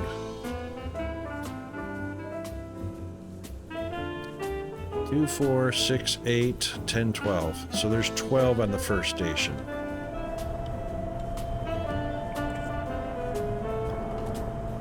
That's going to cost me some money. Wow. All right, let's not destroy it.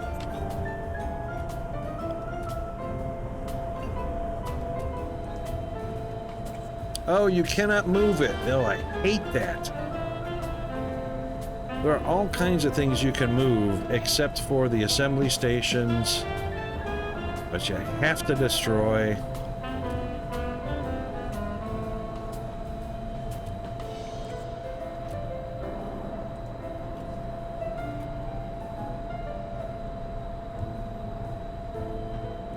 Probably shouldn't even put them next to each other. It's all right, we got a lot of money.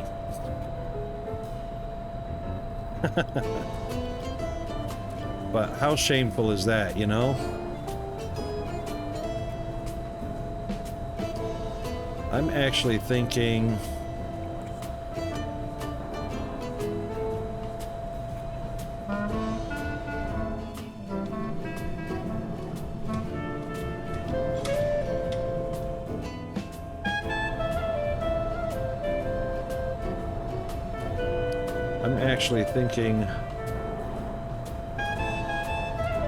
like that, one on each side.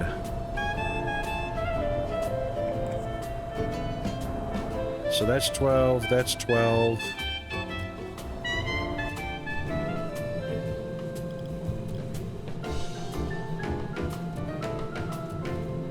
That's 12.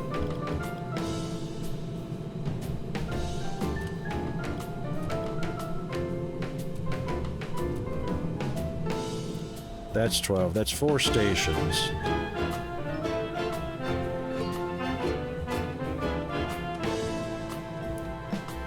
Now, I would assume that since we have robots, we don't need the tool hanger or the toolbox.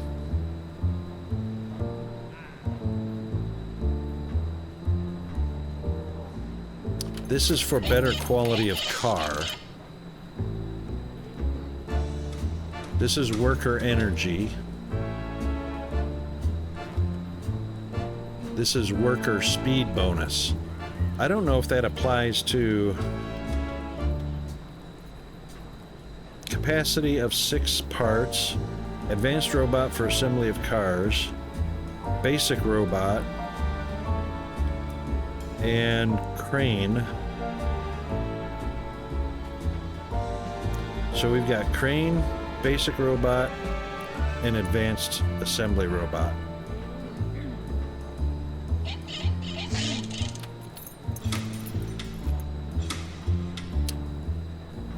Let's see.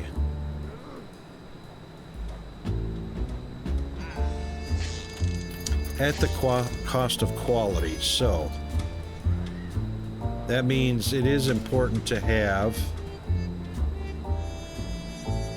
this bench for a chance of better quality, car quality. That's worker, and this is worker speed, and worker speed bonus, worker energy bonus. We may or may not need the speed bonus for the crane as well, even though this says worker speed bonus. So right now we don't need those two, we'll just get the bench.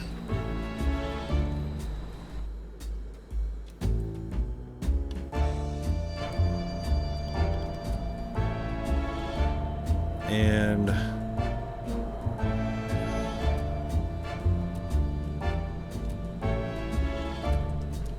we'll put those benches there.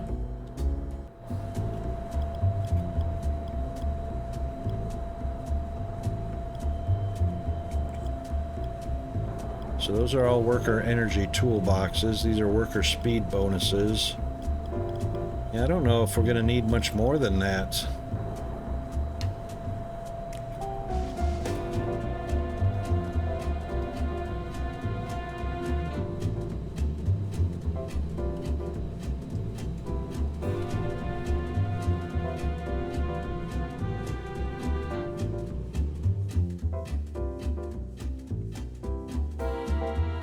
Let's not put that one in yet.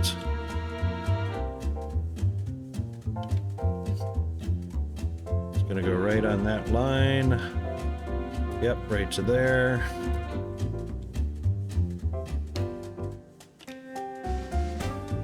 Right to there. We will want, oops. We will want an inspection station. Dreamweaver, how are you doing? Okay, cool. That's what I was assuming, but, you know, early access, right?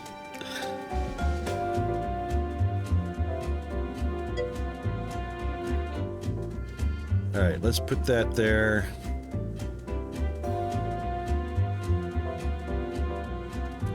Put that there. And we're leaving just enough room in case we want to increase either the distance between or add more assembly stations. Yeah, so how you liking this game, Dreamweaver?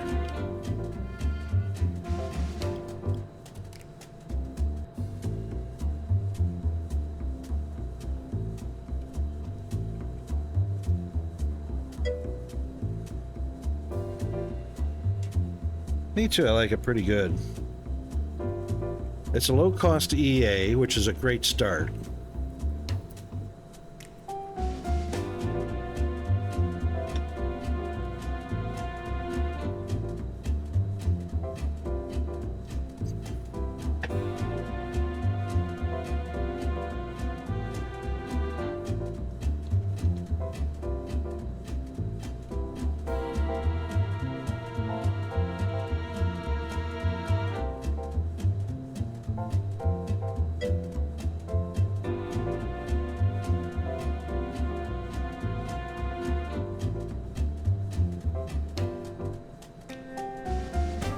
Yeah, I was doing that too. Or attempting to. You know, looking at the timing between them, the number of parts per assembly station, getting them sorted out for the best efficiency. So it looks like it doesn't matter how many robots you have here.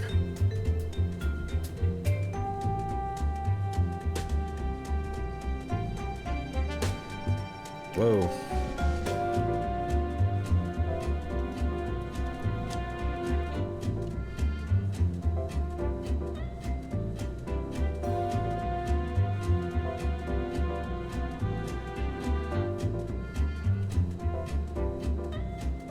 This is interesting.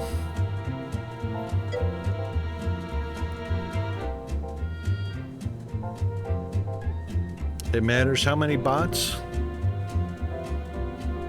Yeah, no, because they only hold 6 parts, right?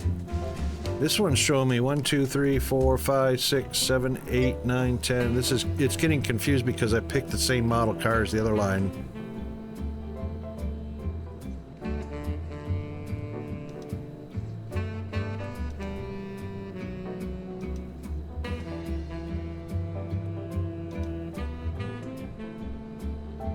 Oh, let's do this. 1, 2, 3, 4, 5, 6, 7. All right, let's do 5 for the first one. Like if you have 5 fenders, you want a bot for each part. Oh. So, right, so I've got 1, 2, 3, 4, 5 parts.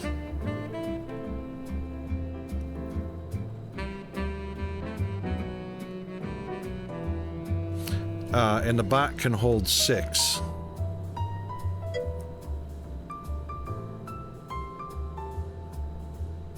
So 2 be 9.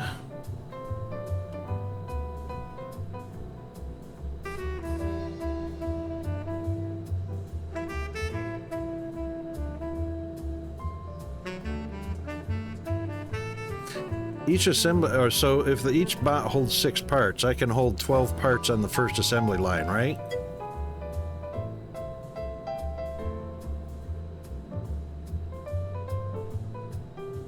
Well, I'm using the advanced ones. Right. So what are the weight considerations for the... It says capacity of 6, but doesn't mention weight. Oh, so it's the weight of 6. I gotcha. The capacity is 6 in weight, not in parts. I gotcha. So I've got a weight of 12. So this assembly line should be parts not equaling more than 12. Which of course doesn't show you the weight when you're assigning how many parts per station. Isn't that lovely?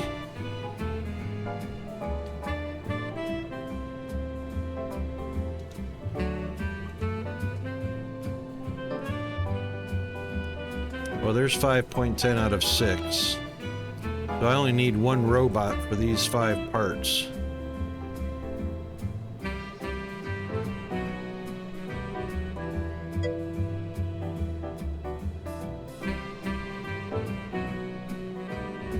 Yep, okay, I'm with you. I'm with you. Yep. So if this station had assigned more parts to it, which that's just those 5 parts right now, which is less than 6, and let's say engine and electrical, it will not be able to handle exhaust. So it's assigned the ones it can handle. So obviously 2.8, 3, 4.1, 4.2, 4.9, yep, 5.5. I see. So this bot will be able to handle everything except that exhaust. This bot would be able to handle, well, let's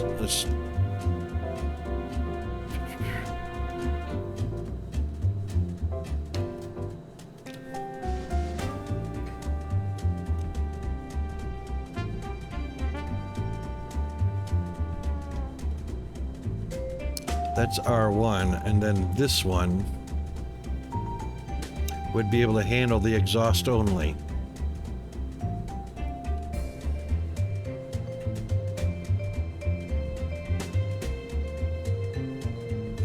Ah, so don't spread that out. Okay, I see how that's working. 1.0, 1.0, 1.1, I mean, okay.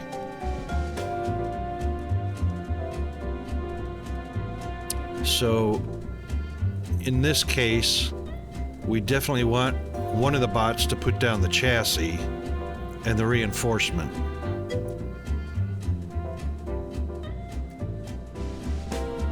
Oh, and split the parts into 2 different bots. I thought you said keep the same parts in the bot.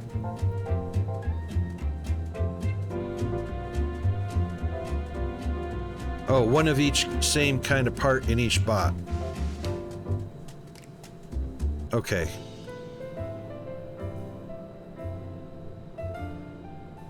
I see. So a chassis in one bot, reinforcements in another, suspension in one bot, suspension in the other bot.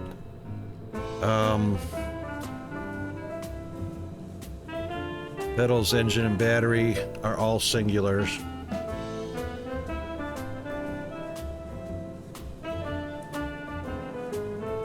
Okay.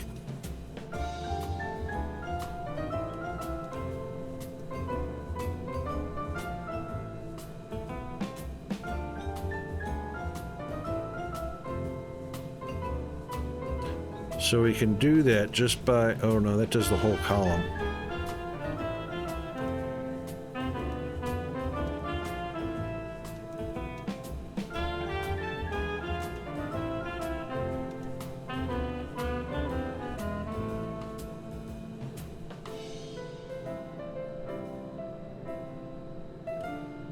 So the way we're going to have to do that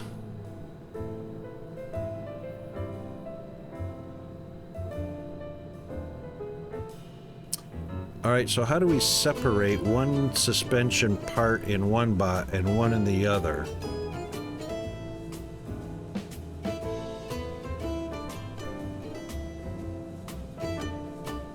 Oh, I got it. I got it. No. Like this. So one chassis, one reinforcement frame, one suspension, another suspension, one doing pedals, the other doing engine, one doing exhaust, the other doing battery. So that's a frame part, a suspension part, a pedal, and an exhaust. And then the other one would be the other green ones. 0, 0, 0, yep. Like that, right?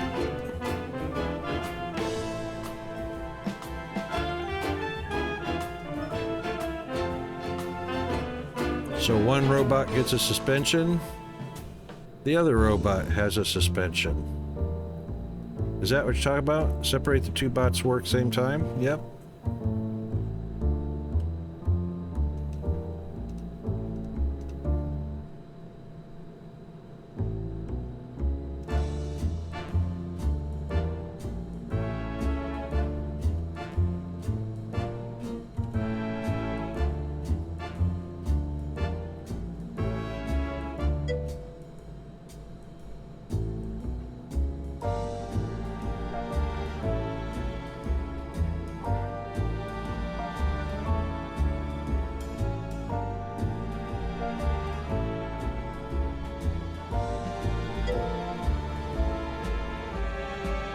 Yeah, okay, yep. Yeah, because transporters, oh my god. That's why I have 32 transporters.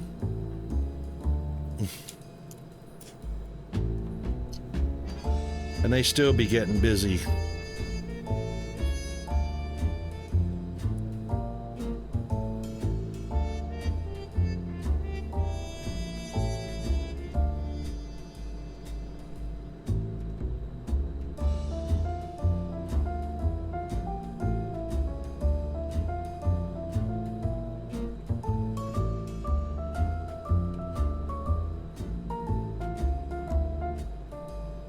All right, that's station 1. I wish I could see the weight just by clicking on these here. 1, 2, 3, 4.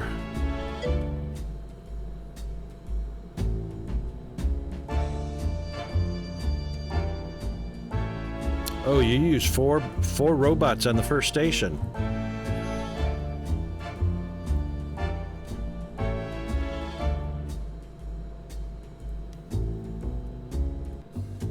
And that's the advanced one or the normal robot, the basic?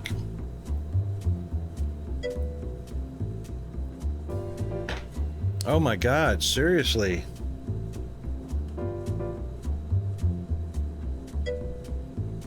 Advanced.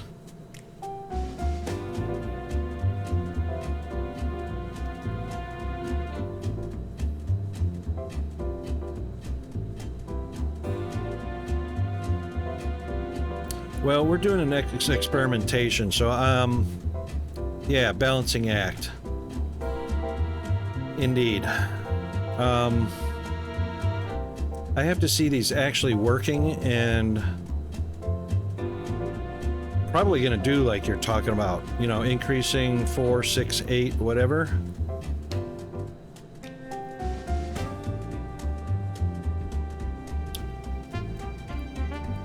I have to see it working until I can get a mental picture of how it's working.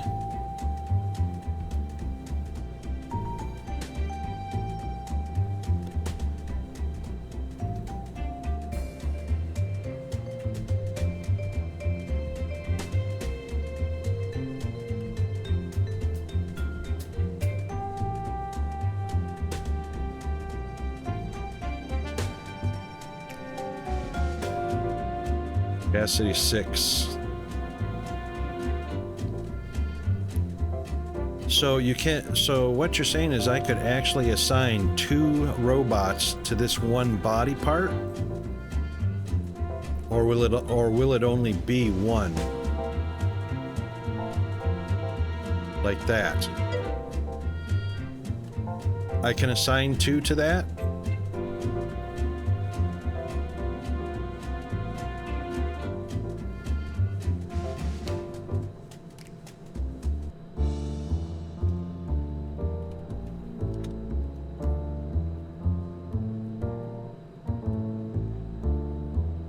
But it's not going to let me pick it in the next slot, right?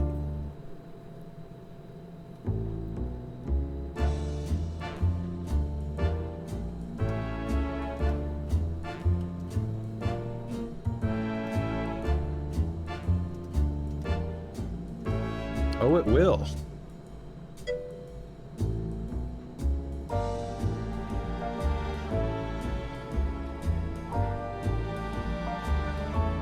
But that also means 2 body cases are going to be ordered. 1 for each robot are coming over, right?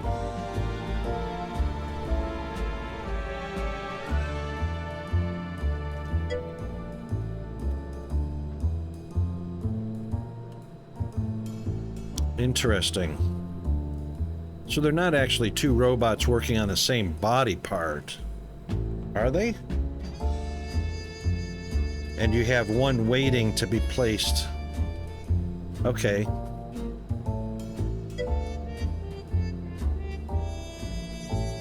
Ah.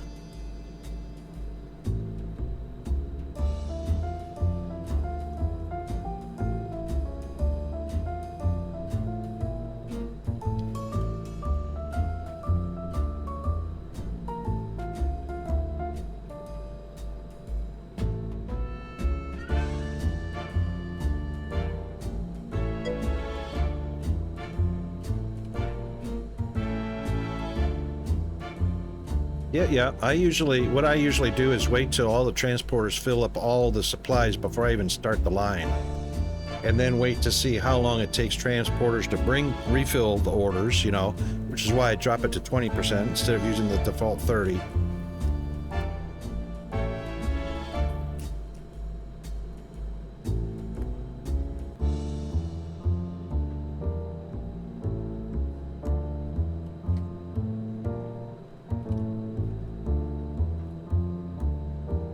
Let's do this. While we're working on this, let's just pause.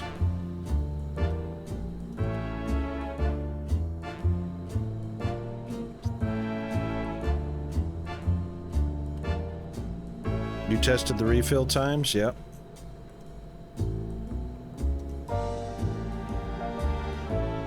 Yep, and brought 1 over.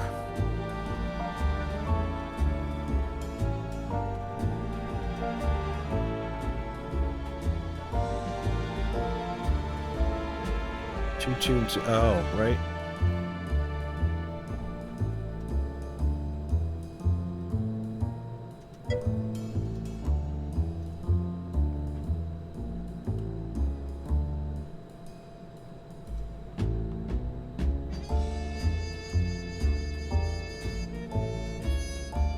Nope, can't do 2. Has to be 1.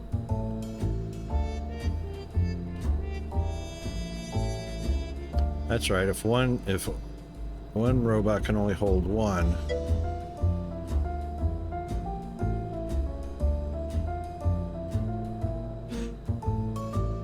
Yeah, I found out that this setting really doesn't matter. I mean, I put them all on 0 and it does the exact same thing. It doesn't matter what this setting really is on, other than the fact I did discover with the mechanics. Oh, what's going on here? What happened here? What happened to my Roadster? I killed my Roadster order. Oh my God, this one's also... Oh no, hang on. Jeez.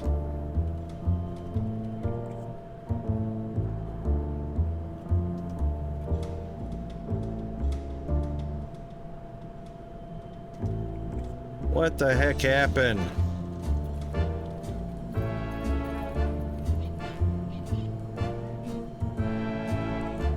Oh, for crying out loud, what happened? What?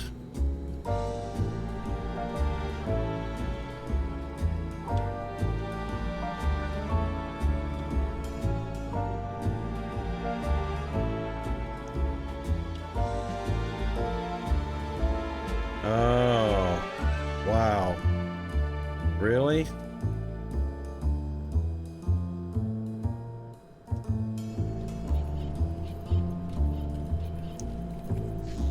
That's the Frontier.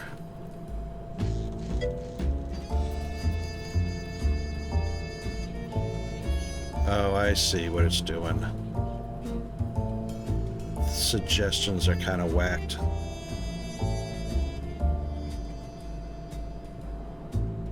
See, I have these all set at 0.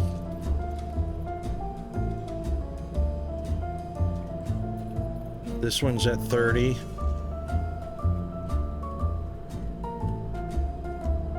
This one's at 20. All that does is change the production. It actually affected how fast the car was going down the assembly line. So at 20%, they assemble the car faster. I know doesn't make any sense because there's no relationship between them. But if you check right here, 34 days. This will be about a 37 to 39 day completion.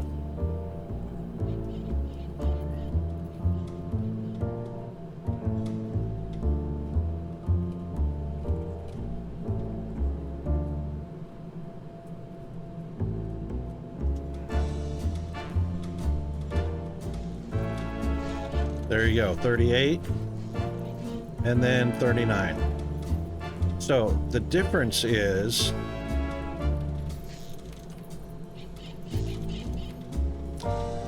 these guys are on a 30% for the Porsche.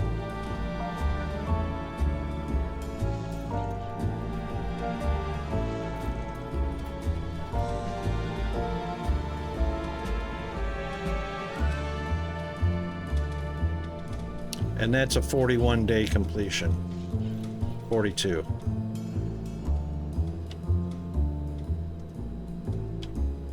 And then these guys, which are on a 0,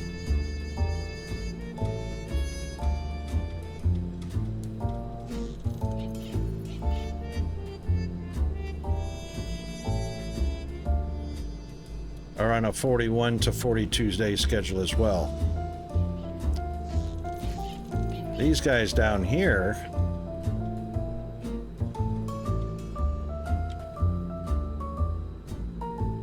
they're on an 85 day, 86 day completion.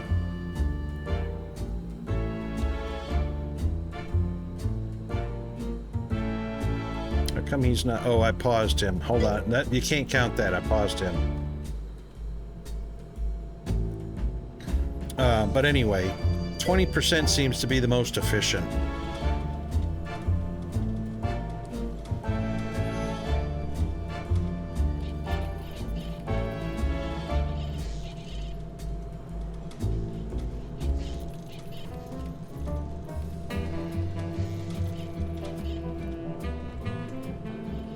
And there shouldn't be any relationship.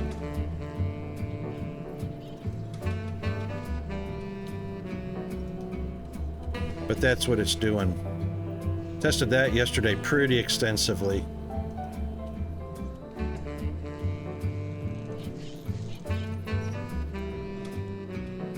Those guys are actually set on 0 and should be 20%.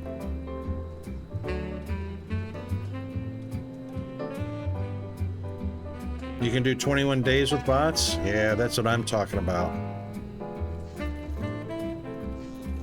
That's why we're starting to experiment with them. This is the first time we've been playing with the bots.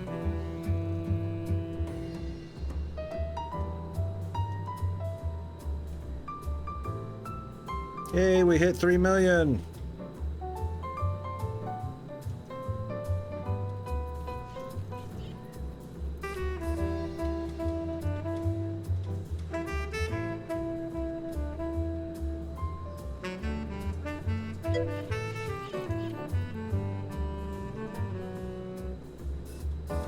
Oh, the line's paused.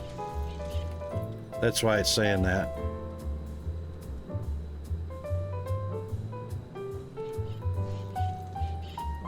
That's why this is saying 122 days, because the line is paused.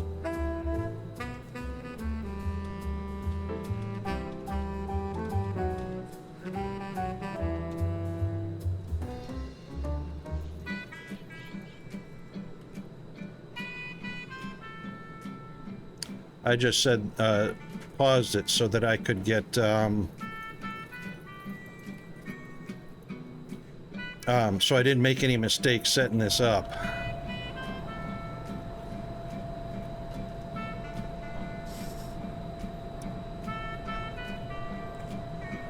Oh my goodness, it's almost time for Peanut to come home from school.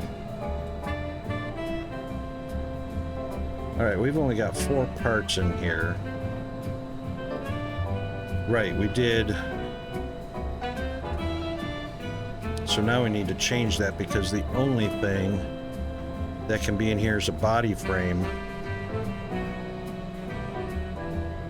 No, I can have the others. I just need more robots for it. Okay.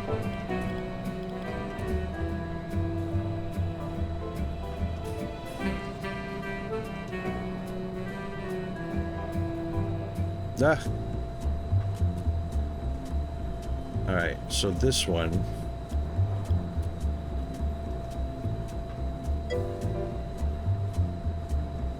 needs to be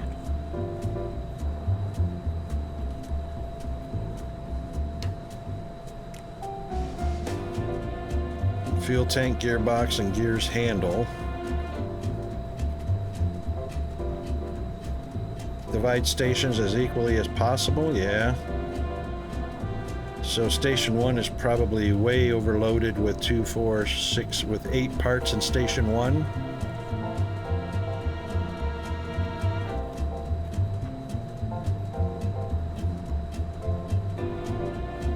So even though they're a capacity of 6, don't max out their capacity with parts.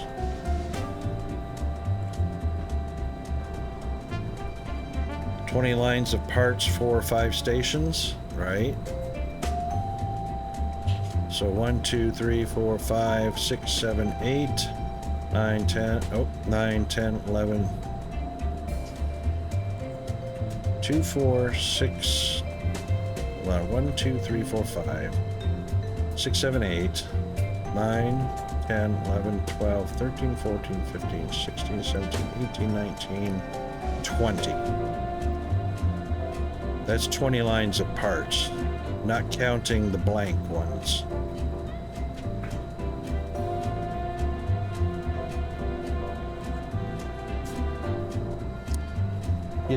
Get yourself ready for the appointment later.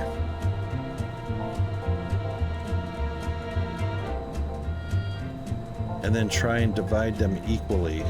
So if we got 20 lines, we got 4 stations. Let's just make it 5 stations. That way we can keep it reduced to 4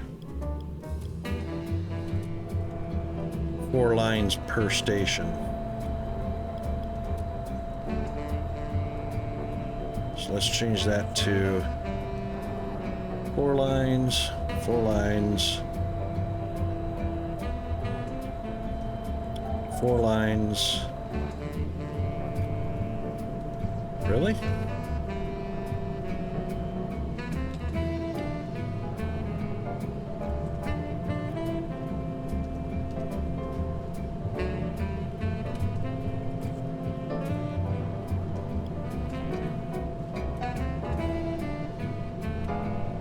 How comes that 5th one's not showing up?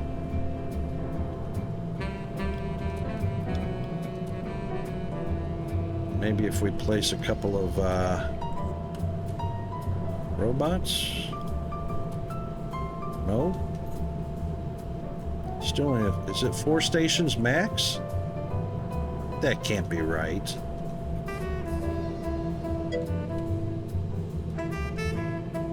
Oh, there it is. Thank you. Stupid scroll.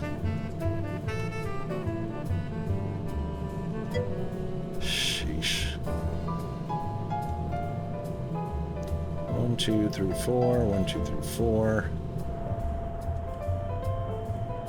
1, 2, 3, 4.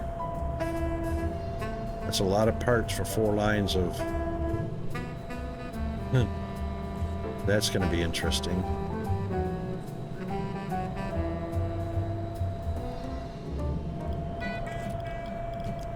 Better not forget that. To boost the quality. I hate the fact that that takes up 1 slot and the robots are 2 slots. But that would be 7 maximum robots per assembly station, so still a lot. Alright, Station 2's got 4 parts.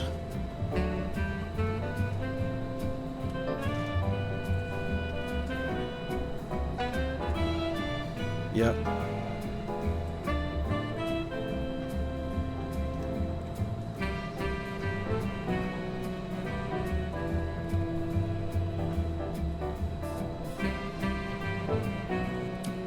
Let's do this as an experiment.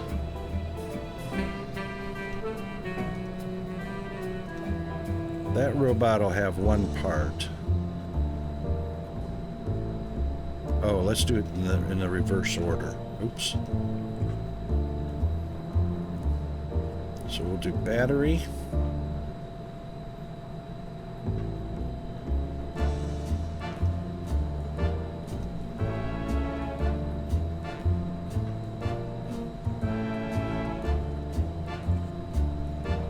Fuel tank.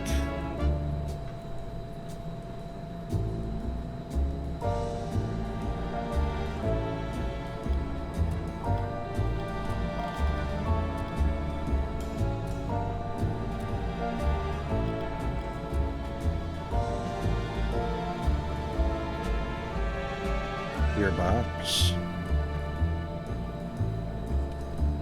This is going to bring a lot of transporters over here because they're going to be carrying 1 item at a time.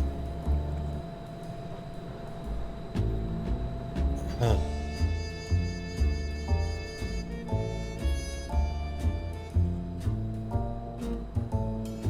So 7 items to the first assembly station, 5 items to the second.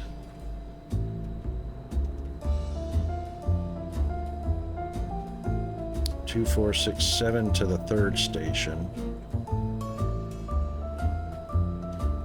Let's see what that looks like.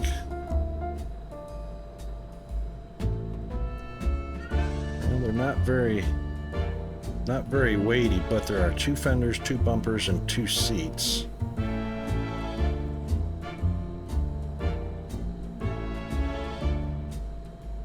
So we will do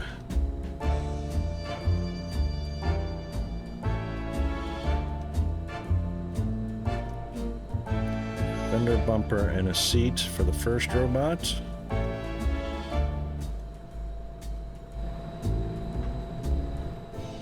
Where am I at? Am I at number 3? Yeah.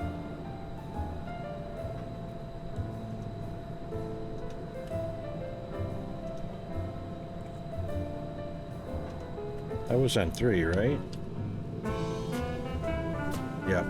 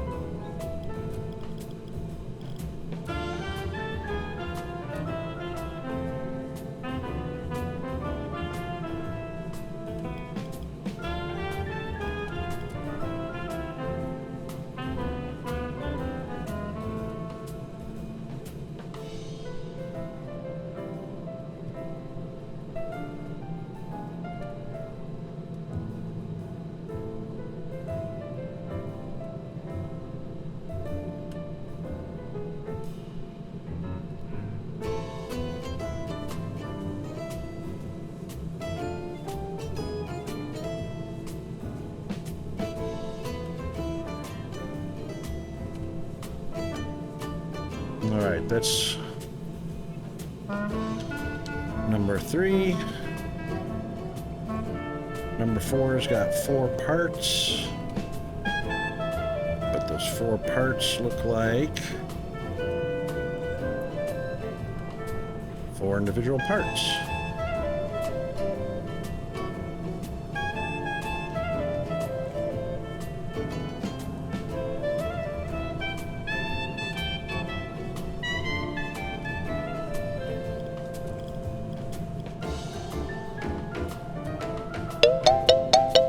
Oh, man.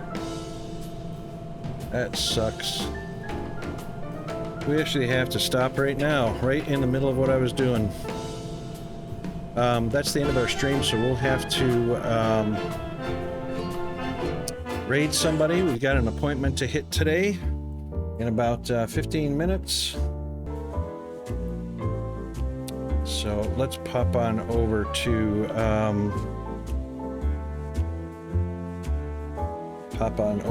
our just chatting for the time being. Oh, my cam's off. Thanks very much, Dreamweaver. Appreciate that. I'm going to use all the information you gave me. I'm going to experiment a little bit and go outside of what you suggested, but just to see how that works, I got to get my brain wrapped around the visual operation of that. Yeah, but definitely going to use that information. Thanks very much for that. And thanks for popping in. And who are we doing? We need to raid somebody. Let's see if we can find somebody either playing the same game in our community or maybe somebody in our community playing a different game. Let's see.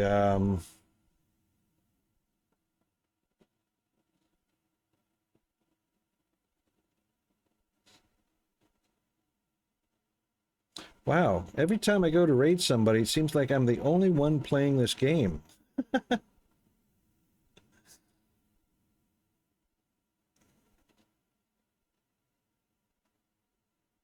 All right.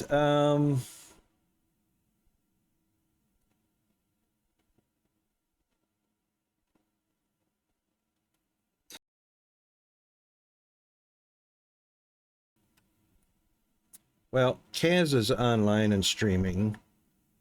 Let's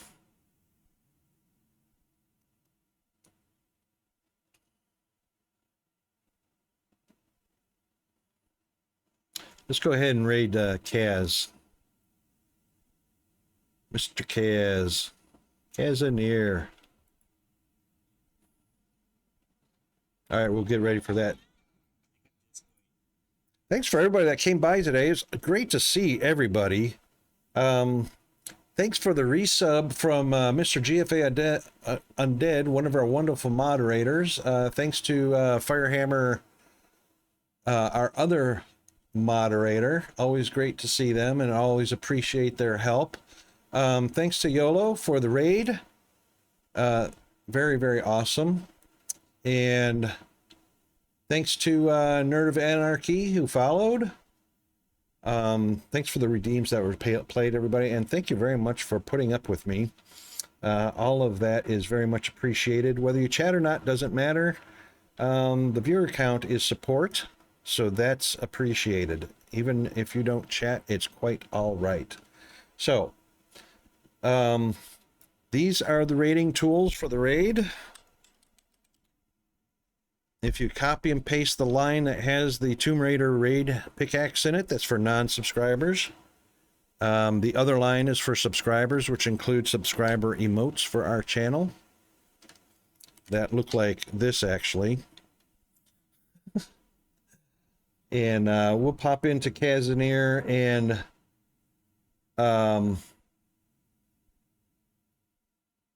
we'll annoy him. And thanks, everybody. We're going to get the proper thank yous out over on the outro screen, which is here. Thanks to everybody that came by. Hump Day is concluded. We will be on schedule tomorrow. And that's it for me. Stand by for the raid. See ya.